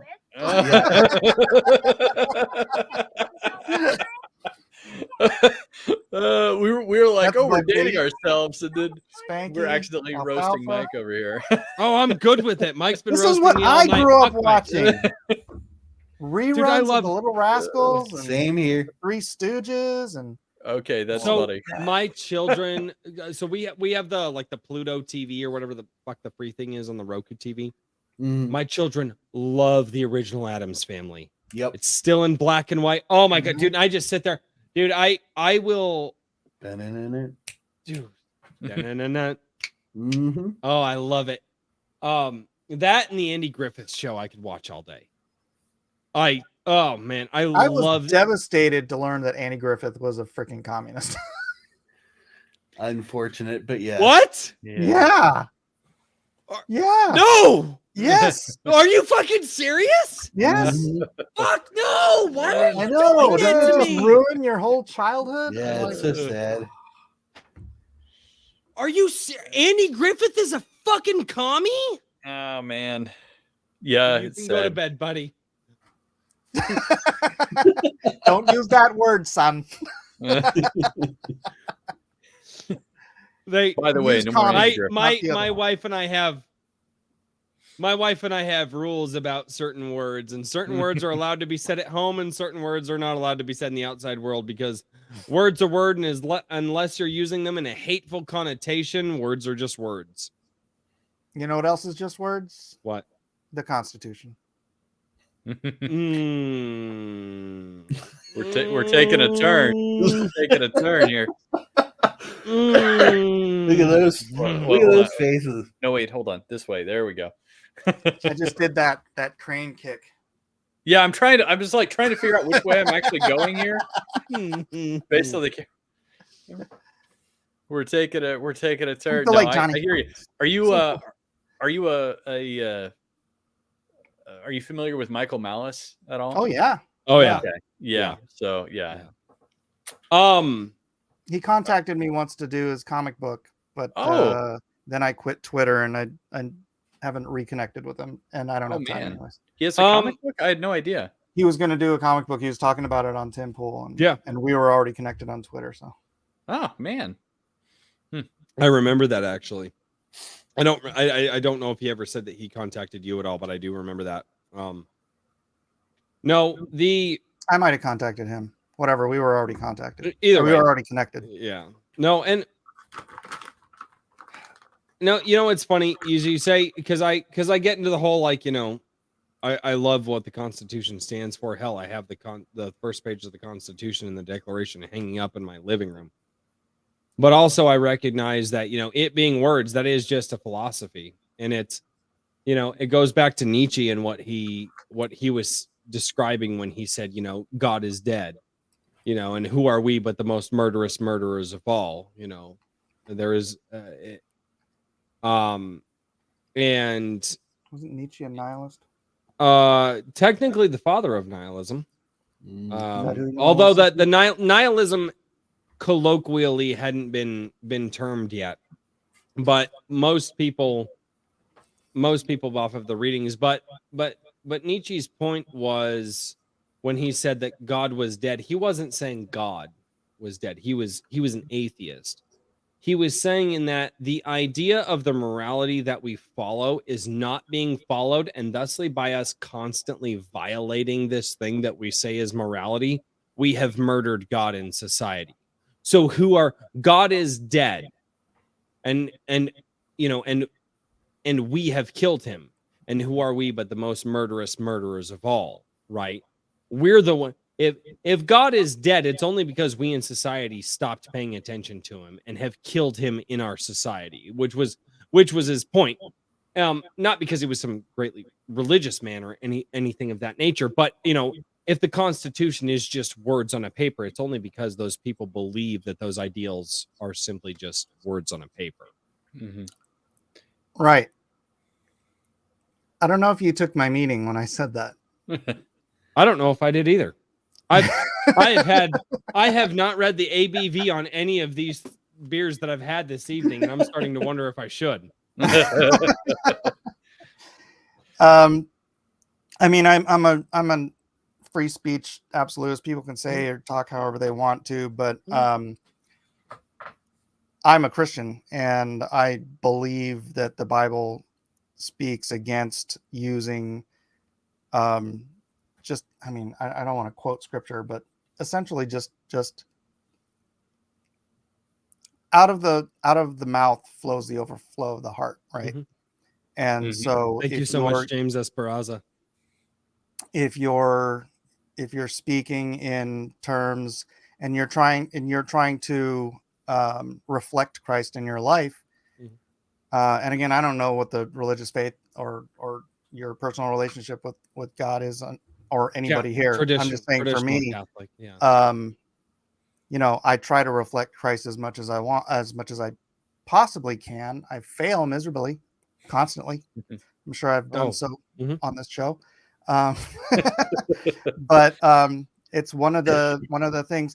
So when I was raised agnostic, and so when I became a Christian, because I understood, I don't want to go through the whole thing, but I came to the point of understanding that the Bible is written from outside of time and space, and it was either written by God or it was written by time traveling space aliens determined to fool the world. And so I went with the God one. And that was actually the first when I decided to read the Bible. I was researching claims, right? The Bible claims this, the Bible claims that. It was like all the arguments that every atheist you've ever heard said, this is the claim, this is blah, blah, blah, blah. How can you believe this? How can you believe this? How can we? And I went through all that stuff to come to that conclusion.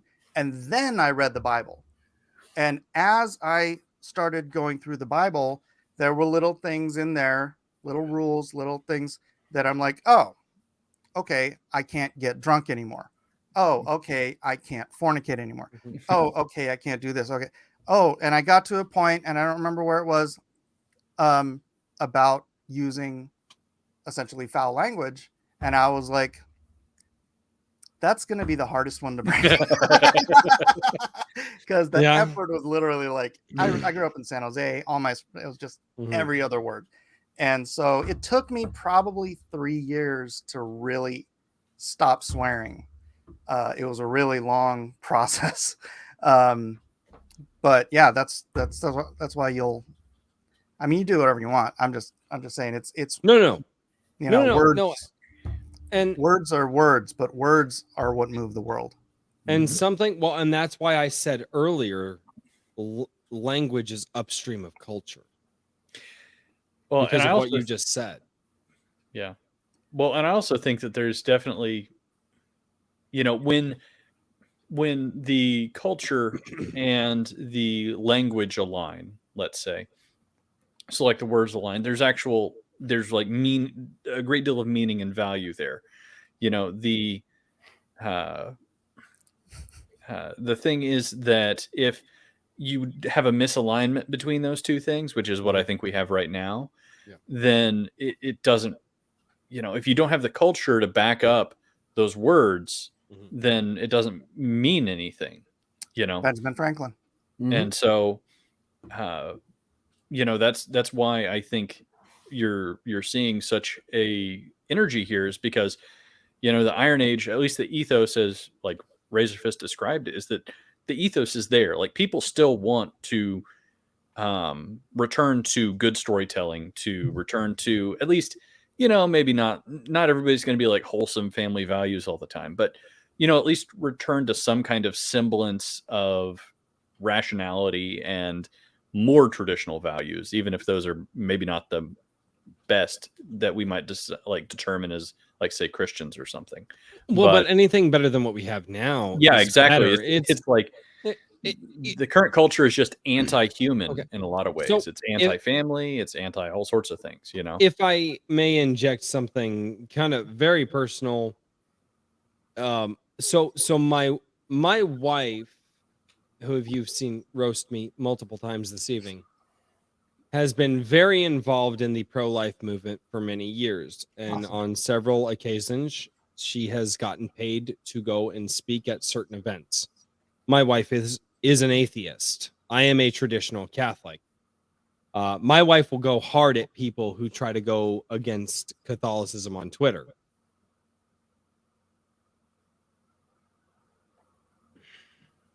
How do I say this?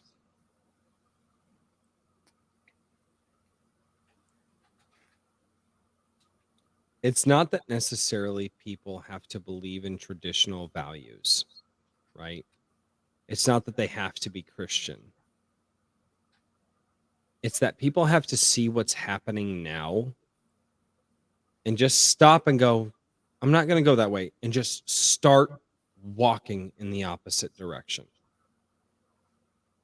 My wife and I, we came from very different directions, but now we see our children, what the world is laying in front of them, and we just, nope, let's go this way. Yeah. Doesn't matter about Christian. It doesn't matter about atheist to a certain extent. The values are there. God will put those values in good people, no matter the moniker they decide to place upon themselves. God will put those values in people. And we have to instinctually act upon those. Actually, here is my lovely wife right now. My dad was a dirty commie. I got lucky and got out. Nice. Her father is no longer a Kudos. part of our life, in all seriousness. Yeah. He went full SJW, straight off the deep end, like the worst of the worst people that you can imagine on Twitter. My father-in-law just dove right into it. Yeah, that's And we were like, it's not just about the idea that it's Christian or not Christian or this, that.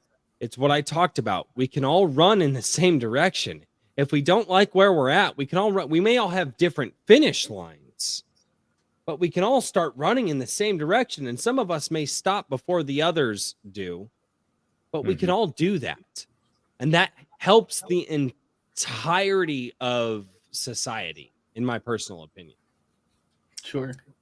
I want to poke at Richard a little bit, and it's something I see that a lot of people do commonly, since we're talking about words themselves. Said misuse language. Misuse implies that it was an accident. It wasn't intentional. The things that the words are corrupted with intent. So misuse doesn't fit. It's intentionally distorted.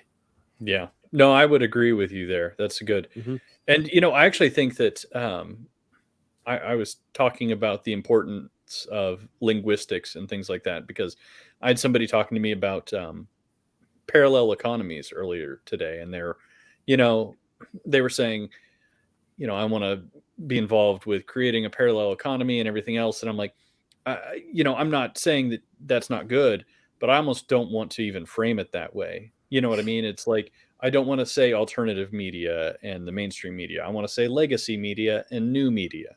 You know, I want to have like the legacy, payment system, like the old banking and new banking, and I think that one of the things we're going to need to do as part of this, if we want to win, is play a little bit of these games, or at least be very savvy about how they're played, and make sure that we don't get flanked again with some of these language games. There is a way to play their games, but morally. Oh, they have certainly. not been playing their games morally. There is a way to do it morally. And I think the further that they go off the deep end, the more strident we have to be and just say, nope, I'm not moving. And the more that they flip out, people go, well, wait a minute, that guy's calm, cool, and and collected, and you're spazzing out. I don't want to be next to you. So Me? No, I'm sorry. I was looking at my neck popped and I was looking at something in chat. No, no, I was saying Sword Rush said it can actually be accident through utter ignorance. And I think that there's a certain degree to that, which is why it's important to call it out when we see it and be intentional about it, like Daniel was saying. Yep. And he also recommended Politics in the English Language by George Orwell, which I'm not actually familiar with, and I'll have to check that out. Most people only know George Orwell for 1984. Let's be honest. What was the other? I'm not a scholar, guys. I'm a construction worker. I just happen to listen to a lot of smarter people than me. Animal Farms would I go to? Well, Animal. I know of Animal Farm. Jeff Potts, the minute you kneel to these people is the minute you will never get up off the ground. Yeah, absolutely. Because in my personal view, the only thing that you should kneel for is God, because God is above man. No man should ever kneel for another man. Period. That's not a thing. You don't worship humans. All of us are the same. If my memory recalls correctly, God spit upon the earth, and from and from his saliva and the earth he created man. The only thing that you bow down to is something greater than you. And guess what? Flesh and blood ain't greater than you, because you're flesh and blood. But yeah. I saw the shout out to Akira the Dawn. I'm a meaning wave reprogrammer myself, James. Also, Mike, I don't know how, but I didn't notice your shirt until just now. I didn't actually read what it had to say, but that's an awesome shirt. He stood up earlier and showed it when I said "fuck the government." I don't know how. I was Richard's paying more attention. I was looking at you whenever you were saying that, I guess. Dude, I am literally many beers in at this point, because I had beers before you guys got here. My observational skills apparently are like, I need to raise my perception stat a bit, I guess. I don't know. Dude, your observational skills are less than an alcoholic's. Get good scrub.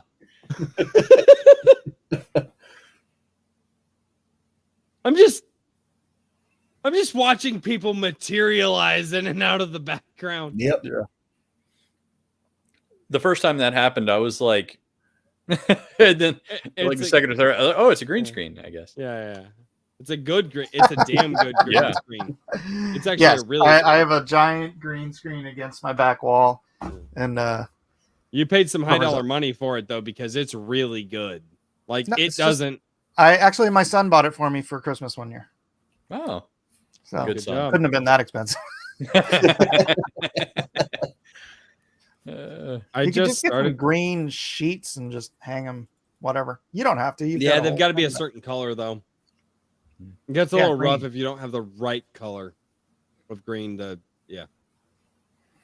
So fireplace motif. Kind of talking about this whole thing, and I know it's not got nothing to do with comics or media or anything, but I don't know. I had this sort of a concept I was trying to formulate out in my mind. I never really completely fleshed it out, but it was like we live in this valley, right? And the valley is carved by the river of Christianity, right? And sure, there's plenty of people who aren't in that river, who are not taking, dipping their toes in the water. And there's plenty of room in the valley for everybody to walk alongside the river, to enjoy the trees, to enjoy everything. But then you get up to the top of that hill and you see essentially the entirety of the left, right? And once you go over that hill, it's like you can't even see the valley anymore, right? Mhm. And it's in, you have to consider that most, what would just say it out, even Bible believing Orthodox Christians are in that river, right? Bible believing Orthodox Jews are in that river. People, the closer you are to believing the scriptures are true, the deeper you are in that river. And all of the freedoms and all of the truth that everyone is living in that valley, the source of it is that river. And you can tell just by the statistics. Again, it's if you're a Bible believing person and you're over on the other side of the hill, it's because of some other stupid thing. Like I know this family of Seventh-day Adventists, and they are as conservative as the day is long. And I was talking to them one year about voting and stuff, and they're like, "Yeah, we're voting for Kerry," and I'm like, "What?" And I'm saying, "Why are you voting for Kerry?" And they said, "Because we're black." And I'm like, okay, so there's some people, actually, they're in the freaking valley. They're just voting for the freaking people on the other side of the hill, right? So to me, it's like, I'd love if everybody got in the river with me and, everybody else, but just appreciate that the guys that wrote the Constitution that gave you all those freedoms, 98% of them were in that river. May I make a correction? What? The guys who wrote the Constitution did not give us our freedoms. They recognized that we had them as our birthright. They from recognized God. it because they were in the river. Exactly. But they didn't. I just wanted to make that correction. They didn't give us our rights. Right. Our rights were not granted to us by the 57 founding The river fathers. gave us the rights. Exactly. Yes. Exactly. And that's hugely important. And one of the things that so many people do not understand, and it's this BS argument that I see so much. People say, "Oh, well, people with freedom just go out and they do this, then they do heinous acts and this." I'm like, no, stop. You do not understand the meaning of freedom or liberty, right? Or just whichever word you're going to use, because people use them interchangeably now. And they go, well, what do you mean? Freedom and liberty mean that there is just enough rule. There is just enough, in your life that says you can or can't do this thing to make sure you can walk outside your door and not get beat to death, right? You can live and breathe. You can go out and get water. You can go out and make money. The rule of freedom is not that you can go out and do whatever you want, but it is that you can walk outside your door and be free from the interference of others to cause harm to you, to stop you from doing what you would like to do. Natural rights. And so many people get it wrong. And you're right, natural rights. So I don't understand why people don't understand this. Well, people are taught wrong. That's why they don't get it. Wow. I mean, that's They go to the public fundamental problem. Yeah. Yeah.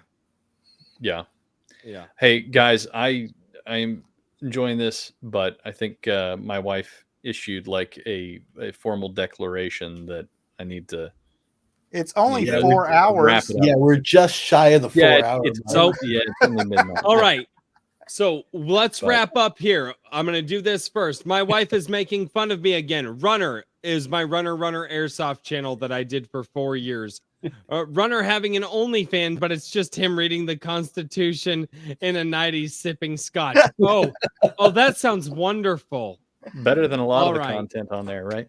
All right. So who would like to say their outros first? Just gonna say, Wow, I'll you go. bunch of bitches. Mike- Rich, go. oh, Yeah, okay, all right. All right.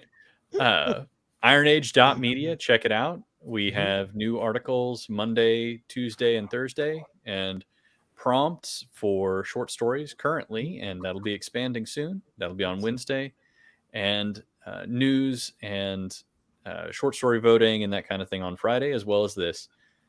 Look forward to seeing you all again. Awesome. Daniel, I am going to give you the next word because you have been the most quiet tonight.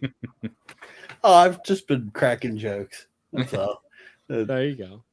Having a good time with it. Yeah. You can find me on Twitter at Mr. DP Riley. If you're looking for coaching on getting started with writing that book you want to write, whimsyland.org is my website. It's also Should be where in the you link can in the find my description. books. Yep. And if you use Discord and are interested as an aspiring or even a current writer, I have a Discord group called Laureate. The link is in my Twitter bio. So you can join that. It's open to anyone with the link and get involved with the book club. That's what I mean. One of the things that we do every month is one of us submits something that we've written for everyone in the group to read, get some reviews going, get some critiques going. Hi, Rose. That's my wife. That's my wife. She got an idea. I'll get her in contact with you. Go on. Yeah, it'd be great. Yeah, and that's pretty much it. I'm terrible at chilling my own stuff, so It's all right. All right. Mike S. Miller, because you have to say it appropriately, right? Yeah, I use the S, and I've done it since I was okay. I used the S when I was a kid because I hated the way my name, it's all up and down. Mhm. Yeah, Right? especially if you write in cursive. Yeah. Yeah. So I wanted a signature where I could have some, and my middle name's Stanley. I know. So like the power drill. Anyways, so I throw that S in there and the R, and then right. So that's how I write. cursive, like we all used to. Yep. It was drilled into me when I was a kid. I can't Yep. write any other way. And I write like a comic book, all capital letters, unless I'm writing. So you write like you're yelling at people on Twitter? yeah, totally. Like, Caps I lock, like- man. you're just like, hey, dude, I love your content. Dude, why are you all caps? So, anyways, that's why the S is in there initially, and Sorry. also because if you ever go, okay, back in the day, I'd go to Blockbuster and they'd say, "What's your name?" and I'd say Mike Miller, and they'd be like, and they'd start scrolling and because there's like 40,000 Mike Yeah. Millers in the system. So, Oh, shit. anyways, Makes sense. defund the IRS. Government sucks. What else do you want from me? Shadow of the I don't know. Conqueror. I don't really have to promote Shadow of the Conqueror. Shad does that. Yeah. My love, do you want to say hi? No. My wife never comes on camera. No, she poked her face in once, like a few live streams ago. Yeah. Oh, wait. There we go. Hey. So this arm, this is the constellation of the stars that was over top of us the night that we started dating. How romantic. Yes, I know how romantic. It's because What my did wife you was do? awesome. I kissed her in the rain. No, I mean, she tattooed it on her body. What did you do? Yeah. Gave her babies. Whoa. What do you mean? What did I do? What was your romantic overture to? I equal gave that? her babies. That was Oh my my romantic overture. You gave me 5 minutes. Man. It took her longer to get that tattoo than it took you to make 5 kids. Yeah, who's the winner in this one? Oh man. All right. Well, I guess we're calling it a wrap for the night, guys. Ladies and Ended on a gentlemen, high thank you note. so much for checking out A Drink with Crazy. I want you all to go check out the absolutely amazing guests that we have had on the show tonight. Shadiversity, you should be able to find him easy. Mark S. Miller, you should be able to find him. Mike S. Miller. Ooh, wow. Hey, I just realized I'm drunk. Mike S. Miller. Why did I say Blame it on the booze. Oh no. Rage quit. We lost him. An auspicious end. I'm mad at me for that one. Episode 1. Yeah. No. But go check out everybody as much as you can. Check out ironage.media. Check out Daniel P. Riley. Links are in the description. I appreciate all of you. And we will see you all next time right here on A Drink with Crazy. I have to find the buttons because everything got hidden from me. I do not know why. There it is.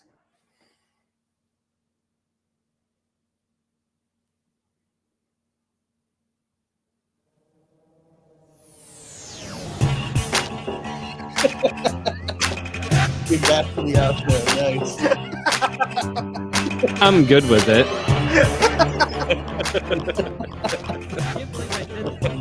Now you can play Twitter. I'm a jackass. I can't believe I did that.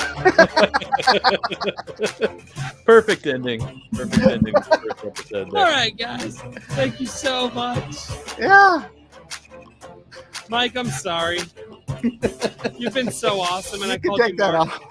I don't, it's cool. I called JDA Jason for like 2 weeks. I kept calling him Jason. I could not call him Jason. His name's John, but I was like, no, he's Jason. Yeah. Dude, I got 4 kids. You have any idea how many times I shouted at a kid and it's not their name? Oh, I do that I do that. Oh. I do that. Elijah, Eden, Isaac, Micah. Yeah, It's like, you heard that all that the time. around my house every 5 minutes when I was growing up because that would be the sound that come from my father. You. Well, whichever one that got grabbed by the scruff of the shirt, that was Yeah. the one. That's yep. Whichever one is in my eye line currently. all right, Are good you times, in the guys. living room? I'm mad at you right now. Great to meet you, Mike. I'll see you. Yeah, you guys have a Right. good night. Have a Thanks. good night, everybody. Thank you so much for watching A Drink with Crazy. Oh, I thought it was over. Oh, no. Oh, really? Oh no, we're still broadcasting. You guys The done logo of goofed. us being Okay. idiots. That was all live. All right, guys. The literally wife said tells me I live gotta in the go. corner. Have a good one.